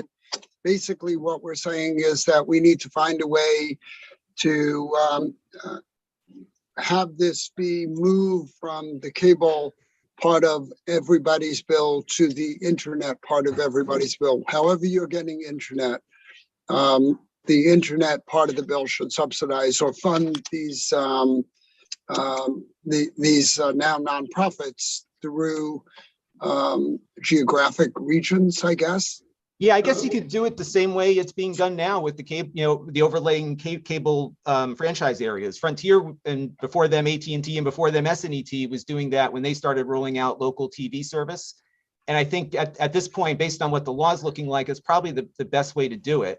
And don't forget that these wires are the same wires. So if I cut the cord, I'm still getting my service over the same exact wire, not even a different wire. It's the same one. And we've allowed these companies access to a very limited resource, which is pole attachment in this case. Even with radio frequency, it's the same thing. I can't just start an ISP up tomorrow. And they've built multi-billion-dollar businesses. They're still operating in many areas, monopolies, where customers don't have a choice of service provider. So I think it's the least they could do to try to keep this public resource in place, because as we all know, it's been extremely valuable throughout the pandemic. And I see a lot of my friends from the local access station here on the call who've been doing more programming than I've ever seen on that station, even when I was doing it back in 1989. So there's clearly an audience for it. So what happens if there's an area where there are multiple providers, or some of like Frontier, for example, that may have service in multiple cable company areas and they offer an option? Does the public just pay based on the service they're receiving and the one that they're paying for? And is it then incumbent on, say, Frontier to figure out which users they're serving by community or by geographic area? My recollection from when SNET came in with UVerse or whatever they called it back in the day was that they were able to figure out how many customers they had in the franchise overlay. I recall we on the Cable Advisory Council got a windfall. Our budget was $2,000 a year and it went to $4,000 because of Frontier coming in, which we turned into a grant for the local school system. So I think they're capable of knowing where their customers are. And in many cases, these franchise lines are a little less crazy than your Senate districts tend to be. So I think they're pretty much delineated by town. I know in the 33rd district, there is a part of Haddam over the river that's in a different franchise area, but for the most part, I think it's pretty much town border. Okay, I see Representative Meskers has his hand up. Thank you very much. Lon, I want to thank you for your testimony. It was very helpful. I guess the question I have, it's one I started with. One, I've heard the testimony from the producers of the product, and I think it's very valuable. I think the communities are informed and helped. I guess the scope of the fee, which is through the cable company, is that the right scope for the fee? So as we're moving, I know we're talking about cable and infrastructure and rights of way on public property. That's probably going to expand, as I understand it, in the 5G networks with the antennas from the stations that are going to use those radio waves for broadcast. So the question is, are we capturing it the right way going forward, or will we need flexibility on that? I would say as someone who's been following this for a while that you probably need flexibility. The industry is changing dramatically. I think it's a good thing that we are seeing some of these wireless providers coming in. I know that both Senator Needleman and I have Starlink dishes from SpaceX, so there's stuff coming in from space now that that's another option. So yeah, I think you probably want to look at all the different ways people might consume video content in their homes. And I think that's probably the distinction, because this law was put in place to look at video content coming into a home and not any other mechanism. But that 5G thing will be a factor, I'm sure, at some point. Yeah, I mean, that's my thought, and my fear is just we are assigning a tax or a fee for a public good, and I'm not questioning public good. I question whether it goes to the producers or whether it goes to the towns as grants for those public production. I mean, there may be a vehicle issue that we could look at. But I think the second piece is, are we assessing the right players to make sure it's as broad as possible? Because my concern is, if it narrows and narrows and narrows in cable, is it cable supporting public access channels that may end up being done over the internet, right? Versus through a cable provider. So we may still be wedded to the 1950s cable model, but 10 years from now, I'm not sure that that's going to be the right model. Right. Yep, it's going to. If you want to comment, it's definitely going to change, and it's a matter of, and it's going to be varied based on where you are. So I can tell you where I live. I get very slow data rates on wireless, so the wire is probably going to be it for me. But there might be areas that are better served by 5G or space. Okay, perfect. Thank you much. Thank you, Representative, and thank you, Lon. A difference between me and you is that you actually hooked up your SpaceX dish I did not yet. It's still in my basement, but I plan on doing it now. As always, thank you for taking the time to testify. I think that it's incumbent on us to figure out some solution to this that is not overly complicated. I think that's the real issue here is these are nonprofits. How do we get them the funding based on the region, even though they can supply content outside of their region now? They're not tied to the cable districts that they used to be tied to. And that becomes, that's the devil is in those details, trying to figure out how to overcome that challenge. So thank you. Next, Charles Morgan, Chris Morgan, not Charles. Appreciate that. Chris? Hello. Good afternoon, co-chairs Needleman and Arconti, vice chairs Winfield, Ali Brennan, ranking members Formica and Ferraro, and other distinguished members of the Energy and Technology Committee. Thank you for the opportunity to testify today. My name is Chris Morgan, and I'm the Public Access Coordinator at Valley Shore Community Television. I'm here before you in support of Senate Bill 278. VSC TV opened in July of 2013, accepting responsibility for the public access TV station previously operated by Comcast in Clinton. I believe it's the one Lon was referring to earlier. Since 2013, VSC TV has facilitated the production of over 2,500 programs ranging from high school sports, municipal meetings, public affairs, debates, local music, and more. VSC TV has provided a local voice for municipalities to communicate with their constituents, for citizens to express their freedom of speech, and for people and organizations to connect to our community. Public access TV stations in Connecticut have seen a continuous decline in funding due to cable customers choosing to cut the cord and purchase video content through online streaming. While VSC TV's funding is in decline, our viewership and community participation have continued to grow and are now at all-time highs. In the last 2 years alone, VSC TV has set new records in the amount of community programming produced, with production up 38% in 2020 and 47% in 2021, respectively, over the previous year. VSC TV also has evolved with the ever-changing media landscape. Our content is now available on traditional cable as well as on our website, Apple TV, Roku, and Fire TV. Our viewership and our online platforms has continued to grow as more viewers consume our on-demand content on their own schedule and on any device they choose.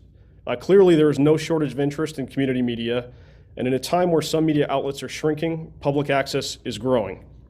Senate Bill 278 is the solution to ensure public access is properly funded in Connecticut for years to come, and the time to act is now. Putting off action on this issue will only ensure that these valuable assets in our community suffer and inevitably disappear. Senate Bill 278 will restore the PEG fee on services that use the public rights of way, providing funding for this valuable public benefit in our communities across the state. At VSC TV, we aim to build community through local media. It is our goal to continue to provide a platform for free speech, education, local news, and entertainment. We appreciate your time today and hope you will consider supporting Senate Bill 278 that aims to provide sustainable funding for community access television. And I would invite anybody who's in the neighborhood of Westbrook to stop by our studio anytime. We'd love to show it off. And I'd be happy to answer any questions. Thank you so much, Chris. I don't see anybody's hands raised right now. So thank you for your time.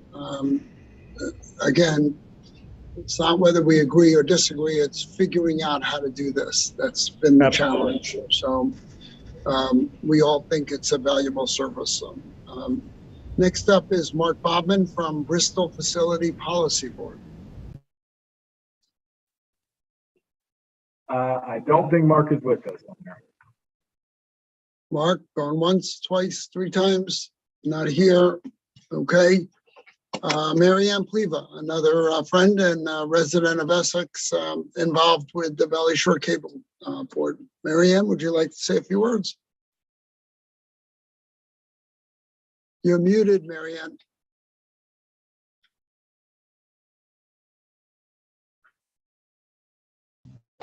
How's that? Does that sound more like me? Okay. Yes, we can hear you. Well, thank you for the opportunity to be here and to speak about this. I'm Mary Ann Pleva of Essex, and I write in support of Senate Bill number 278. Can you still hear me? Am I okay? Voice? Yeah? Louder? No? No, you're perfect. I've been involved in public access TV for many years. In the 1980s, I served as executive director of Windsor's public access television station, Win TV. Then in its infancy, the news station quickly rose to meet the needs of the community. We created and aired programming, shared ideas, provided training workshops, and kept the community informed of local matters of interest. After moving to Essex in 2002 and becoming involved in the Essex Historical Society, I was encouraged to create oral histories of community members. I thought working with Valley Shore Community TV would be a good partnership. I began the Looking Back series in 2005. It has been rewarding for all. I am often stopped by strangers who compliment the show's content and mention their enjoyment of public access TV. At a time when local news is virtually non-existent, newspapers and TV, public access TV is a welcome alternative to commercial television. I consider it of vital importance to maintain our access stations. Public access stations may be the only remaining source for providing local news and entertainment. Please support Senate Bill number 278 for the continued betterment of all our communities. And thank you again. Thank you, Marianne, and it is very nice to see you. I don't see anyone with their hand raised. So thank you for taking the time today and testifying. It's a long wait, I know that. So, it was a long wait. Thank you. We're trying. Next up is Fraser Blaylock from Covanta. Yes, sir. Thank you, Chairman Needleman and Chairman Arconti. My name is Fraser Blaylock, and I am here representing Covanta Energy in support of Raised Bill 277, which would establish a task force to consider the future of waste to energy in Connecticut. Covanta has operated waste energy facilities here since they first began serving the state in the early 1980s. At that time, Connecticut prioritized taking responsibility for its own waste generation and embraced the development of waste energy facilities to handle the majority of the state's waste. This allowed the state to eventually close all its in-state landfills. Contrary to some assertions, waste to energy is not the incineration of decades ago. It's a technologically advanced, sustainable means of waste disposal that is widely recognized for reducing greenhouse gases, particularly methane, by eliminating emissions from landfills. NASA scientists have identified landfills as super emitters of methane, a greenhouse gas that is 84 times more potent as a climate warming gas than CO2. Connecticut does have a looming waste crisis. The 4 existing waste energy plants, excluding PURA, are at or close to full capacity. The only option is going to be to ship our Connecticut waste out of state to landfills, thus moving backwards from Connecticut's long-standing commitment to self-sufficiency. Covanta has been asked many times if we would expand our existing facilities or build new waste energy capacity in Connecticut. As the energy and waste markets stand now, the economics of developing a new facility do not work. One needs only to remember how long it took to build out the existing waste energy infrastructure. While we do receive electricity revenue from RECs sold in Tier 2 of the state's RPS, that revenue fluctuates in value and is not a reliable revenue stream to back debt financing. The alternative compliance payment would need to be increased significantly. That leaves tip fees, and we all know the difficulty for town governments to increase disposal fees. Covanta would like to develop new capacity in Connecticut, but the economic and siting environment would have to be conducive. Spending years trying to site a plant with inevitable litigation from opponents just does not make business sense. Our company's development is focused on European countries presently where waste energy facilities have been embraced as an environmentally sound way to handle waste while producing renewable electricity. Our new Dublin, Ireland plant is a marvel of technology and environmental stewardship, and it is just simply a newer version of the technology that we run in Connecticut. To be clear, we strongly support increased efforts for more waste reduction, recycling, and organic waste diversion. These are the priorities in Europe too, but they recover energy from what's left over. For the foreseeable future, Connecticut will have solid waste left over. We support forming a task force to consider what to do with it. Thank you very much.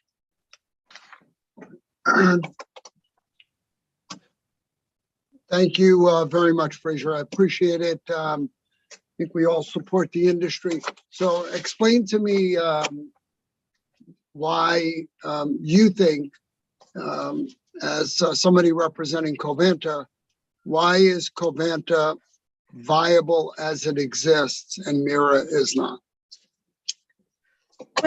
Well, boy. Without dissing anybody. Yeah. The diplomatic answer would be, yes. Covanta has a commitment to, has had a commitment to shareholders. We're now privately held, but a commitment to environmental excellence that involves a strong operations and maintenance program that allows our that keeps our facilities running at the top of their game always. We don't run plants in Connecticut or anywhere else that are not functioning, you know, at anywhere from 85 to 99% availability in terms of how often they can run and how well they run.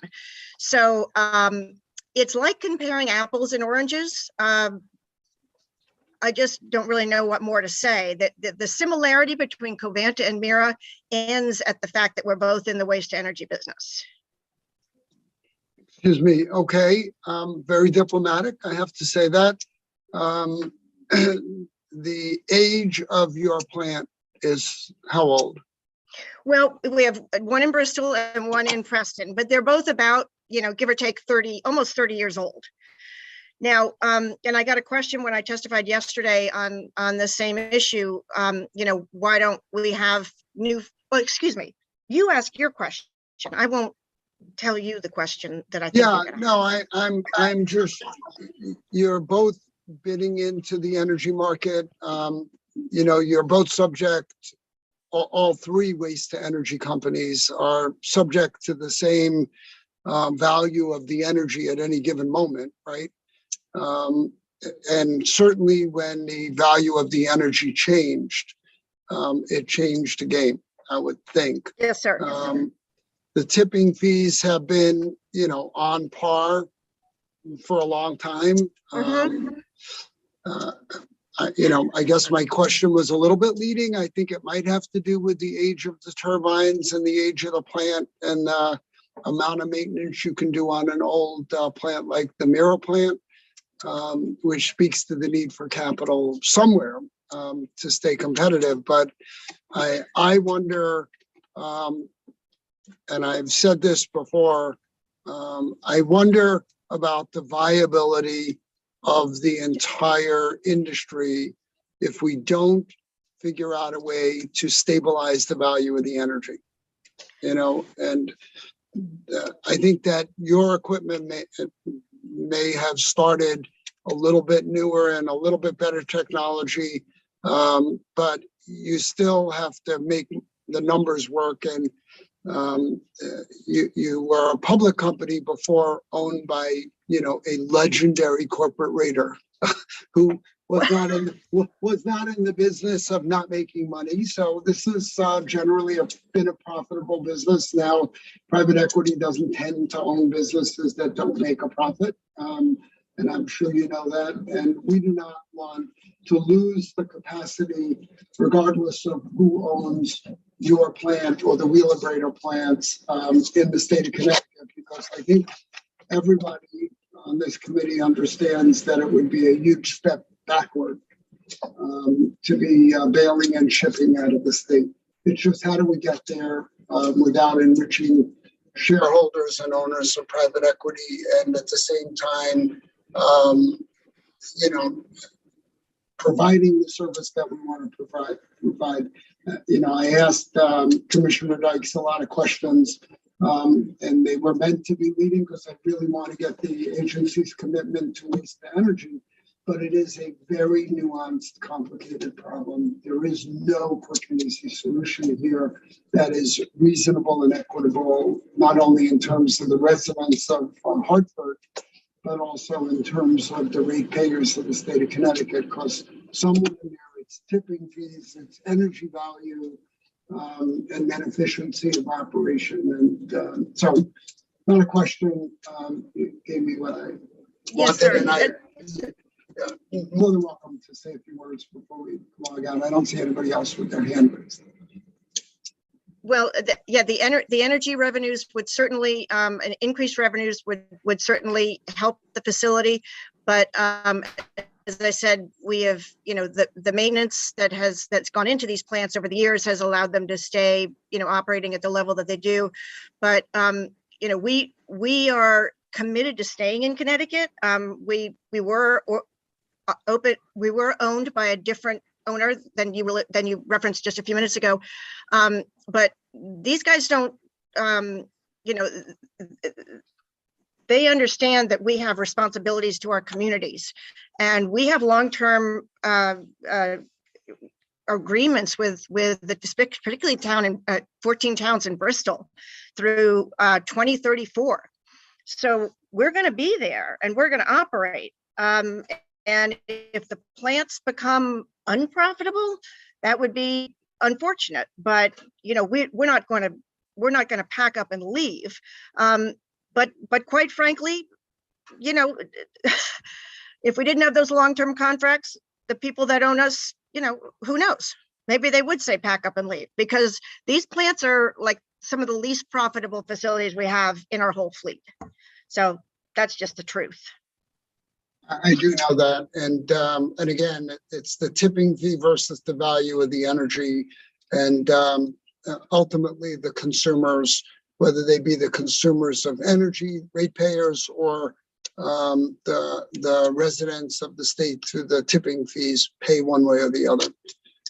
So it's a matter of finding out the best way to do that. And for the towns that are part of MIRA, which is a quasi-public, I've always looked at it as the public option for trash, to keep the industry, giving the consumers the best value. And I'd like to see that continue to be the case if we can do it. So anyway, Fraser, really a pleasure. One day I'd like to get out and look at that Bristol plant. Great. In the meantime, we're going to move on to Jeff Wibby from Region RSD, Region 17, the superintendent. Oh, I'm sorry. Did I miss somebody who had their hand up? Well, Representative Piscopo, I'm sorry. Thank you, Mr. Chairman. I'm sorry, that's my fault. I got my hand up real late, and I missed Fraser last public hearing we had. It's good to see you, Fraser. Thank you very much for being here. You're so welcome. Just to follow up on our chairman's questioning there, very quickly, I think a commitment from DEP to buy more of your energy, and we had a bill in late last hearing on that will help you, right? Well, there is not a bill before in the legislature this year or last year that would ask DEEP to purchase more of our energy. DEEP doesn't purchase any of our energy now. We do get renewable energy credits, and there is a bill that you all are considering this session that would divert the MIRA alternative compliance payments over to DEEP when MIRA shuts down. But other than that, there's no proposal. There is a proposal to limit class 2 just to class 2 technologies, which is just waste to energy, and not allow class 1 to sell into it. That would help solidify the value of our RECs. Yes, that's right. I think that's what I was getting at, the class 2 designation. So that's good to hear.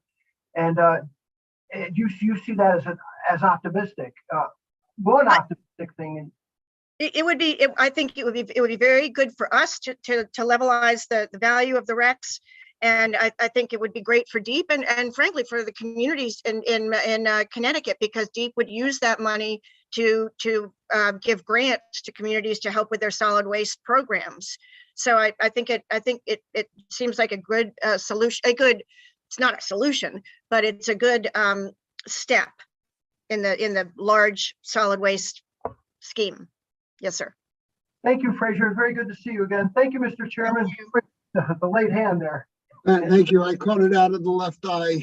So, thank you, Representative. I'm just looking, I did get a text about this. Next up is Jeff Wibby, but I'm not sure if he's on. Are you on, Jeff? I am, Senator. Oh, thank you, Jeff. Senator, I'm and committee members, I'm just here as superintendent of schools from Regional School District 17 to advocate for SB number 278, an act requiring multi-channel video programming and distribution. You know, certainly I'm here just based on the benefits of you know, public access TV and how it serves as a really powerful tool for particularly high school students and career technical education opportunities. You know, that's something that's been near and dear to my heart for the last 7 or 8 years. You know, just specifically, I just have 3 quick points. You know, educational access stations provide a key communication link between the schools and the community. Secondly, for decades, our educational access station here has provided our 12 towns thousands of hours of valuable programming, from live sporting events with, you know, the kids in the schools, school concerts, board meetings, and has been utilized to raise over $600,000 for local people and organizations in need for various local fundraisers. And finally, it's an extremely valuable resource for educational access, and it's provided the training of many students along the way to get a foothold into the television industry, and led to many careers particularly of hundreds of students in Regional School District 17, but I can say probably thousands of students you know, at the career technical education system for the state of Connecticut as well. So, you know, please take this into consideration as you think about SB Bill number 278. And I thank you all for the opportunity to advocate on this bill's behalf. Thank you, Jeff, and keep up the good work at Region 17. I don't see anybody's hand raised. I'm going to go to Don Stein, who's the chairman of MIRA. Thank you, Senator Needleman. It's good to see you again. I haven't seen you for a while. And I appreciate you and Chairman Arconti, the vice chairs and ranking members, all allowing me to testify today on Senate Bill 277. Tom Kirk, who is the president of MIRA, and Jim Hayden, who is the vice chair, are both on. And between Jim and I, we've served on the MIRA board for well over 10 years, going on 11 years. So it's been quite a ride. I won't spend a lot of time on background, since I think most of the members are aware of who MIRA is, what our role is, but I would remind people that we are quasi-public. We have been in existence for over 40 years, or MIRA and its predecessor. And basically, we were charged with administering and executing the public policy for fiscal and environmentally sound solid waste disposal. One of the things that is very critical is that we do not get any money from the state. We operate that with no cost to the state, and we receive no state appropriations or state funding. And we operate at a net cost of operation, meaning that the price we set for tip fee only covers the cost of the services, no profit. Obviously, if there's capital expenditures and that sort of thing, you have to include that in the tip fee. When we set a tip fee, it includes the disposal of the solid waste. It includes handling the recyclables, and it handles all the transportation costs. So sometimes when people think they're getting a good deal on disposing of trash, they forget the fact that they still have to pay for transportation, and they still have to pay for disposal of recyclables. And the recyclables market has changed very much over the years. So basically where we are now is we own one facility, the one in the South Meadows, which has been the backbone of the state's waste disposal system. But as I think most of you know or are aware, it's basically at the end of its useful life. It's the end of its mechanical life. And we started a process about 2014 when the legislature passed a bill which asked for DEEP with MIRA support to put out an RFP to find someone to operate the plant long-term. That RFP failed for a variety of reasons that I won't go into. And as a result, we lost about 7 or 8 years of time when we could have been doing a great deal of work to bring MIRA or the MIRA facility either back up to speed or to build a new facility. So where we are today is that we had started out down a path which all of us disliked immensely, to shut down the plant. And the only option available to us when that plant was shut down is to ship waste out of state, which is counter to the state's policy, the solid waste disposal policy. Right now, we see no other option. The commissioner and her staff and some volunteers have done a good job of identifying initiatives that over the long term will help, but they won't solve the problem we have today. They won't solve the problem in the short or medium term. Pay per throw is something that some states have used, but anytime any of the municipalities in Connecticut, except for Stonington, tried to implement it, it met a great deal of resistance. Separating out organics, producer responsibility, that sort of thing are all beneficial. But the fact of the matter is today we've got no help from DEEP. We've got no help from the governor's office. So we are where we are, which is that we have to shut down the plant, whether it's a month from now or a year from now. There's no option available to us to do anything but that. So what we're recommending is that first we look at the solid waste policy and look at how we can resolve it, how we can build technological capability. And secondly is to look at the least disruptive and most efficient means to deal with a 1 million tons per year capacity shortfall that's going to result when the South Meadows facility is decommissioned. So the bottom line is these initiatives, and we talked about this at some length yesterday with the Environment Committee. I know the commissioner had conversation today, and I was tied up with a family matter, so I did not get to listen to the conversation with the commissioner. But these initiatives need the attention very quickly of the executive branch and legislative branch, or we're going to be forced to do something that for a long term that none of us want to do. And I rushed through that because I know time is limited and I know a lot of people are familiar with the situation, but I thought having a good Q&A might be the best thing we can use my time and the time that Mr. Hayden and Mr. Kirk have available. Thank you, Don. I just want to also mention Don's the first selectman up in Buckhamstead, and I've done that for a long time also. I don't know, Will, if you have the two other folks from Mira looped in. So if anybody has any questions, they can be part of the conversation, or if they want to speak separately, they can speak separately. I see a couple of hands up. Representative Aurora, you're first. Yeah, thank you, Mr. Chair. This is my first the first time I'm speaking today, so I appreciate you calling on me. And thank you so much for your testimony. I really appreciate that your thoughts, and what I wanted to ask was, this is for many towns the most significant challenge, as it's going to be so hard to replace the capacity which is going to get taken out. So is the July or the date we are hearing, is there any reason for a hard stop at some point, whether it's July or November, or is this something which is kind of near the end of life, and perhaps depending upon the study and depending upon things come out, this can be extended for a little bit more or less? Let me try to answer that, and Tom can jump in as needed. So what we have done in the last, I'll say a year, we took a look at the facility. We went to DEP and said, if we want to keep the facility going until the end of our contractual obligations, which is 2027, July 1st or June 30th, 2027, we need about $15 million a year in addition to normal capital to do some refurbishment. The answer to that was no. We will not receive that money. We have no capability to bond unless we have long-term contractual commitments, which we do not have. We only have commitments through, like, as I said, June 30, 2027.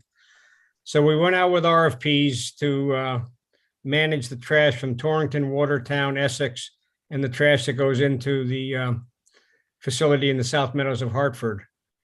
We thought we had a contractual commitment to take the trash out of state in accordance with the state statutes and the state requirements, but we were unable to negotiate that contract.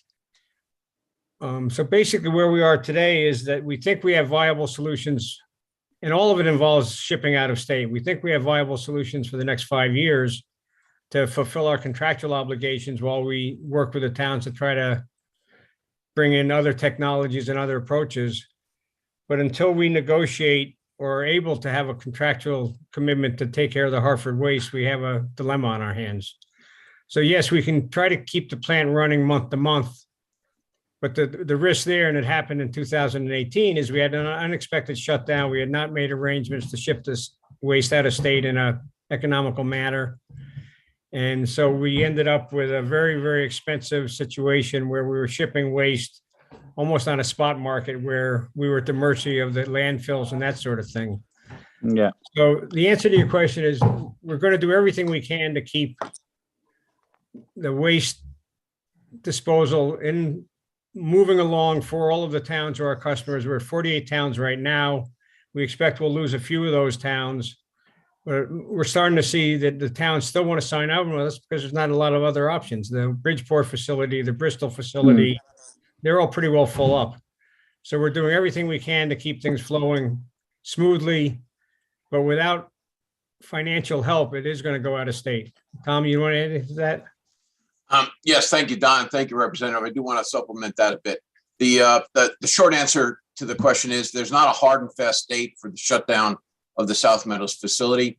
It's targeted for July 1, but it will practically and likely occur only when we have arranged for replacement capacity. I reasonably predict that won't be before August or September, and could take even longer. But the plant capability to continue to operate reliably is non-existent. It needs to be decommissioned in the absence of a very substantial capital reinvestment on the order of $250 million. It needs to be retired. I would like to take this opportunity to just correct a couple of things from the record earlier this morning. I think there was testimony saying that MIRA has not provided the plan of operations for the solid waste management plan for MIRA's annual planning. We did submit that back in September 2021, and the prior year's plan of operations, annual plan of operations, in July of 2020. The bad news is those plans point out frankly, the lack of alternatives. We will necessarily, as Chairman Stein said, be taking a giant step backwards in our management of solid waste. There is no alternative to moving waste out of state to landfills, a much less desirable management option for us. Out of state landfills in potentially communities that don't deserve that gift. We have no option but to depend on that for the short term. For the short term, meaning 3 to 8 years. Our hope is that this legislation leads to a task force that will enthusiastically examine the policy, the commitment to self-sufficiency, and acknowledge that although the technological problems are not the holdup, there's plenty of technology we can depend on to handle our waste. There's composting, gasification, trash to energy. There's all sorts of technology out there that works. The problem is political and, most importantly, financial. There are no private sector outfits that will come in and solve our problem without public investment. And the reason for that is it costs more to do so in an environmentally sound way than the alternative, loading it on a truck and sending it to Ohio, Virginia, or Carolina. So that's what we're up against. We have to find a way to reinvest in this infrastructure if we want to control our destiny with waste and ensure that our waste is handled environmentally optimally and does not disadvantage other communities outside the state. There's one other thing I would like to add to that, because Tom opened up a very serious issue. If you were to poll the Mirror board, our concern is that there's some interest in solving the state's solid waste problem on the back of the Mirror towns.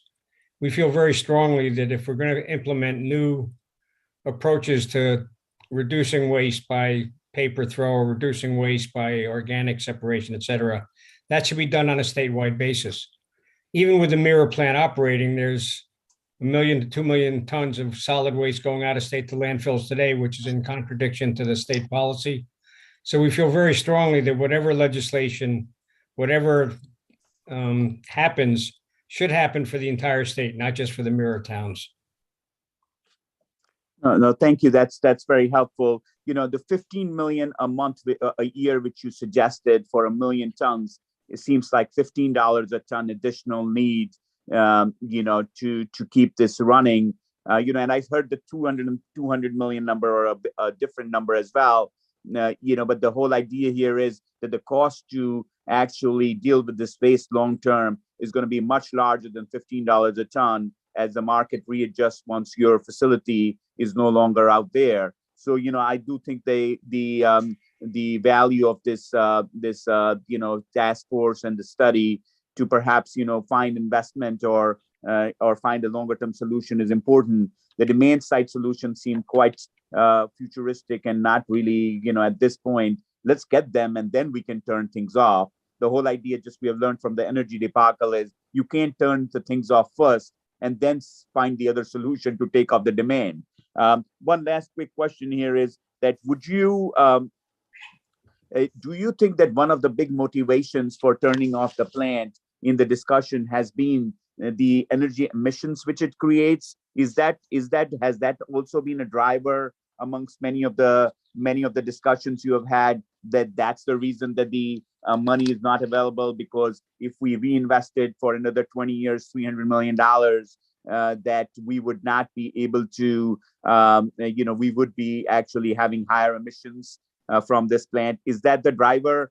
Because in terms of $300 million, if you raise the tipping fee by $20 a ton, that would self-finance itself if you did a 20, you know, a longer term on a longer term contract, because a $300 million investment will make that plant run for another 20 years. So is the emissions the real driver, or is it the investment part which is the real driver to close down this plant? I think there's a two-part answer to that question.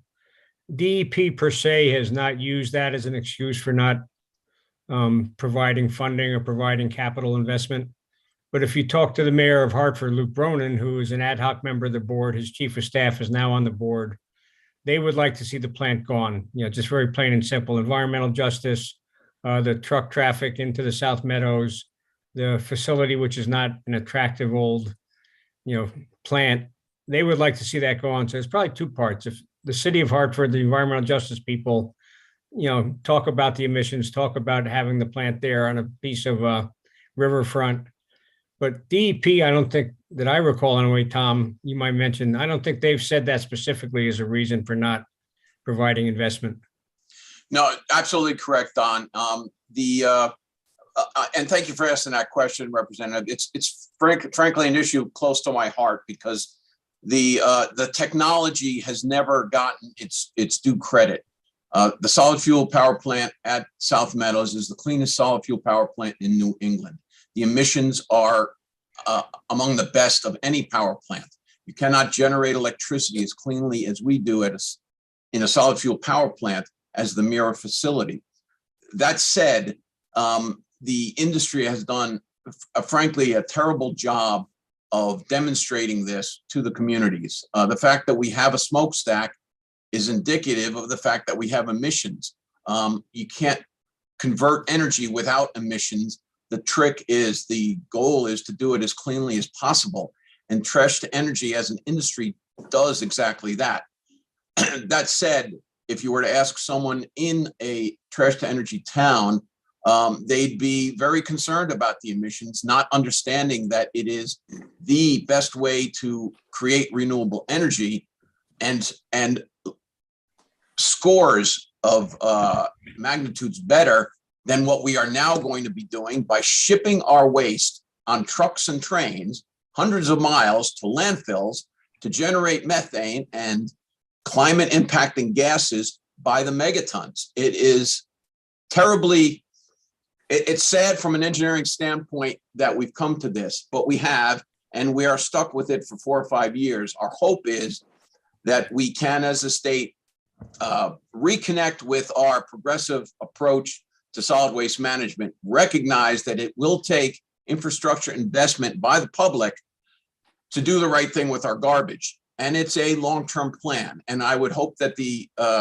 bill in question does focus on that long-term plan and acknowledge that it will take investment. It would be a shame and a tragedy, frankly, if 10 years from now, we are still hauling garbage to poor rural communities in Pennsylvania and Virginia because we can't get our act together like we did 35 years ago with our trash to energy initiatives. And the other part of that is we have a 5-year commitment. Most of our towns, my town, Jim Hayden, who was a longtime first selectman in East Granby, I suspect Senator Needleman's town, we all signed 15-year contracts with PURA to dispose of our waste, and those contracts go through 2027.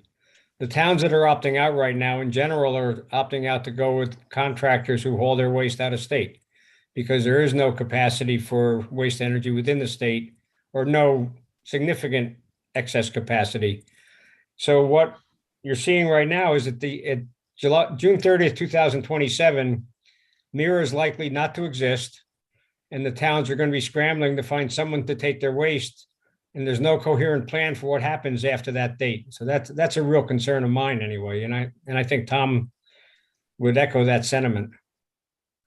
Well, thank you very much. I think I've taken a lot of your time. I think the real concern we are having here is that, after you are not there, just as you said, that the price of hauling this garbage at some point is going to go to $150, $200 a ton, and will be, that's how markets work, that once you get the capacity out, suddenly, the price can, people think about 20 and 30 and 40, but, it's just, we can see today what's happening to other commodities like nickel and so on and so forth. It can go to 200 and 400 too. So I do think that this is a very important task force which we're assembling, and we should consider this investment, maybe have a second thought to this investment. 300 million may look a lot, but when you think about 1 million tons a year, to be for 25 years to rejuvenate this facility, it doesn't look a lot. A $20, $30 ton tipping will support it. Thank you once again. Thank you for all the hard work you do. And back to you, Mr. Chair. Thank you, Representative Aurora. Senator Formica. Thank you, Mr. Chair. Good afternoon, gentlemen. Good to see you all again. Thank you for your hard work on this issue. If you listen to the commissioner today, she seemed to lay the problem at your lap in PURA by not having the RFP done and by not having the long-term plan done and by having bonding authority that you should solve it. She didn't mention any of the details that you need long-term contracts and things in order to exercise that bonding authority. So I, for one, have been outspoken in thinking that DEEP has not done well trying to come to solutions with this problem. I also am mindful of the way Hartford feels about it. They don't want it there. What other options in the state, what other land opportunities in the state do we have if we had the money to do what we wanted to today?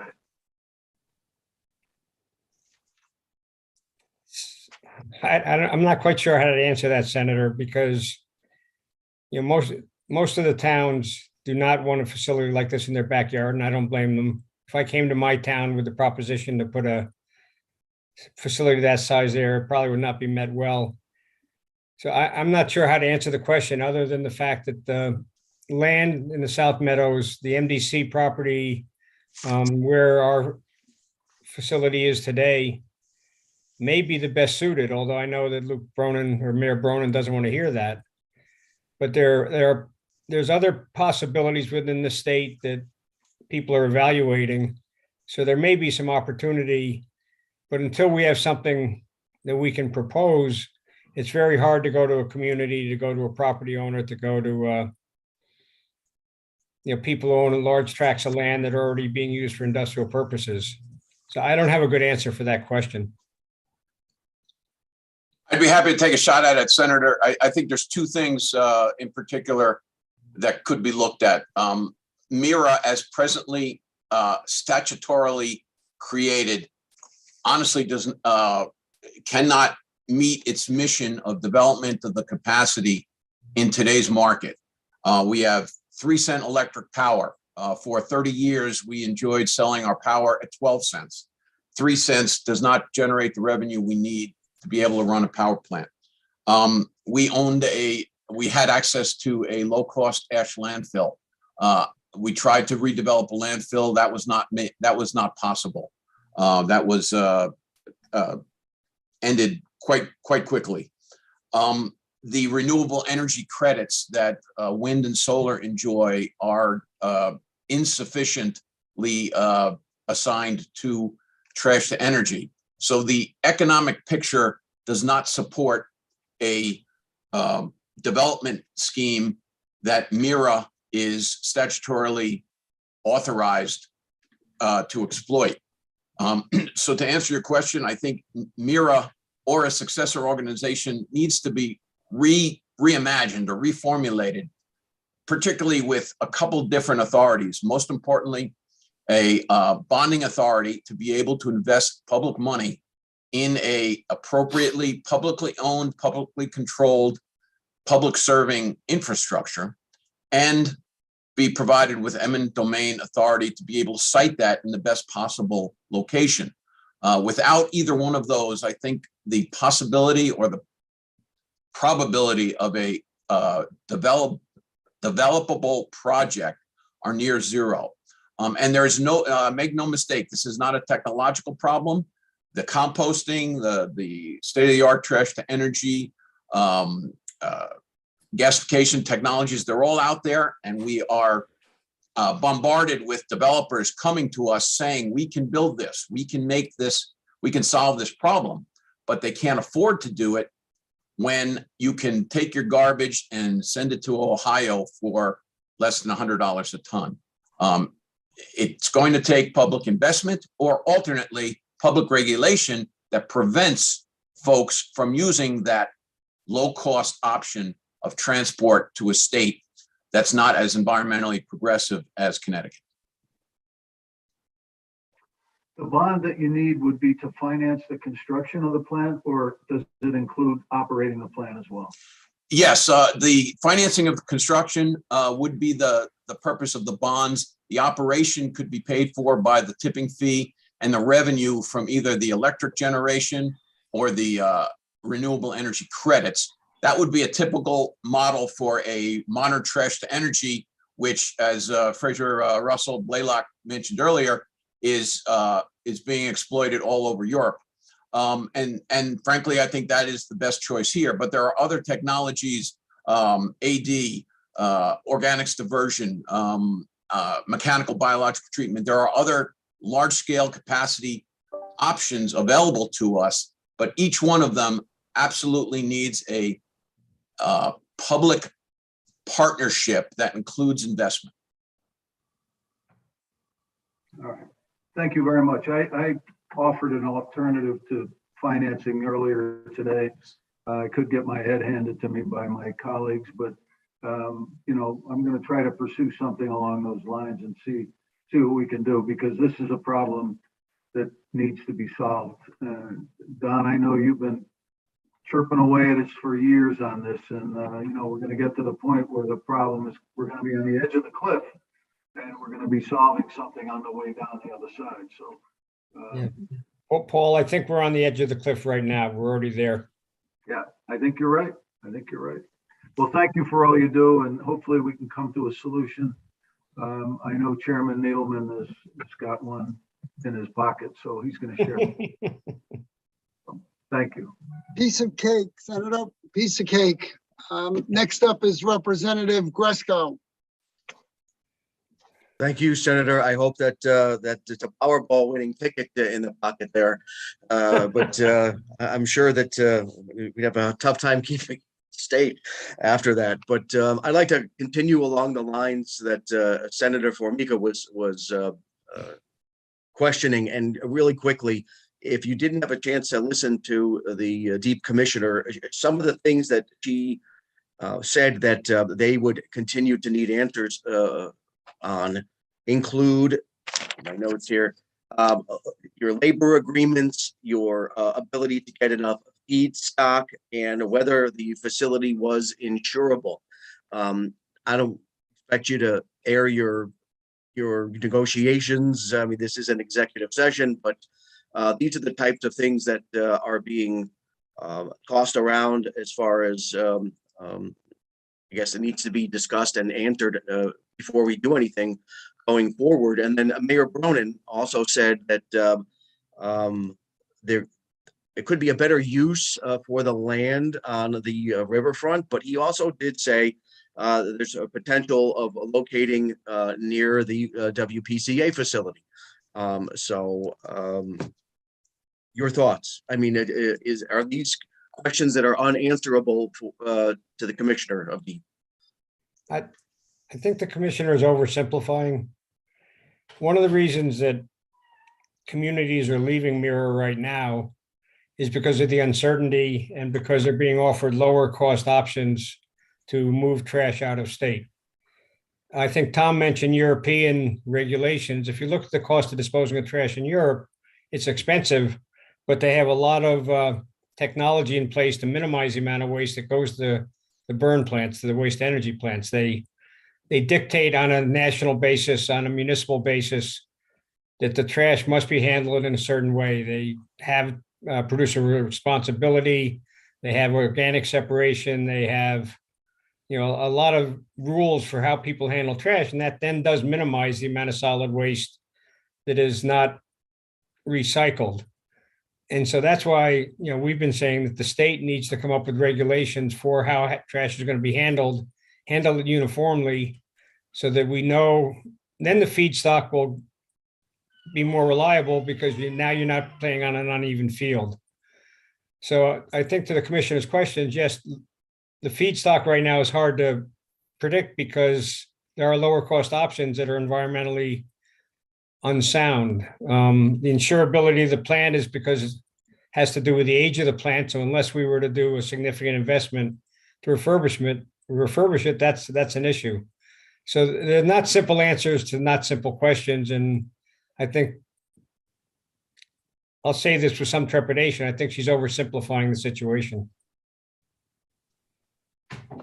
Thank you, Senator, and thank you, Don, Tom, James. I'm sure we're going to be seeing a lot of each other in the coming months. I can hardly wait. Thank you. Thank you, Representative Gresko. Representative Aurora for the second time. I'll keep it really short. What is the dollar per ton tipping fee which would make this plant financially viable? Let's assume that you didn't get our credits. I think this question might have been asked. What is the dollar per ton tipping fee? Is it $100 for long-term contracts where this would be viable without any public, without anything else? Quickly, Representative, it would be about $140 to $145 per ton is the cost of running the facility today. And that compares with a cost of under $100 to move garbage west or south. And this is without the capital cost? This is just the operational cost? The 145. That is to continue operating the facility today. We subsidize that with revenues from other operations that MIRA runs, and those subsidies are declining and essentially going away in the next 2 years, such that our tipping fee will be in the 145 range if we were to continue to operate. And I should stress that the condition of the plant is such that counting on reliable operation of that facility beyond this calendar year is fraught with risk.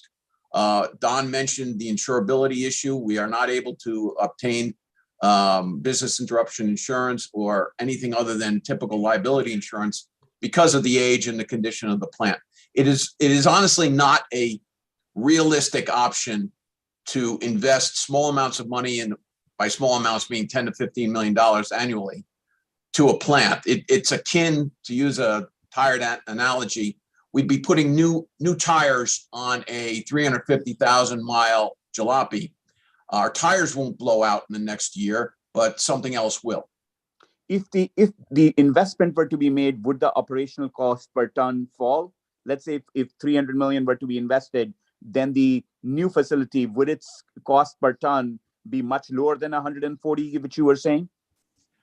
In conjunction with the DEP, under authority from 1494, Statute 1494, we actually performed an RFP. DEP ran an RFP, and we negotiated an arrangement with an outfit called Cecile Rooney that would renovate the facility and have an additional $70 million price tag, front-end mechanical biological separation facility.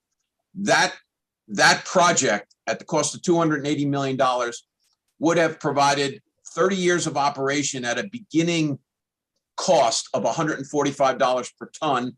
And that, of course, included all of our free recycling. So ironically, it's not a price that is scary today, given some of the pricing we're seeing, but it was too expensive for the likes of our towns that cannot commit to that kind of a cost for the long term. Got it. Thank you so much, sir. And thank you, sir. Appreciate that. Thank you, Mr. Chair. Thank you, Representative, or our Representative Masco's. Oh, I'm sorry, Representative D'Amico was next.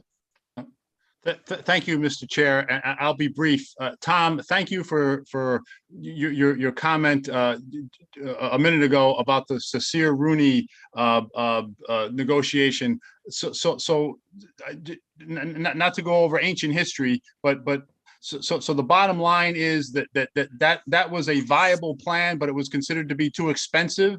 Is that what I'm understanding? There were a couple of issues, but ultimately too expensive for the towns to consider a 30-year commitment. And there were issues with Cecile Rooney looking for guarantees that the state was not comfortable providing. But yes, it was a viable plan from an economic standpoint at $145 per ton. Okay. And would you mind sharing what those guarantees were that the state was not willing to provide, or is that something you don't want to talk about? Because I'm curious. I'm afraid I would probably mischaracterize them, but they were more or less assurances that that the investments made by Cecile Rooney were risk mitigated in the long term. It was a substantial amount of equity that Cecile Rooney would be providing, and they were uncomfortable doing that without some of those assurances by the state in terms of guaranteed off-putting of electric and commitment of waste to the facility. Okay. I hope that answers your question. Yeah, no, that's in general, I guess it does. Okay. I know that was something that was debated and debated isn't the right word, negotiated for quite a while. And I was disappointed when it didn't come to fruition, but I guess there were reasons. Obviously, you just described some of the reasons why it didn't come to pass. So I appreciate that. Thank you. Maybe I could add to it a little bit. 35 years ago, the towns were anxious to join projects for 30 years, in large part because they didn't have a lot of alternatives. Their town dumps, which they generously called landfills, were being closed by the EPA and the DEP, and rightfully so. And there weren't options to haul it out of state. So the incentive to join the PURA projects, and there were 4 of them handling 140 towns, were very strong. That's missing today because of the easy alternative of loading up a truck and going west. Okay, maybe it's almost too easy. I would argue exactly right, Representative. Okay. It shouldn't be that easy to make the wrong decision. Okay, very good. Thank you. Appreciate it. Thank you. Thank you, Mr. Chair. Thank you, Representative D'Amico. Representative Mascos. Yeah, thank you very much for your testimony. I guess at some level, I'm surprised. And I'm trying to understand, is a suggestion that a $300 $300 million investment is going to, at best, get us a $145 a ton tipping fee? Or is that investment, are we issuing financial guarantees and not financial support to guarantee product and to purchase offtake on the energy? And even at that, we're 145, we can't get the fee lower than that. Is that the general model in the United States for these types of facilities? If I understand your question correctly, Representative, yes, the model of trash to energy plants that have been developed over the past 3 decades is 2 major revenue streams from the tipping fee and the long-term power production. The biggest change in the last decade has been the deficiency in the power price from 12 to 24 cents down to about 3 or 4 cents. And the inability of development projects to get a 30-year commitment on a price. I don't want to I'll try and be careful in characterizing this. The plant would be self-sufficient and would not need anything other than guarantees of the bonds, and would be able to provide $145 tipping fee. But a guarantee, that would be the cost, and that would be the beginning of a 30-year project that would see the tipping fee rise with costs of operation over the next 30 years. But $145 tipping fee, a capital investment by the private sector on the order of $250 to $280 million would renovate that facility and pay for itself. The challenge is 30-year commitments of town garbage and 30-year commitments of electric offtake at a reasonable price. Which would be the biggest problem or question I would have is it the forward current markets for carbon energy, or is it, solar or wind? How much of a premium over the current price of energy am I committing for 30 years? The wholesale price for power, which is where we sell our power now, is on the order of 3 cents, depending on the temperature today. It's impossible to even get someone to buy a 30-year strip of power. The original projects in the past 3 or 4 decades across the country were enabled by a couple of different federal laws that required utilities to purchase power on a 30-year basis to match the bonding at an avoided cost basis. That law is no longer applicable, and it's impossible for us to get anything essentially more than a 1-year, perhaps a 2-year sale of power. And you can't, obviously you can't guarantee a bond with that. But the other question, the other challenge is the towns. With a viable economic alternative for taking care of their garbage, I don't think there's a town that would commit 30 years to a project on the promise that it will continue to be economic and beneficial.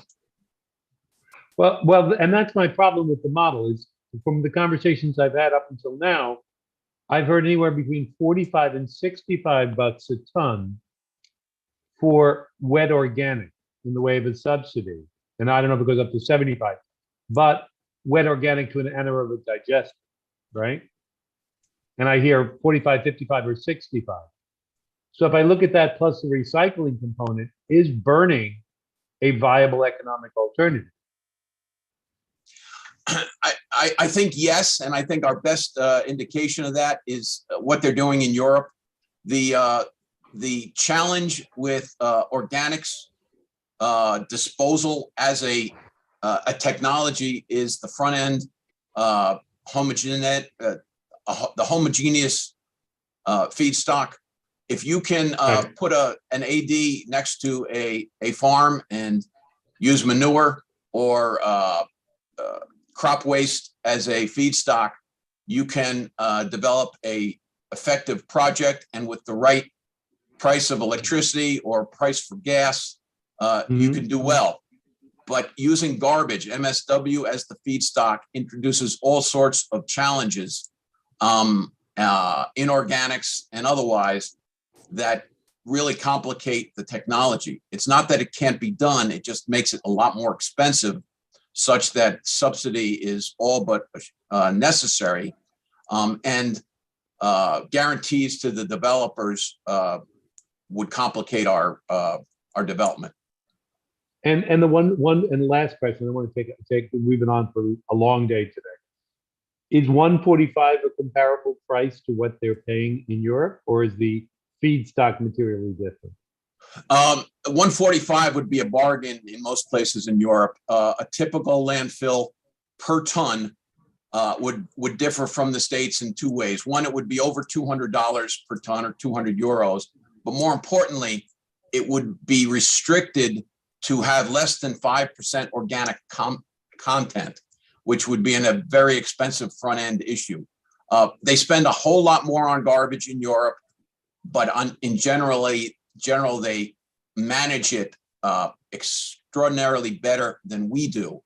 And the reason for that is obvious. Landfills are few and far between there. They invest heavily in trash to energy, modern trash to energy. Every medium-sized and large town has at least one trash to energy plant, very often utilizing the energy as district heating instead of electricity. The technological challenges are there, but they're not insurmountable. It's a cost and politics issue. Okay, perfect. Thank you very much. Sorry to take so much time, Chair Needleman, and thank you for the answers. Thank you, Representative Meskers. So I just want, I'm going to try to be brief on this. Obviously, it's not something that I'm as knowledgeable as you are, Tom, but the real issue here inhibiting progress for MIRA, one, Hartford not wanting it where it is, although they have expressed a willingness to place a plant in another location. The problem about subsidizing MIRA as it exists is that 50 some odd towns participate, and we would be requesting 100% of the residents through bond guarantees or what have you to subsidize this operation. I think that the better alternative from my point of view may be a small amount of bond money from the state or some bond guarantees, but in the value of the energy. And that way, the state's policy goals of not shipping trash out would be met. And the tipping fee might be mitigated against the value of the energy.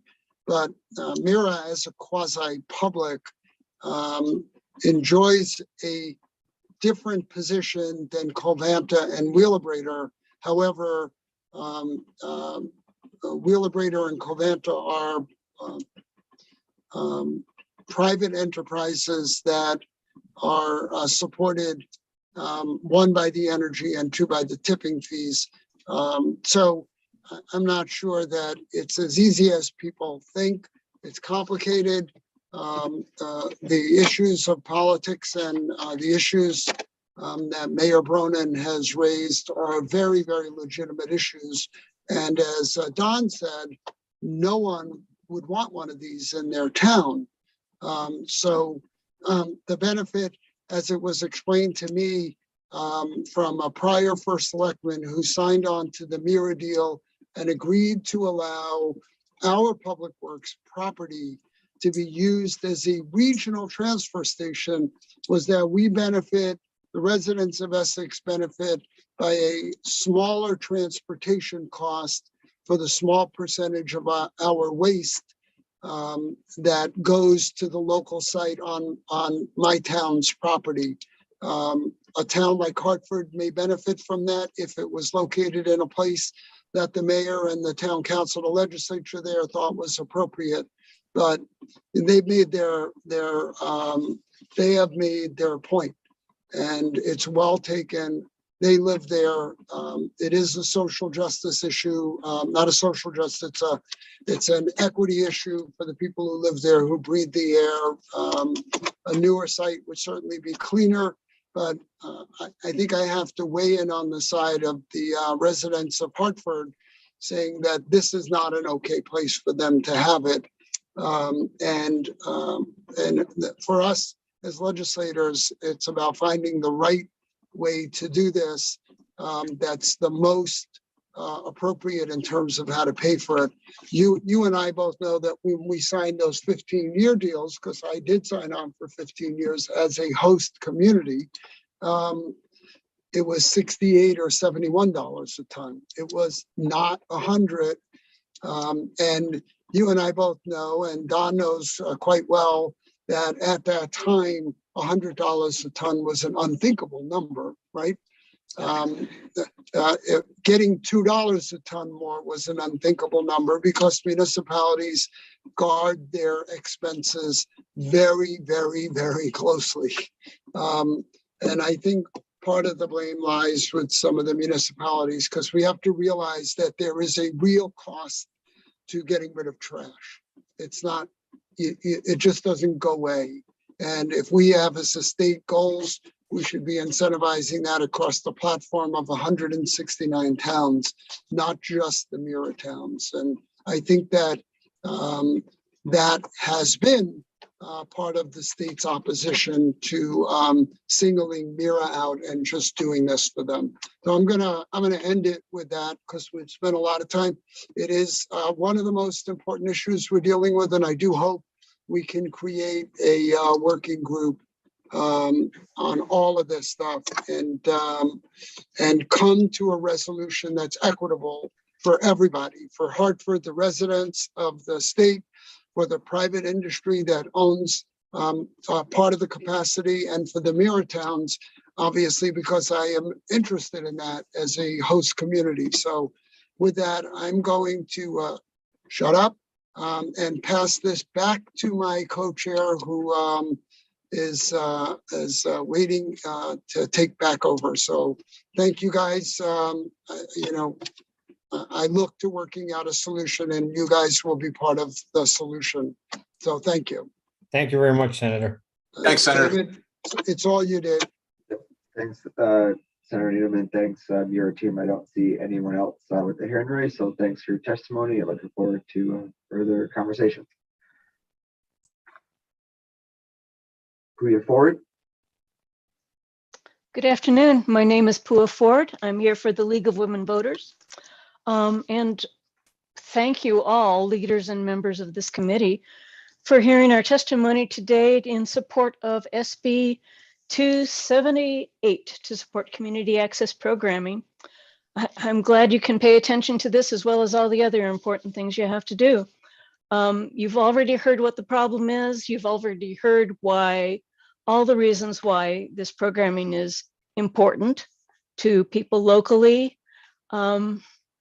I find that our local leagues often use the public channels and the government channels for discussing their issues, voting on climate change and affordable housing, all sorts of things.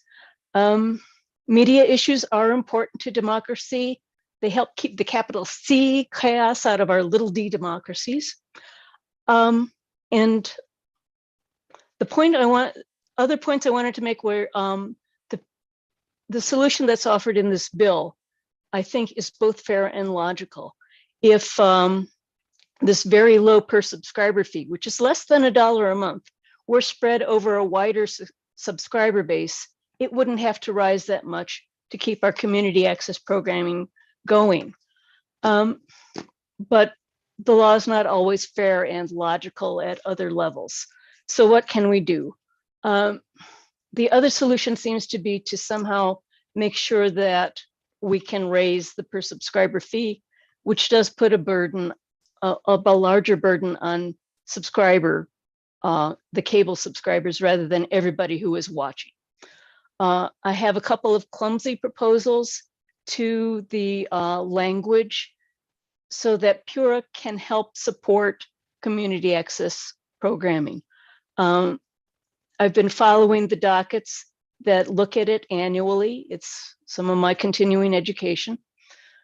And it seems that they don't have staff enough to look at data that they've already been collecting, because questions keep coming up year after year about what kind of programming they have, how many users they have, what their budgets are. And the CAPs all report that year after year, and it's in the database. If PURA has staff that can look at the data, or they can get it analyzed by somebody else, we could move forward with this, I think. Finally, it's not that they're not doing their job. They've done monumental work, especially in after the storms, getting the power companies to do what needs to be done. After that, I just hope we can find a way to help keep supporting our community access. And that's about all I have to say. Thank you. I appreciate your testimony. Thanks for waiting around. I don't see anyone with questions, so thank you very much. Elizabeth Guerra. Thank you, Representative. Members of the committee, my name is Elizabeth Guerra. I'm the Executive Director of the Connecticut Waterworks Association, which represents municipal, private, and regional water utilities throughout the Connecticut. We're very fortunate here in Connecticut. Our water utilities are very committed to providing residents and businesses with safe, high-quality drinking water supplies at a reasonable cost. As many of you know, water utilities are currently facing considerable challenges in replacing aging infrastructure and upgrading systems to comply with various state and federal requirements, including under EPA's revised lead and copper rule. We will be required to inventory and undertake replacement programs for lead service lines throughout Connecticut.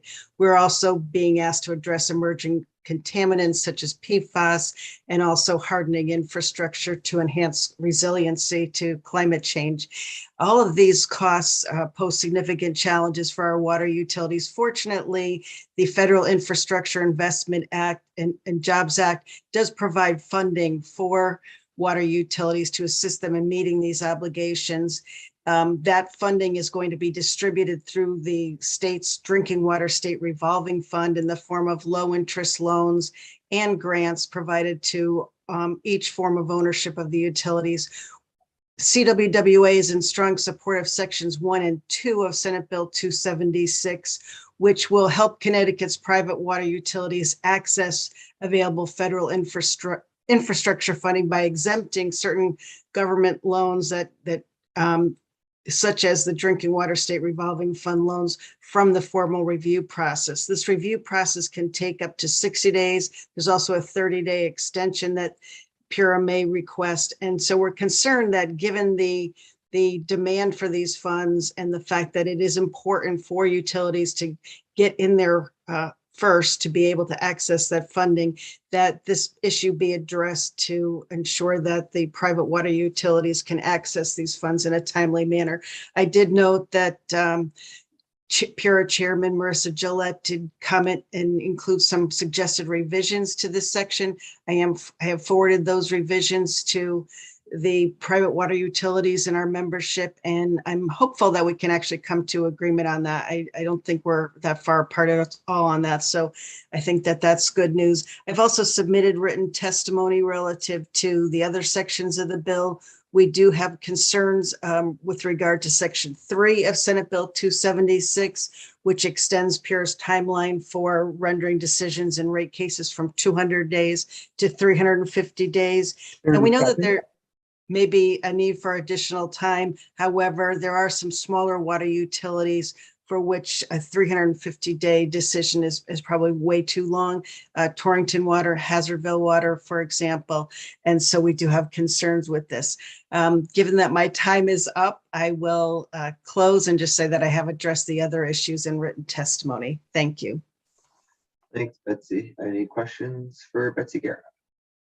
Rep Foster. Hi, Betsy. It's so good to see you again. Thank you so much for your advocacy on this issue. As you know, and we've discussed, there's some significant concerns, as you mentioned, with contaminants in many of these smaller systems. Can you sort of tell me a little bit about why you believe that these smaller systems should have, are being sort of left out? Can you explain a little bit about what the risk is with them having access or delayed access to these funds? We have such an issue in our community. I just want to make sure that my fellow committee members understand what the issues are regionally.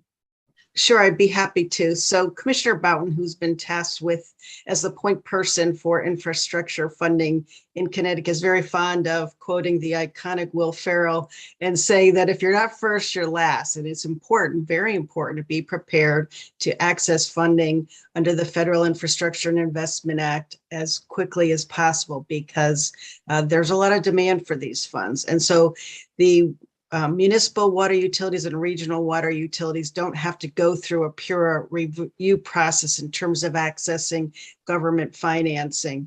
And so we think that this change is necessary to ensure that there's a level playing field so that private water utilities can access those funds in a timely manner as well.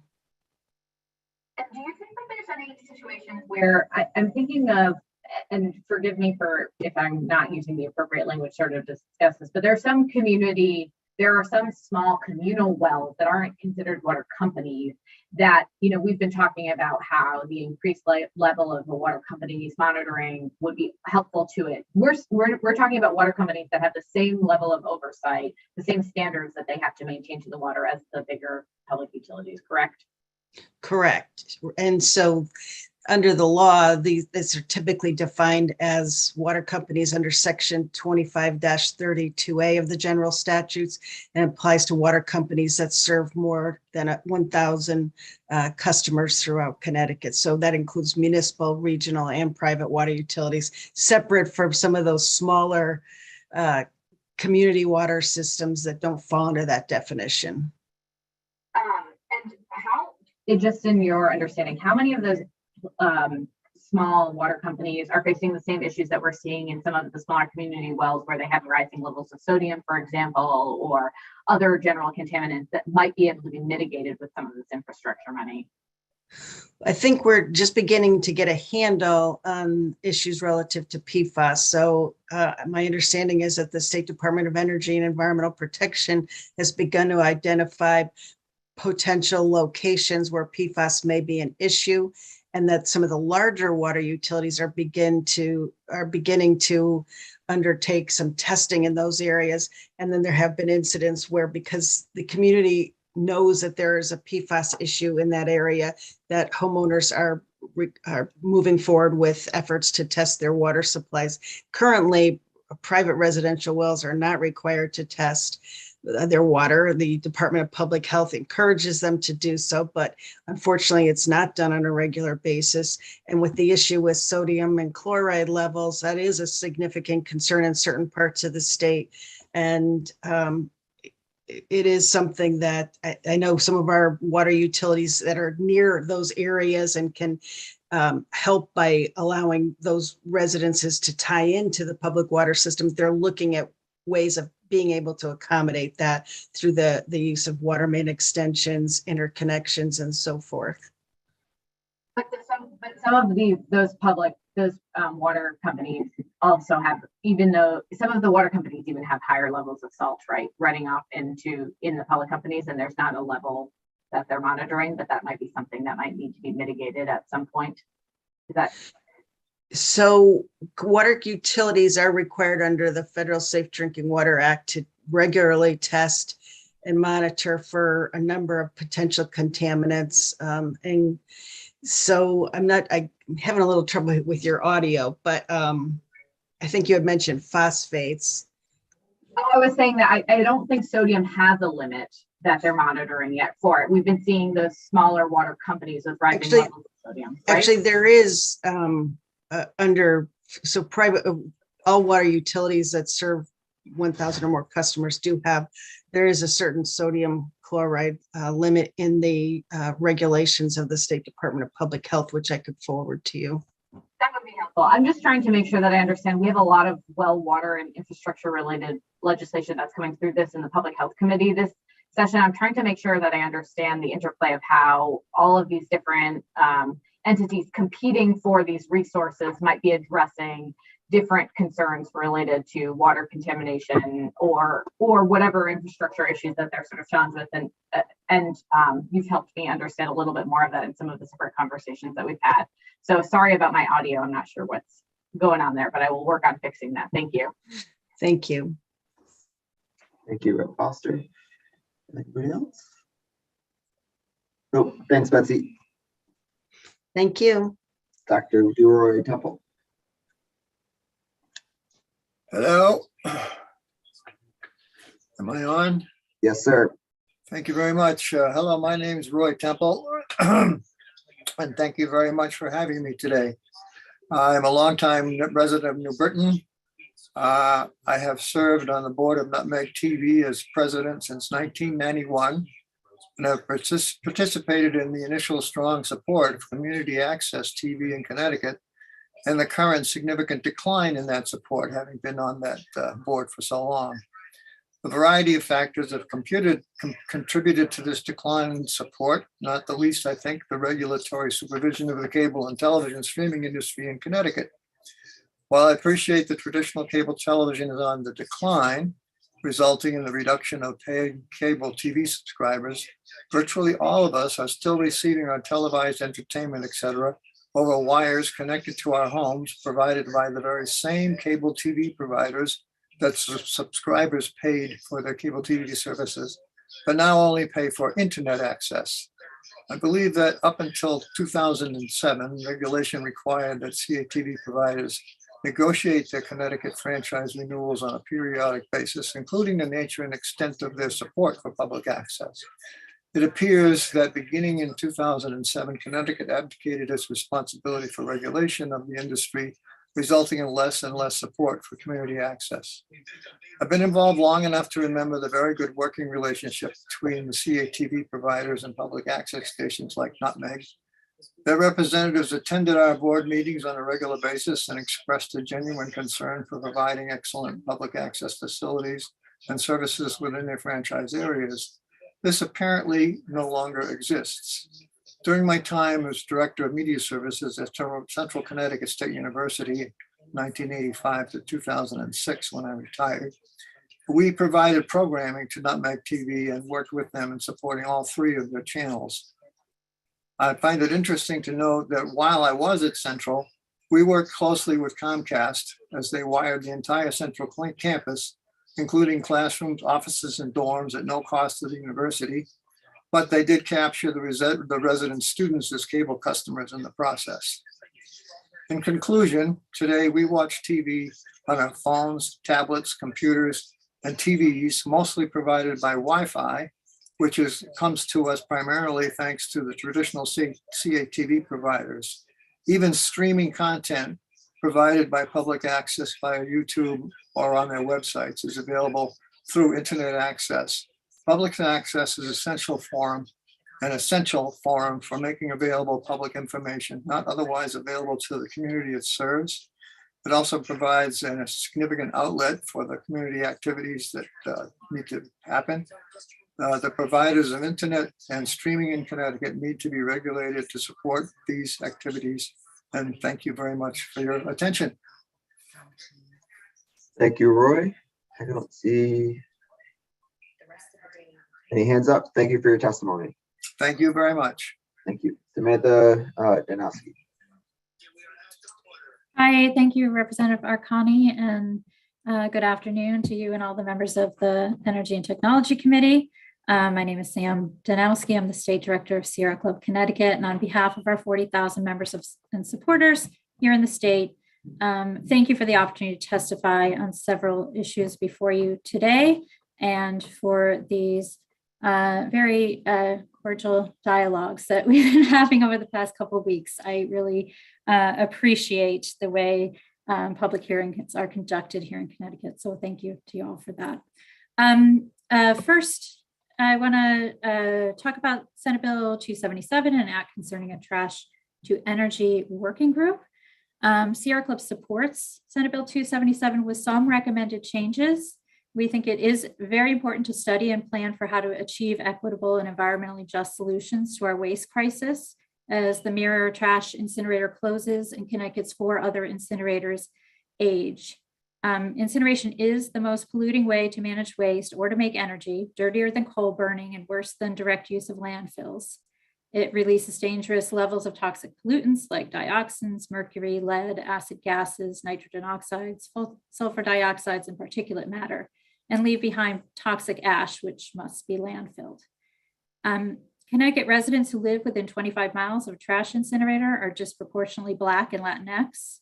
Together, the Hartford and Bridgeport incinerators account for 76% of the state's trash incineration capacity, along with 78% of the lead emissions and 2/3 of the mercury and nitrogen oxide emissions.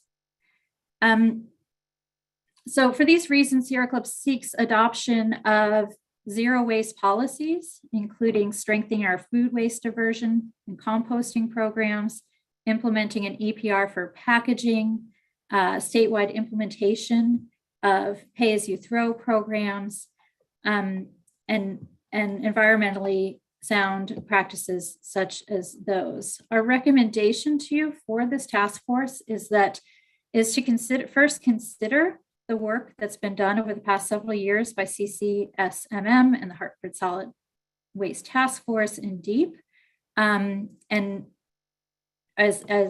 consider their recommendations as things that can be implemented here in Connecticut, and that any working group should build on the work done by these groups. We also recommend that the working group be more inclusive and include community representatives from environmental justice communities who are most directly impacted by the polluting facilities.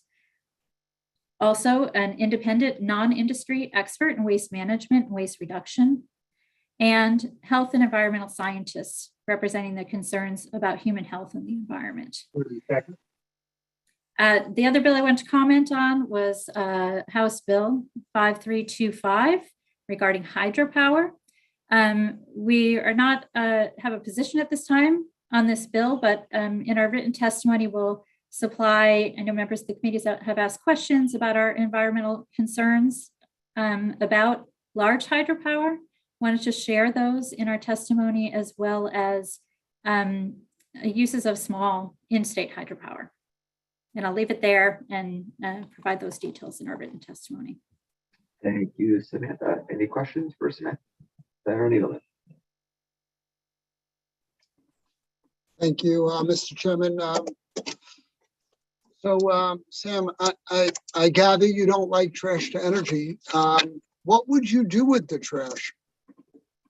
Yeah, I definitely share, I think, everyone's concern about our waste management crisis. We do have a number of proposals that we would like to see move forward. And as I said, the CCSMM, as well as the Hartford Solid Waste Task Force have, spent the last year or so talking about what municipalities can do. And I think I know that. One of the go on. One of the top. Go ahead. What would you do with what's left? Yeah, well, what's left, we still have to reduce, but we can significantly reduce what we have. I get that. And I think that's the first place we have to start. Of course, but what would you do with what's left? Well, I'd hope there would not be much left. There would be a lot left. 20%, 30% of biodegradable material. I'm for some single-use plastics being, eliminated from the waste stream. I don't think they should be in there, but there will still be 50% of the trash we generate left. What would you do with it? I think we can get down to much lower than that, with food waste making up 22.3% of the solid waste. I get it. What would you do with what's left? I think that we can have that conversation then. I mean, we have incinerators that exist now. We have to have them both. Well, we don't have to have, we can retire an incinerator now and not expand the use in the other incinerators. So what would you do? So let me ask you then, I'm not asking you personally, I'm asking you, with the Sierra Club, does the Sierra Club support taking what we can't recycle or reduce tomorrow, not 3 years, 5 years, 10 years, and shipping it to another state and burying it. Because those are the two options that are there. Or we could, barge it like New York used to do offshore and just dump it in the water. We have to do something with it. There's got to be a reasonable solution here. I firmly believe that the choice of we either have to incinerate it or ship it out of state is one that is not the real choice. I mean, we have so much that we can remove. Okay, I get it. That was the conversation with the commissioner, and ultimately the commissioner agreed that trash to energy is still the best, whatever's left. I mean, I'm for reducing it, but you're stating a position. I just want to know, if you were in charge, if you were a policymaker, what would you do besides all the waste reduction? There's got to be something that you think we should do with it. It ain't going to evaporate. So. Yeah, I actually think based on the numbers, we could reduce the amount of trash that's going to MURA down to nothing with a statewide plan to reduce, to divert food, to make sure that we don't have. There's no answer tomorrow, because we're faced with a tomorrow question. And tomorrow, if MURA goes away, and I'm not saying it should or shouldn't go away, we're going to be bailing and shipping and sending it to, distressed communities that are willing to take our garbage in Ohio and Pennsylvania. And, those are the options. You can't be in favor of nothing. You're in favor of one by default. So I'm going to leave it at that. I just felt like I needed to ask you that question. Yeah, I will add that I think what we've learned in the past couple of years is people can change their behavior very quickly. And so I truly believe that we could change behavior very quickly. So tomorrow we should assume that we could get rid of all the waste and not have to bail and ship it. Enough that we don't have to rely on shipping it. Yeah. Thank you. So I appreciate your answer. It just explains to me where Sierra Club falls in the practical discussion of getting rid of your garbage. So thank you. Any other questions for Samantha? Seeing none, thank you, Samantha. Until next time, thank you. Mark Orstein. Hi, good afternoon, everybody. My name is Mark Ornstein. I live in Simsbury, and I am a volunteer at Simsbury Community Television, a techie volunteer, as well as being on its board of directors. I support SB 278. Currently, community access providers receive a subscriber fee that is set by PURA, and the fee can only be adjusted via a cost of living adjustment. The subscriber fee appears on the monthly cable provider's bill. In Simsbury, it is currently 74 cents per month, or $8.88 annually. And interestingly enough, that $8.88 is the equivalent of roughly 2 gallons of gasoline today. In the Comcast monthly statement that I receive from my home, the 74 cents is titled as a franchise fee. It is not a tax. In Simsbury, both Frontier and Comcast transfer what they have collected in a franchise fee for the quarter directly to Simsbury Community Television. This is the major funding resource for the ongoing operations of SCTV. In the last 5 years, as Patrick Phelan, our station manager, mentioned earlier, we've seen a decrease of approximately 11%, going from on the order of $64,000 down to $57,000 in 2021. To $64,000 was in 2017. With cord cutting, and I really don't like that term because we still have cords, it's with the cancellation of cable TV, the revenue decrease will continue as subscribers cancel traditional cable TV service. Bill 278 is basically an update to the current regulations to allow for the dramatic change in technology brought by the internet over the last several years. Section 1A2 changes the subscriber base from today being only cable TV subscribers to the following. Subscribers mean any residential or commercial customer who purchases one or more of the following services: A, video streaming, B, internet access, or C, cable television. This essentially restores the subscriber base to what it was before the technology called cord cutting was done. Most of the language in the bill appears to be the same as the current regulations, including the price of $5 as the yearly fee. And that has me confused. Was that a copy and paste operation, or was there truly agreement on the $5 fee? Because today, that $5 fee is historic in the existing statutes. The cumulative cost of living increases via PURA dockets now have the annual fee in Simsbury at $8.88. So I suggest that this amount, or the amount determined in PURA docket 21-07-06, or something close to it, be substituted in SB 278. Thank you for your Thanks, time. Mark. Thanks for your testimony. Any questions for Mark? Seeing none, thank you for your testimony. Sterling Clifford. Afternoon, my name is Sterling Clifford. I'm the Government Affairs Manager for Sonova Energy. We are one of the largest residential solar providers in the country. Connecticut's a very big market for us. Our Connecticut operation is a network of local dealers who originate solar systems. And on their behalf and on ours, I'm here to talk about House Bill 5326.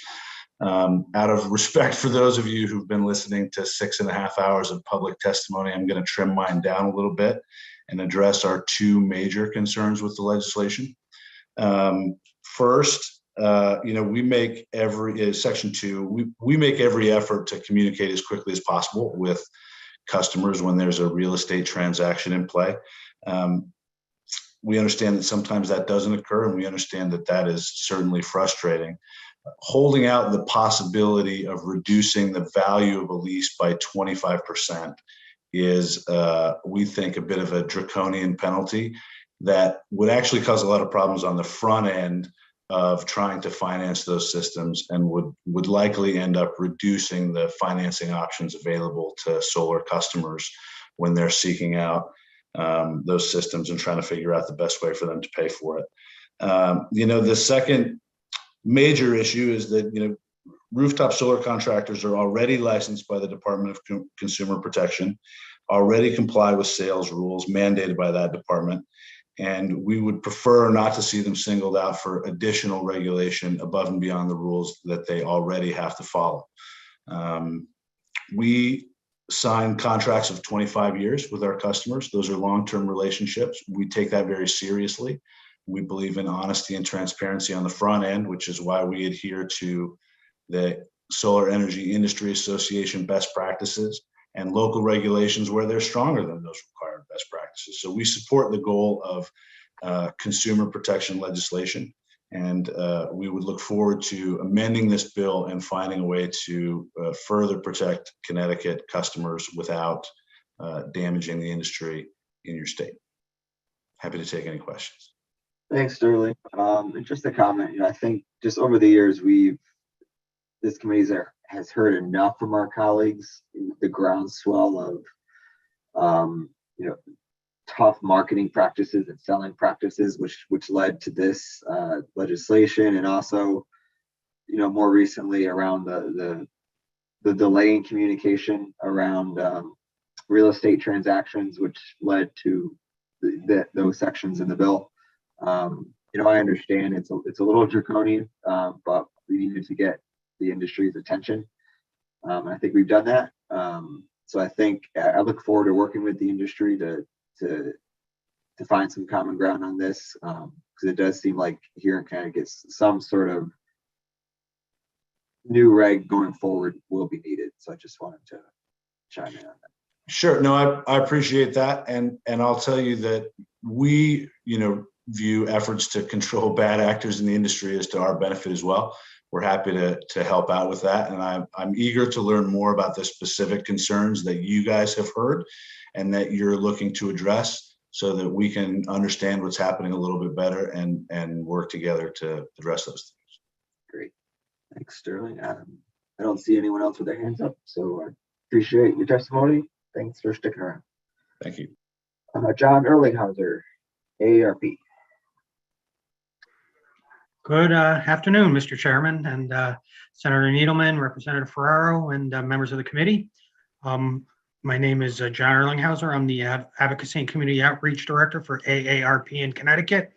And AARP is a nonpartisan social mission organization that advocates for individuals age 50 and older.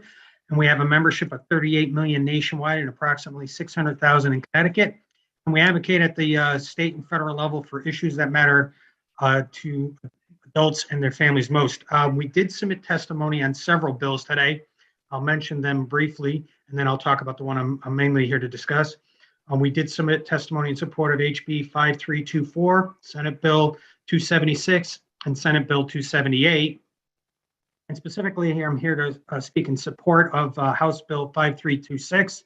And I really appreciate the committee's raising this bill, and I'm glad to be able to have the discussion. House Bill 5326 establishes procedures that residential solar providers and agents of such providers must follow when conducting residential solar systems. The proposed regulations will help protect consumers from misrepresentations, unfair trade, and deceptive advertisements and practices when they purchase solars. I'm not going to read my testimony, but I've been listening for most of the day, and so I do want to comment on a few things. I know several of the solar providers have testified specifically about line 8, and that's to, they want to eliminate the ability for you to hold the third-party agents that they hire to represent and solicit on their behalf and indemnify them from being responsible for the conduct of those agents. I mean, I think it should be the opposite. I just remember, we want a successful solar industry. There's value in that product. I have been before this committee so many times over the last 19 years, slamming third-party electric suppliers because I don't really see much value in the product they provide, but I do in the product that solar providers provide. And I don't want to attack the solar industry, but the fact of the matter is they do hire agents that solicit on their behalf. And I don't think there's a single person in this committee who has not either personally been solicited by a solar provider or doesn't know somebody who has, that isn't given false information or aggressive sales and marketing tactics from their door-to-door agents, which mostly are not employees of the company that they're soliciting on behalf of. And I think the previous speaker's comment is exactly the point why we need more stringent oversight on the agents of solar sales persons, because you're entering into 25-year contracts. I mean, that's just the example. I mean, I have my neighbor across the street, an elderly woman, recently widowed, and an aggressive salesperson was trying to sell her, a woman in her 80s, a 25-year contract on solar. And she asked him 3 times to leave her front porch, and he would not leave until I, who had my dog in the yard, went over and had to almost, to the point of threat to get this person off this woman's front doorstep. Now, that's just in my own across the street. And I have numerous other examples. So I think, we want to have a robust solar industry in the state of Connecticut. It is needed. But we also need to be able to come to some common ground on some rules of conduct, particularly around the agents of these guys. And I'm willing to work with folks, and I've spoken to some of the solar providers, but I think doing nothing is no longer acceptable just because we like the industry, that we should allow it to continue to run rampant and their agents. So, I'm happy to answer any questions, but I do appreciate the Representative Arconti, Senator Needleman, and others that you raised this bill and that we can have this discussion. Thanks, John. And as always, thanks for everything you do for our seniors here in Connecticut. With that, are there any questions, comments for John? All right, thanks, John. Thanks for having me. Francis Polaro. Mr. Chairman, thank you, Ranking Member Ferraro, members of the committee. I'm Francis Polaro, Executive Director of Renew Northeast.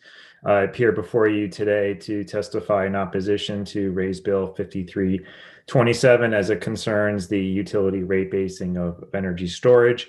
I join in echoing the remarks from PURA and DEEP earlier today in opposition to this as well, and just would note that Renew was a party in the one of the PURA dockets on non-wires alternatives We did submit detailed comments in that docket on how third-party developers are able to provide the same services that the utilities have described in their testimony today and do so in a reliable manner. So with that, I thank you for the opportunity to testify before you today.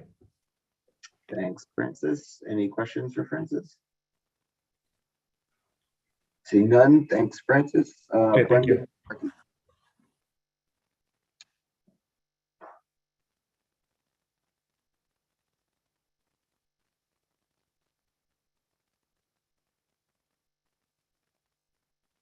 Not seeing Brendan. Kevin. No, I'm sorry. Brendan is here. He's just muted. Okay. There he is.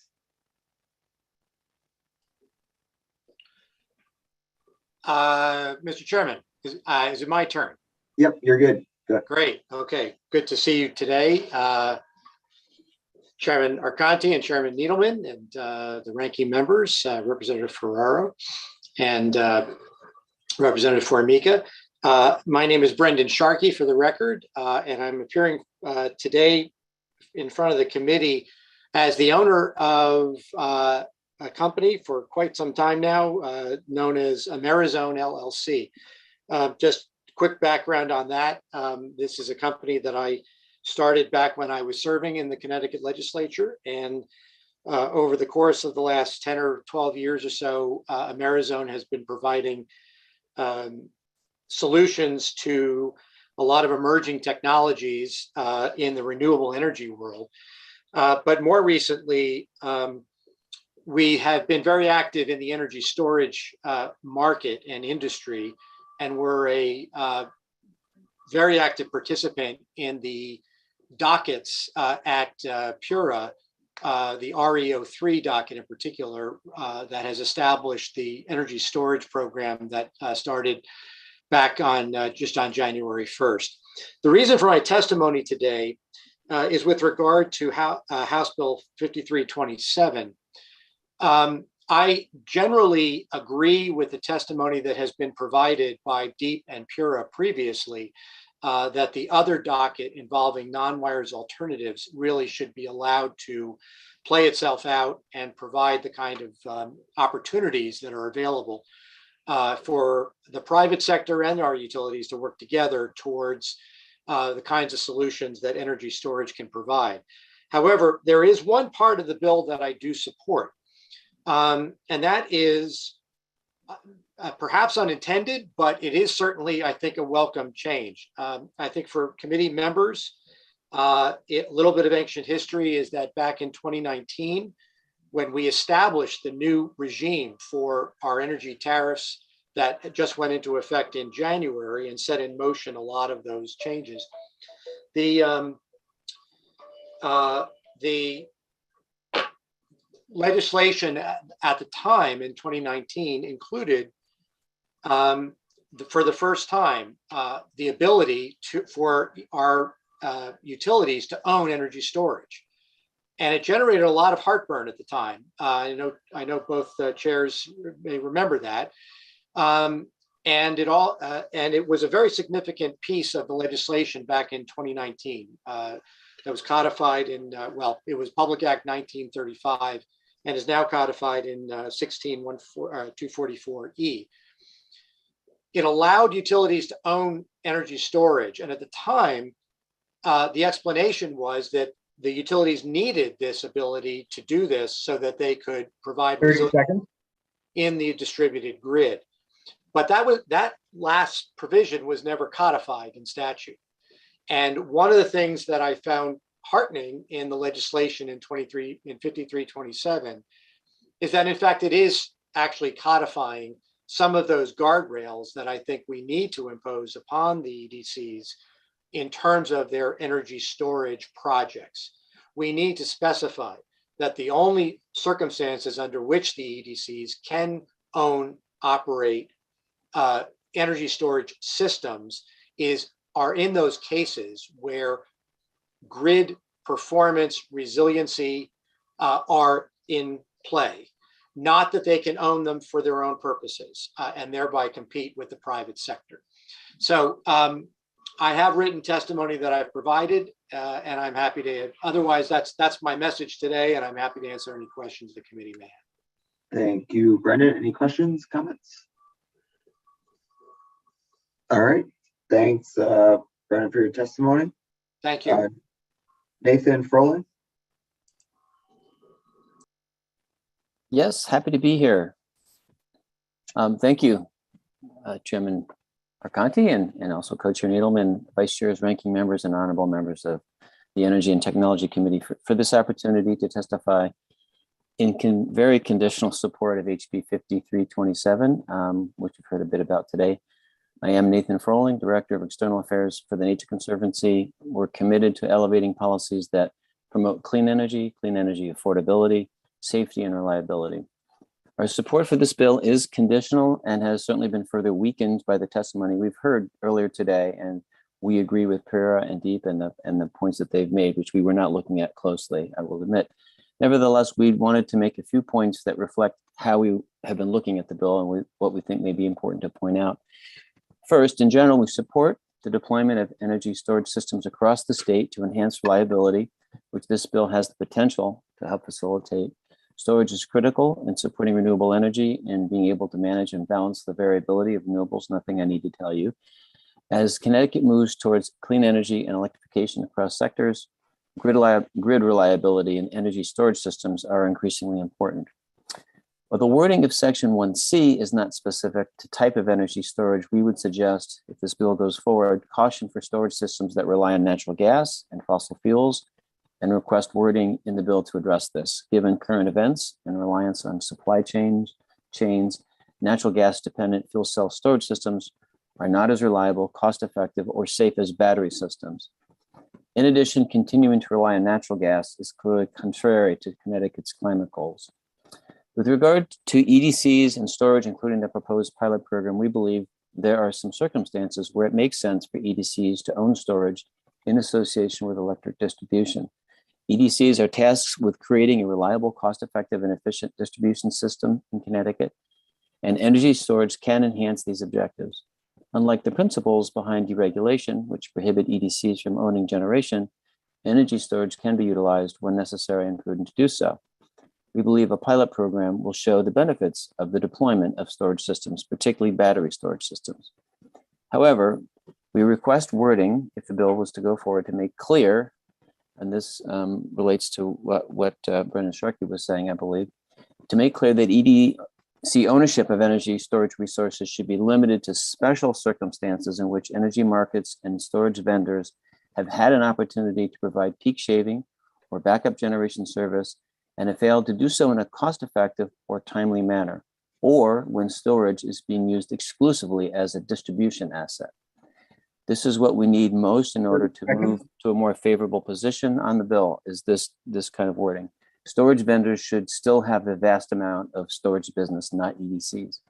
Finally, as proposed in the bill, we believe it is important to develop a plan for energy storage systems to provide backup power for critical infrastructure.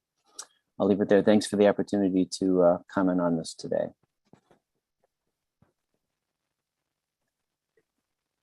Thank you, Nathan. Any questions for Nathan? Seeing none, thank you, Nathan. Thank you for letting me be here today. Deborah Saba. Hi, yes, good afternoon. Chairman Arconti, Chairman Needleman, and other distinguished members of the Energy and Technology Committee. My name is Deborah Szabo. I'm the Director of Rates and Regulation for Aquarion Water Company of Connecticut. And I want to thank you for the opportunity to provide Aquarion's public comment on Senate Bill 276, an act concerning the regulation of water companies. Aquarion is supportive of the bill, subject to certain proposed modifications as detailed in our submitted written testimony. Specifically, we have proposed certain revisions to sections 3 through 6. Section 3 increases the length of a rate case for water companies from 200 days to 350 days. The current 200-day timeline was recently established with the passing of Public Act 20-05, reflecting an increase over the previous 150-day timeline. At 200 days, this timeline is now in line with most other states. That being said, we do acknowledge that when there has been a significant period of time between rate cases, the current 200-day time period to assess the merits of a general rate proceeding may not be adequate. However, we do not feel it is necessary to extend the timeframe for all water company rate proceedings. We would suggest conditioning the necessary procedural time based upon the actual time that's passed between rate cases, such that cases filed less than 5 years since the last rate decision could remain at the 200-day timeframe, while those filed after the 5 years would be subject to the 350-day timeline. In sections 4 and 5, there are revisions to the existing cost-sharing mechanism in the event a water company over-earns. Aquarium recommends leaving the earnings sharing ratio unchanged at 50%. Increasing the percentage of over-earnings to return to customers diminishes a utility's incentive to promote investment and cost control incentives between rate cases. In section 6, a mandatory requirement for a rate case review every 4 years is presented. As noted in our previous discussion surrounding the proposed change in section 3 to increase the length of a rate case review, rate cases require substantial resources to conduct. There is also substantial cost incurred for legal and expert consultants within a general rate case that must be considered, as these costs are ultimately passed on to customers in rates. For these reasons, the company believes there's a benefit to customers in avoiding mandatory rate case reviews. However, if it is determined that water companies are to be subject to mandatory timeline for rate cases, consistent with the requirements of gas and electric regulated utilities, then the same mechanisms that are afforded gas and electric utilities, such as multi-year rate plans and reconciling mechanisms for capital investments that allow for the recovery of forecasted rate base between rate cases, should also be extended to water utilities. Thank you again for this opportunity to provide our comments on Senate Bill 276. Thank you, Deborah. Any questions? Being none, thanks for your testimony. Thank you. Amanda DeVito-Trinzi. Hi, good afternoon. Senators Needleman, Formica, Representatives Arconti and Ferraro, and the members of the Energy and Technology Committee. Thank you for having me today to testify about Senate Bill 275. I represent the Connecticut industrial energy consumers, and we are very supportive of this bill. This bill proposes to enable the state's utility regulator, the Public Utilities Regulatory Authority, to enter into prescribed economic development rates with C&I customers as a means of incentivizing energy-intensive businesses to move into the state, remain in the state, and grow in the state. Energy costs in Connecticut are high. We've heard over the last week testimony on the cost of energy in Connecticut being almost 2 times or more than the national average. As Chair Gillette so aptly noted last week, utility bills for customers in Connecticut are like death by 1,000 cuts. We have policy charges, we have surcharges, reconciliations. This all leads to fluctuation and volatility in an upward fashion for our customers. Economic development rates, they're an important tool for Connecticut to have in place to help bridge the gap for energy intensive businesses so that they can remain competitive in the state. I think we've discussed this in prior hearings, but the price of electricity places Connecticut businesses at a significant disadvantage with respect to businesses and manufacturers in other regions and nations. We see businesses facing intense external competitive pressures from other companies that benefit from cheaper power in other jurisdictions. Energy prices are a determining factor for some businesses with respect to making decisions to locate and maintain their operations in a given geographic area. And for those energy intensive businesses, energy costs are a significant portion of their operating expense. Therefore, when a business is looking at planning long-term for investment, usually they're looking out over a 5 to 15-year period. When they're looking at Connecticut, the landscape is quite bleak. Connecticut doesn't offer any economic development utilities right now for its commercial and industrial customers. This is an important matter to send the right market signals for businesses to stay in Connecticut. I want to focus on some of our written testimony that we put in on supporting Bill 275 on existing customers.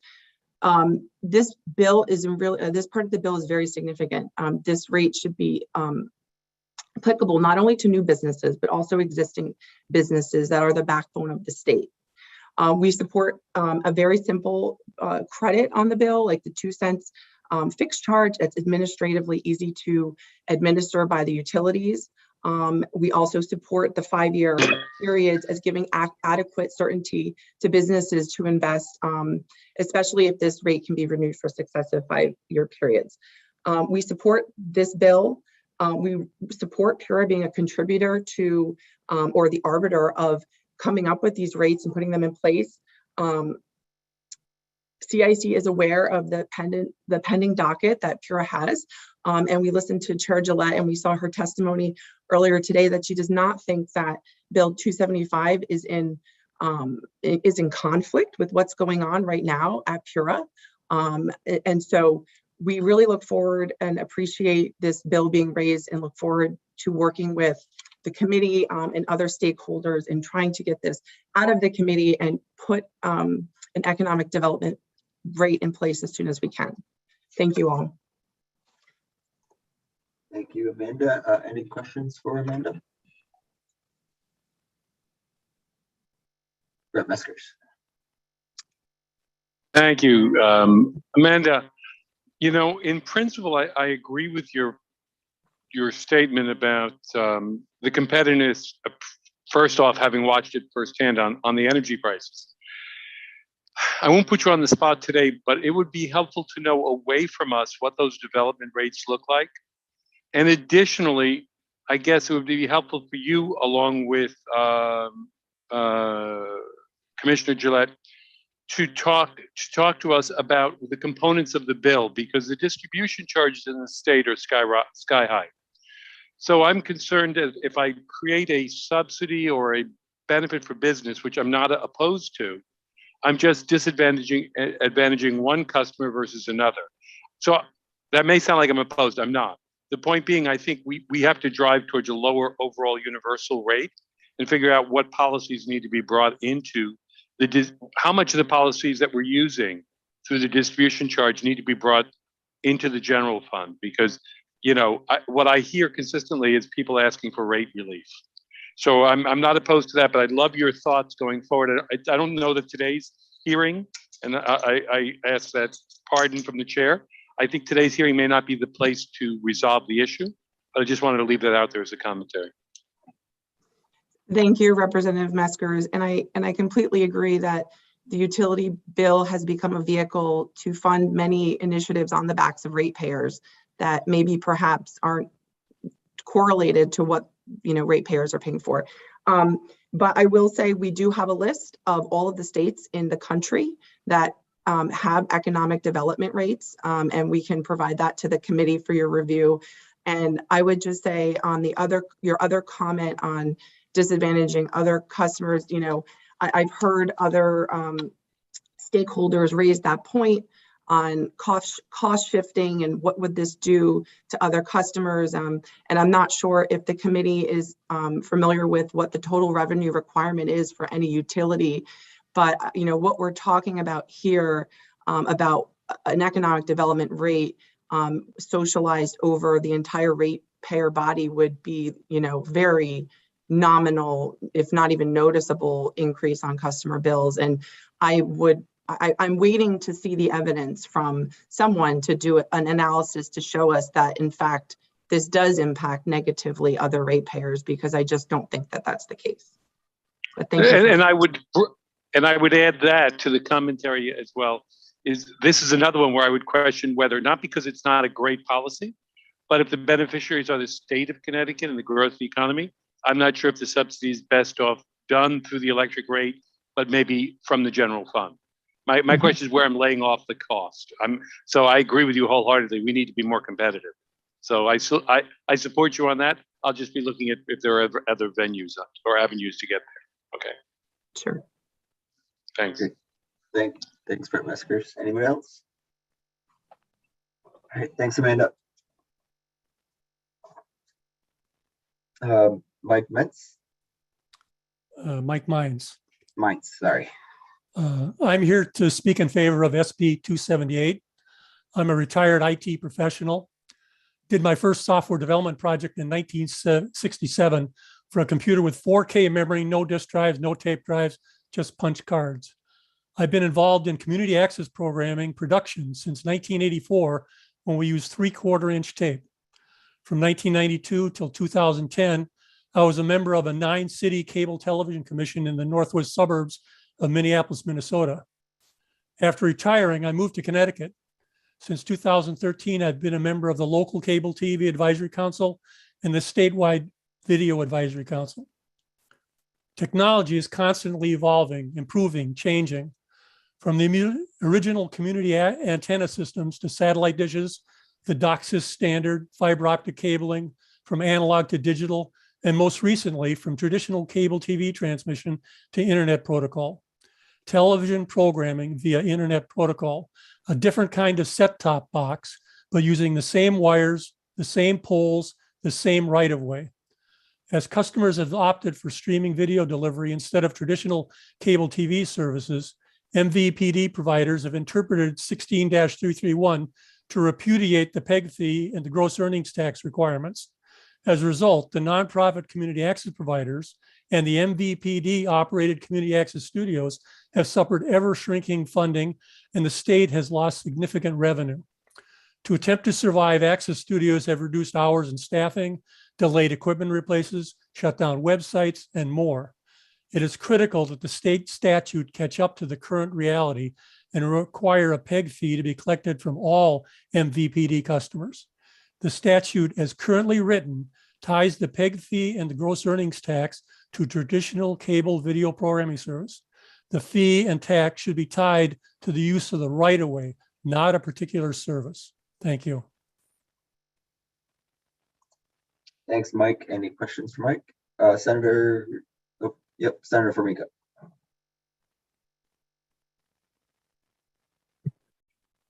Thanks very much, Mr. Chairman. Thanks, Mike. Good to see you again.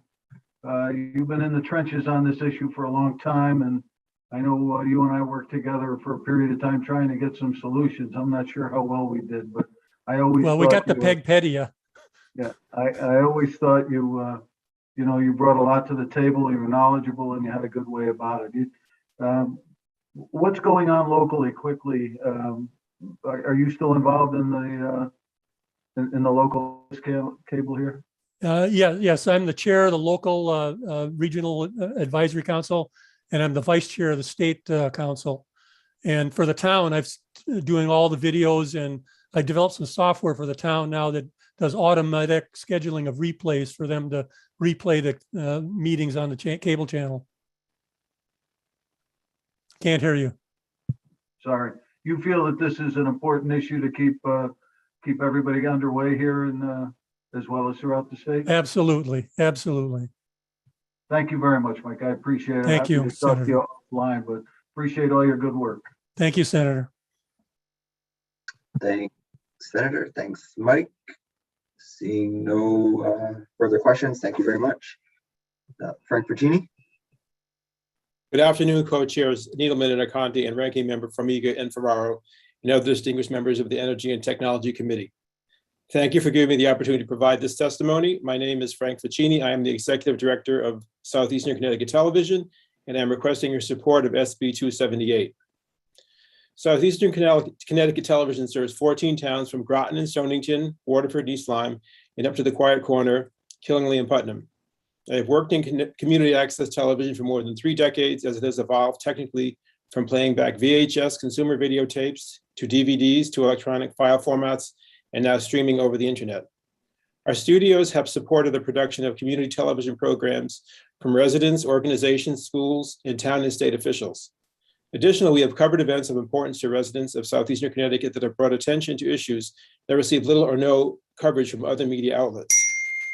We have worked with the Naval Submarine Base in Groton, which produced 2 different shows with us, Military Neighbors and Undercurrents, to promote morale, welfare, and recreation information for members of the military, as well as the surrounding communities. When the submarine base was placed on a list for possible closure, we recorded and televised the base realignment and closure hearings to increase community support and awareness of its value to the region. We have worked with the League of Women Voters, producing political debates and producing shows that discuss important issues up for votes. We work with the United States Census Bureau to provide information and encourage citizens to participate in the census count. Throughout the COVID pandemic, we have provided the community with information regarding testing, mask distribution, and vaccinations. We have also made residents aware of businesses that were able to remain open during the pandemic. Town governments have relied on us to televise town meetings for them for years, and since the pandemic, their reliance on us has grown with the use of Zoom to record meetings. We work with local high schools, publicizing and promoting their events, including sports, concerts, and theater, as well as recording Board of Education meetings. And Grasso Technical School in Groton has produced shows which promote the advantages of a tech school education. I'll just give you a few more. I don't want to go on and on, but there's quite a bit that we do that I think you should be aware of. UConn Avery Point uses our equipment to record their men's and women's basketball games and televises them on our channels, as well as Facebook and YouTube. We have worked with countless institutions and organizations, including the Greater Mystic Chamber of Commerce, promoting nonprofit organizations such as the Mystic Aquarium and the Mystic Seaport, which in turn benefits many small businesses throughout Southeastern Connecticut.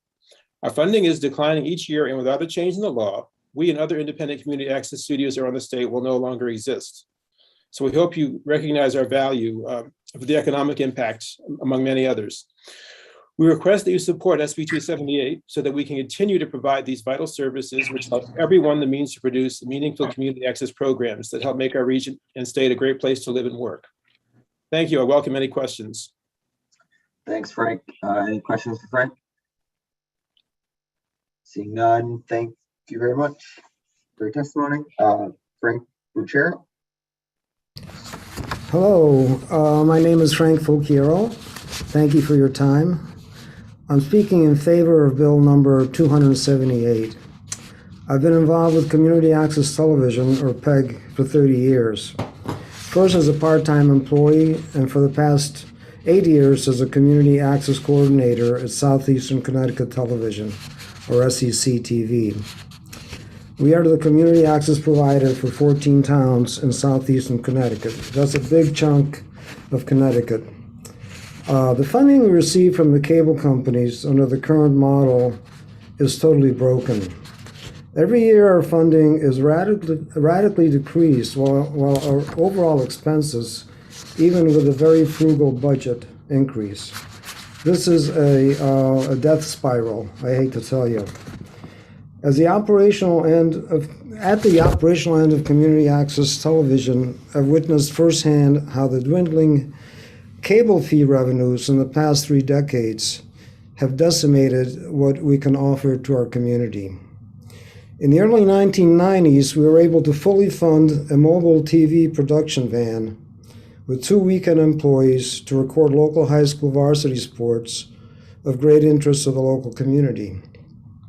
I helped cover over 100 games in those years, professionally produced with a 3-camera setup, 2 announcers, and 2 volunteers who were training. As Frank Ficini mentioned, we even took our mobile van to New York City, to some aircraft carrier, I forgot the name now, to cover 2 of the military base closure hearings. These were of crucial interest to the local community, where the sub-base and electric boat reside, with tens of thousands of employees. There wasn't any other station covering these. I can't imagine being able to fund even a few of those events at the current level of income, even without a van. The money is not there, it's vanished. Our budget for hiring part-timers, as another example, for field shoots has decreased every year. It was $2,000 3 years ago, $1,200 2 years ago. Last year it was $600. I have no idea what it's going to be this year. This money is paid to cover town meetings and events of interest to the community, and our ability to broadcast these is really gutted. Most of our programming is also available on demand and for free on the internet through web browsers and free apps. Community access television is fills a crucial and important information gap in local news, events, and opinions. As we all know, newspaper coverage in these areas is decreasing. Thousands of reporters and photographers throughout the country, and quite a few locally have been laid off.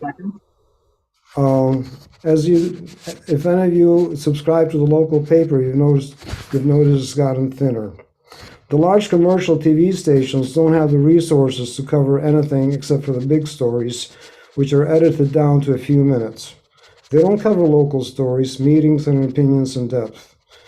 We, the PEG stations, are the ones that bridge the gap between the big boys and the locals. And that's information that needs to get out and is being severely diminished by the drop in funding. So therefore, I urge the Energy and Technology Committee to support Senate Bill 278. Thank you for your time. Thanks, Frank. Any questions for Frank? Seeing none, thank you, Frank, for sticking around and testifying. Walter Mann.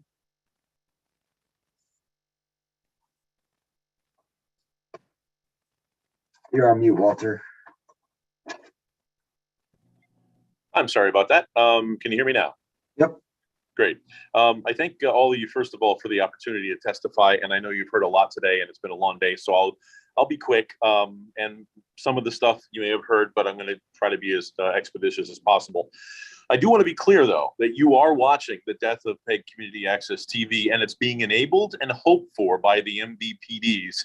MVPDs salivate at the idea of getting out from under any requirements, especially those that cost money. Deregulation is their word and their love. We've tried for years before PURA, before ENT, to get notice to make this issue to the forefront and let you know what was happening. But neither PURA or ENT or the legislature acted on this issue. And we've now gotten to the point we're at the end of the cliff here. We're about ready to go over the edge. And I do want to say, as has been echoed today, that PEG Community Access TV has been and continues to fill a void in local media. For years, local licensed broadcast radio and TV stations had certain requirements that they had to fulfill to hold those licenses in terms of public service programming commitments. And deregulation has caused that pretty much to be non-existent for the most part. A lot of those licensed television stations are owned by giant companies, including Comcast and MVPD. They own a ton of broadcast stations. PEG really has kind of filled that void, doing local election coverage, local debate coverage, local political talk shows with both locally elected and state elected officials. We have filled that void that broadcasters have given up as they've been allowed to. I think the PEG funding formula, based on the number of cable TV subscribers, obviously we all agree that that's antiquated. And that is mainly because cable TV subscribers, as you know, are disconnecting on a daily basis. This continual erosion is diminishing PEG community access funds at an alarming rate. And as you've heard today, also affecting what funds the state of Connecticut receives, having lost some $30 million over the past several years. The bottom line is that MVPDs use public rights of way to hang their wires that deliver their product, whether it's cable TV, internet, or if they send grape juice through those lines. They, a commercial entity, are using those lines at no cost. And they should have an obligation like they've had for years to help fund PEG access and continue to do so even as the technology changes. We're not asking for an additional fee or tax to be imposed, but we're asking for the per subscriber funding be based on the technology that's obviously replacing traditional cable TV, broadband internet. If it's not done, there will be no PEG access in the near future. We need to do something about that. I've heard today it echoed that, well, what do we do? And it's complicated and, the answer is not easy. And that's not true. The answer is very easy. Simply change the wording of the regulations from cable TV subscriber to internet subscriber or plainly subscriber. It's simply a case of making sure regulations follow technology. And I'll wrap up by saying, if you go back in time over the years, when color television came in, manufacturers had to adhere to requirements to make color TV. And when HD TV came in, the same thing. This is just technology changing, and it's very simple. Regulations need to adapt to technological changes. Do not believe the MVPDs and them telling you that you don't have the right to do that. You do have the right. You are a regulatory body, or at least you are the Energy and Technology Committee here in Connecticut, and you do have power. And if you don't help, we will end our existence, and then that's it. We're gone. So I hope that you folks will come out and support this vital resource to tell so many people. And I do appreciate the time that you've given me to testify. And again, the answer is easy. Simple wording changes to the regulation. Thank you so much. Thanks, Walter.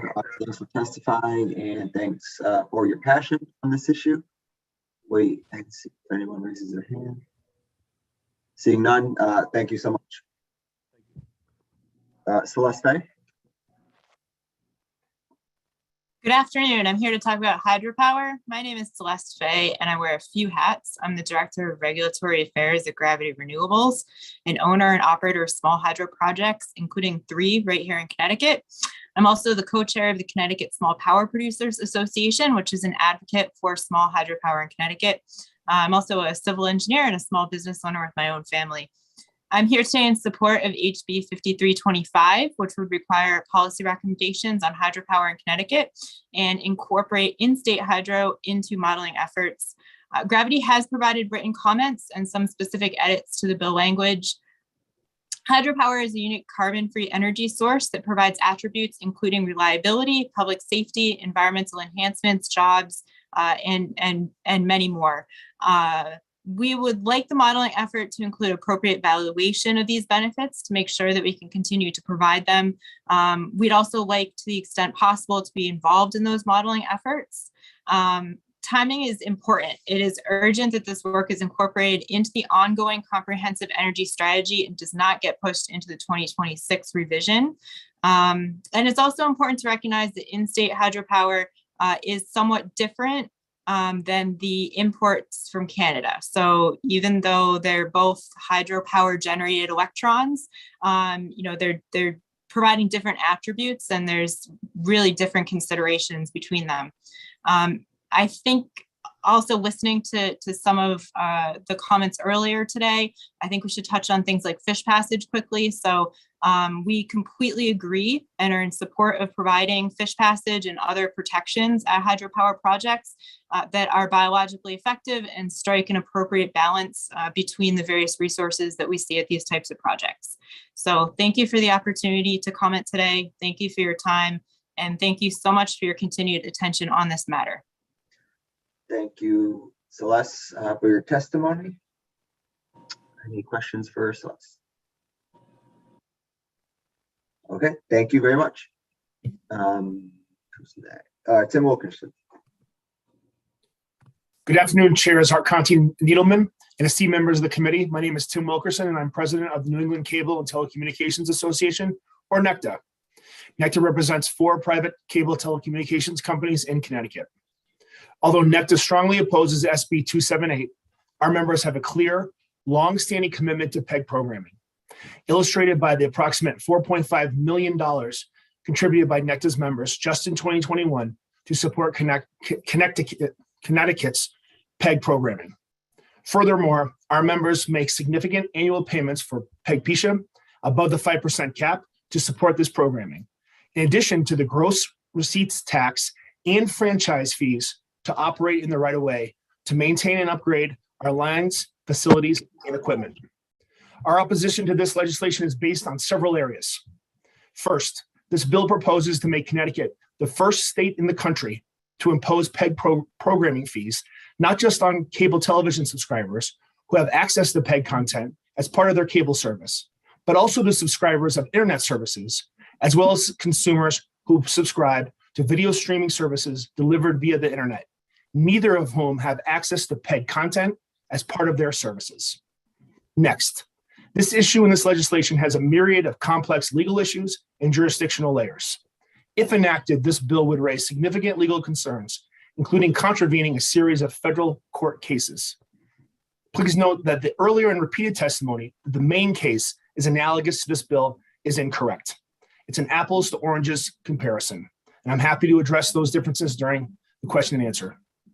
Also, as you know, there's an ongoing docket at PURA, which includes extensive testimony outlining the legal and jurisdictional concerns that accompany this issue. Third, this is not a one-size-fits-all situation for PEG providers' challenges or for their funding solutions. For example, we've heard testimony that there are very distinct approaches to budgeting and private fundraising. But the fact is that some,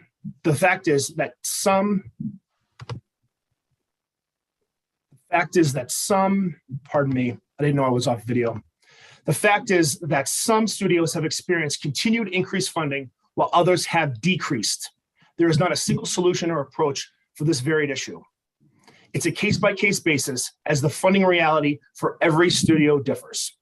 This is a primary reason why PURA has an open docket to investigate the funding discrepancies among the studios. Fourth, policymakers at every level of government are united in the goal of lowering the cost and reducing barriers to accessing the internet.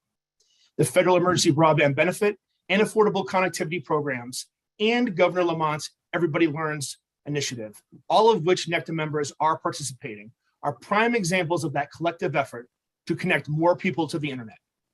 This bill charts a course in precisely the wrong direction by directly increasing what consumers must pay for internet access. Finally, we respectfully suggest that this is not a reasonable justification for lawmakers to impose higher costs on Connecticut consumers for other non-cable services, as this bill would do, particularly when individuals and families are already facing historical pressures on their household budgets. I appreciate your time and happy to answer any questions. Thanks, Tim. Any questions for Tim? All right, thank you so much. Thank you. Jonathan Petrillo. Yes, good afternoon. Thank you, representatives and senators, for the opportunity to provide testimony today. I'm here on behalf of Gravity Renewables. We are owner-operator of hydropower projects throughout the Northeast. And we're here to support HB 5325, which is an act requiring the Commissioner of Energy and Environmental Protection to make recommendations regarding hydropower. Really, we had come to this group last year and talked about the need to try to make some policy enhancements in the state to recognize the value of hydropower, and we believe this bill is a good step in that direction.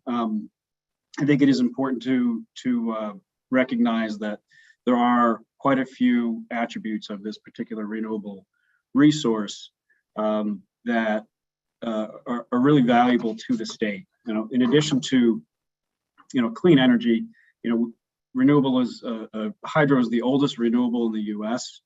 Provides a tremendous amount of baseline generation, and it has really since the beginning of the grid. In order for the state to meet its ambitious climate goals, reaching 100% carbon-free by 2040, we really need to maintain that existing baseline and not have an erosion of what we already have. These hydropower assets can last 100 years or more. We have, in our particular fleet, we have 2 projects that are over 100 years old, and they're still operating very reliably and producing clean energy. So, making sure that we're recognizing the longevity values and the reliability values of these assets, I think, is really critical. The other component of this, and this was mentioned a few times earlier, is services that we don't get value for, such as public safety and the investments we make in the infrastructure, water retaining infrastructure, such as the dams that often many of our projects are located at. As federally regulated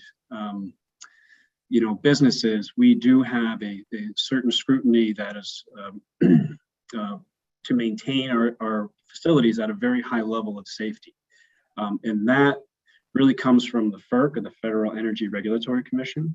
And hydropower projects are not under the jurisdiction of the state for those dam safety requirements, which means that an already overburdened state dam safety office does not have to include the dam safety obligations of these FERC regulated projects in their office, right? But we're held to much higher standards than most other facilities. So recognize that we're kind of running short on time here. The other thing I just want to say is that, we did provide some written testimony. We like where this bill is going. Appreciate the need to evaluate this as part of the CES and the need to understand where these values are. We did provide some suggested modifications, and really they're focused on accelerating the timeline and making sure that we get these, we get recognition as soon as possible. I think the way it's worded right now, waiting until 2026 may not be soon enough to save some of these facilities, which do face an uncertain financial future. And we'd also like to make sure that the modeling that's completed incorporates not only the energy, but the environmental and societal benefits of hydropower. We did provide a couple of recommendations for National Renewable Energy Lab models that are existing that could be used. So we look forward to working collaboratively with the ET committee and other stakeholders to advance this bill. Thank you. Great. Thanks, Jonathan, for your testimony. Any questions for Jonathan? Seeing none, thank you, Jonathan. Thanks. All right. And Maureen Westbrook, batting cleanup. All right, batting cleanup. I was going to say good afternoon, but I think we're actually on to evening. So good evening, everybody. And thanks for the committee chairs and all the members for your persistence today through everybody. My name is Maureen Westbrook, and I'm here on behalf of Connecticut Water to testify on SB 276, an act concerning the regulation of water companies, which we support with some suggested modifications. We submitted written testimony on the bill, but knowing I stand between you and adjournment, I'm just going to highlight a few items in my remarks and then be happy to answer any questions. So first, I want to say I concur with the earlier testimony from Betsy Guerra supporting the changes in sections 1 and 2, which would streamline the PURA review process when water companies take government administered loans. Primary impetus here is around the DPH state revolving funds for drinking water projects under the newly available federal funding. So this change would help ensure that access for private water companies would be timely to support local projects. And we believe the proposed language would facilitate that access with appropriate accountability and controls, reporting controls to PURA. In section 3, as noted by Ms. Szabo of Aquarion, we have concerns with extending the timeline for review of all water rate cases to 350 days, as was adopted for electric and gas companies in Public Act 2005. As part of that act, the timeline for rate cases for water companies was already extended from 150 days with an opportunity for a 30-day extension to the standard 200 days right now. While we can appreciate that additional time may be needed for large, complex cases, we don't feel it's necessary for all water company rate proceedings. And in a conversation recently with committee chair, PURA chair, we suggested that maybe there's an opportunity to distinguish, recognizing the work for the PURA staff to assess cases if companies been out for a long time, that there'll be a approach that would distinguish but the 200 days timeline would stay in effect if you've been in the past 5 years, and it could be extended beyond that if you have not been filed for rates in that prior period there. We noted in our testimony the data from National Association of Water Companies, and I think that supports that the 200-day timeline for water rate cases is reasonable. The range in those that data suggested from 120 days to 360 days, that including all the extensions, except Alaska, which was an outlier at 820 days for whatever reason. The most common duration was 180 days, and only 3 states had more than 300 days for their proceedings.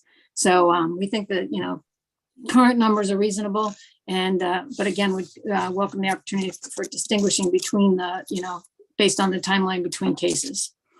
As far as section 6 regarding the requirement to for a rate review every 4 years for water companies, similar to is now required for gas and electric, we would just note that, a general rate case requires considerable time commitment from the water company and PURA, and there are substantial costs incurred for legal counsel for us and consultants, as well as we pay of consultants for OCC. Our last rate case expenses totaled about $1 million costs, which are returned to customers over a period of time between cases. So there is a customer benefit from only filing cases when absolutely necessary. We would suggest, however, a mandatory timeline for rate cases is considered for water, that you also consider adding language explicitly that provides water companies the opportunity to have multi-year rate cases and recovery of forecasted rate base consistent with the regulatory treatment currently in effect for gas and electric companies. We don't believe we believe PURA already has broad authority to do that, but they've not allowed this in rate cases for water utilities to date, and actually have explicitly denied it when requested. We don't see there's a policy reason to distinguish between the utility sectors for such treatment, so ask the committee to consider codifying that to ensure those provisions are available for water companies also. So with that, I'll close and be eager to answer any questions or work with the committee offline on any of these things to further the bill. Great. Thanks, Maureen. I don't have any questions for now, but looking forward to working with you offline. I'll wait to see if anyone else pops up. Nope. Okay. Thank you, Maureen. All right. Thank you. All right. So Maureen was last, right, Will? Yep. Okay. So that concludes today's public hearing in energy and technology. Before we adjourn, I'll leave it up. Dr. Pettit is celebrating. I'll open to my co-chair and rankings for some remarks, closing remarks. Senator Needleman. Just quickly, thank you, Mr. Chairman. Good hearing. And again, thank you, Will, for the great work you do. And thanks to my ranking member, Representative Ferraro and Senator Formica, and all the committee members. Rep. Ferraro. Thank you, Mr. Chair. And I too echo the good senator's comments. I appreciate all the work of our staff, keeping us on track and keeping everybody moving in and out of the waiting rooms and into the speaking format. Good hearing, and thanks everybody who stuck it out. Thank you, Senator Formica. You're on mute, Senator. Yeah, sorry. Thank you. Thank you, Mr. Chairman. I just wanted to give a shout out to Mary and Lee too, who hang around all the time and work so hard for us behind the curtain. But thank you all. Look forward to taking the next step. You still run a great show, Mr. Chairman. Thank you, Senator. And yes, I echo your comments about Mary and Lee. Always super helpful, not only during session but year round. Always writing reports for me all year, so I can keep on top of this stuff. And thanks as always to our clerk Will for running a smooth virtual public hearing as always. Thank you very much. So with that, we will adjourn this public hearing. We are looking to have our first committee meeting on the 17th to JF and JFS some bills, and probably also 2 more meetings on the 22nd and 24th to do that. So, Chairman, Rep. Pettit. Just I want to thank my 2 colleagues across the aisle, Senator Needleman, for pushing that issue. Thank you for making that point. We got to do something with the garbage. Seems like some people don't want to do anything with it. And Mary Wyszynski for pushing the issue along the same lines. I was very happy. So thank you to both of you for bringing up that issue and making the point very strongly. All right, thank you, Representative, for those bipartisan remarks. And we are still looking to have our grid mod update with Chair PURA on the 31st. We'll send out more information probably as we get a little closer and after we finish JFing bills. So with that, have a safe evening, everybody, and see you next time.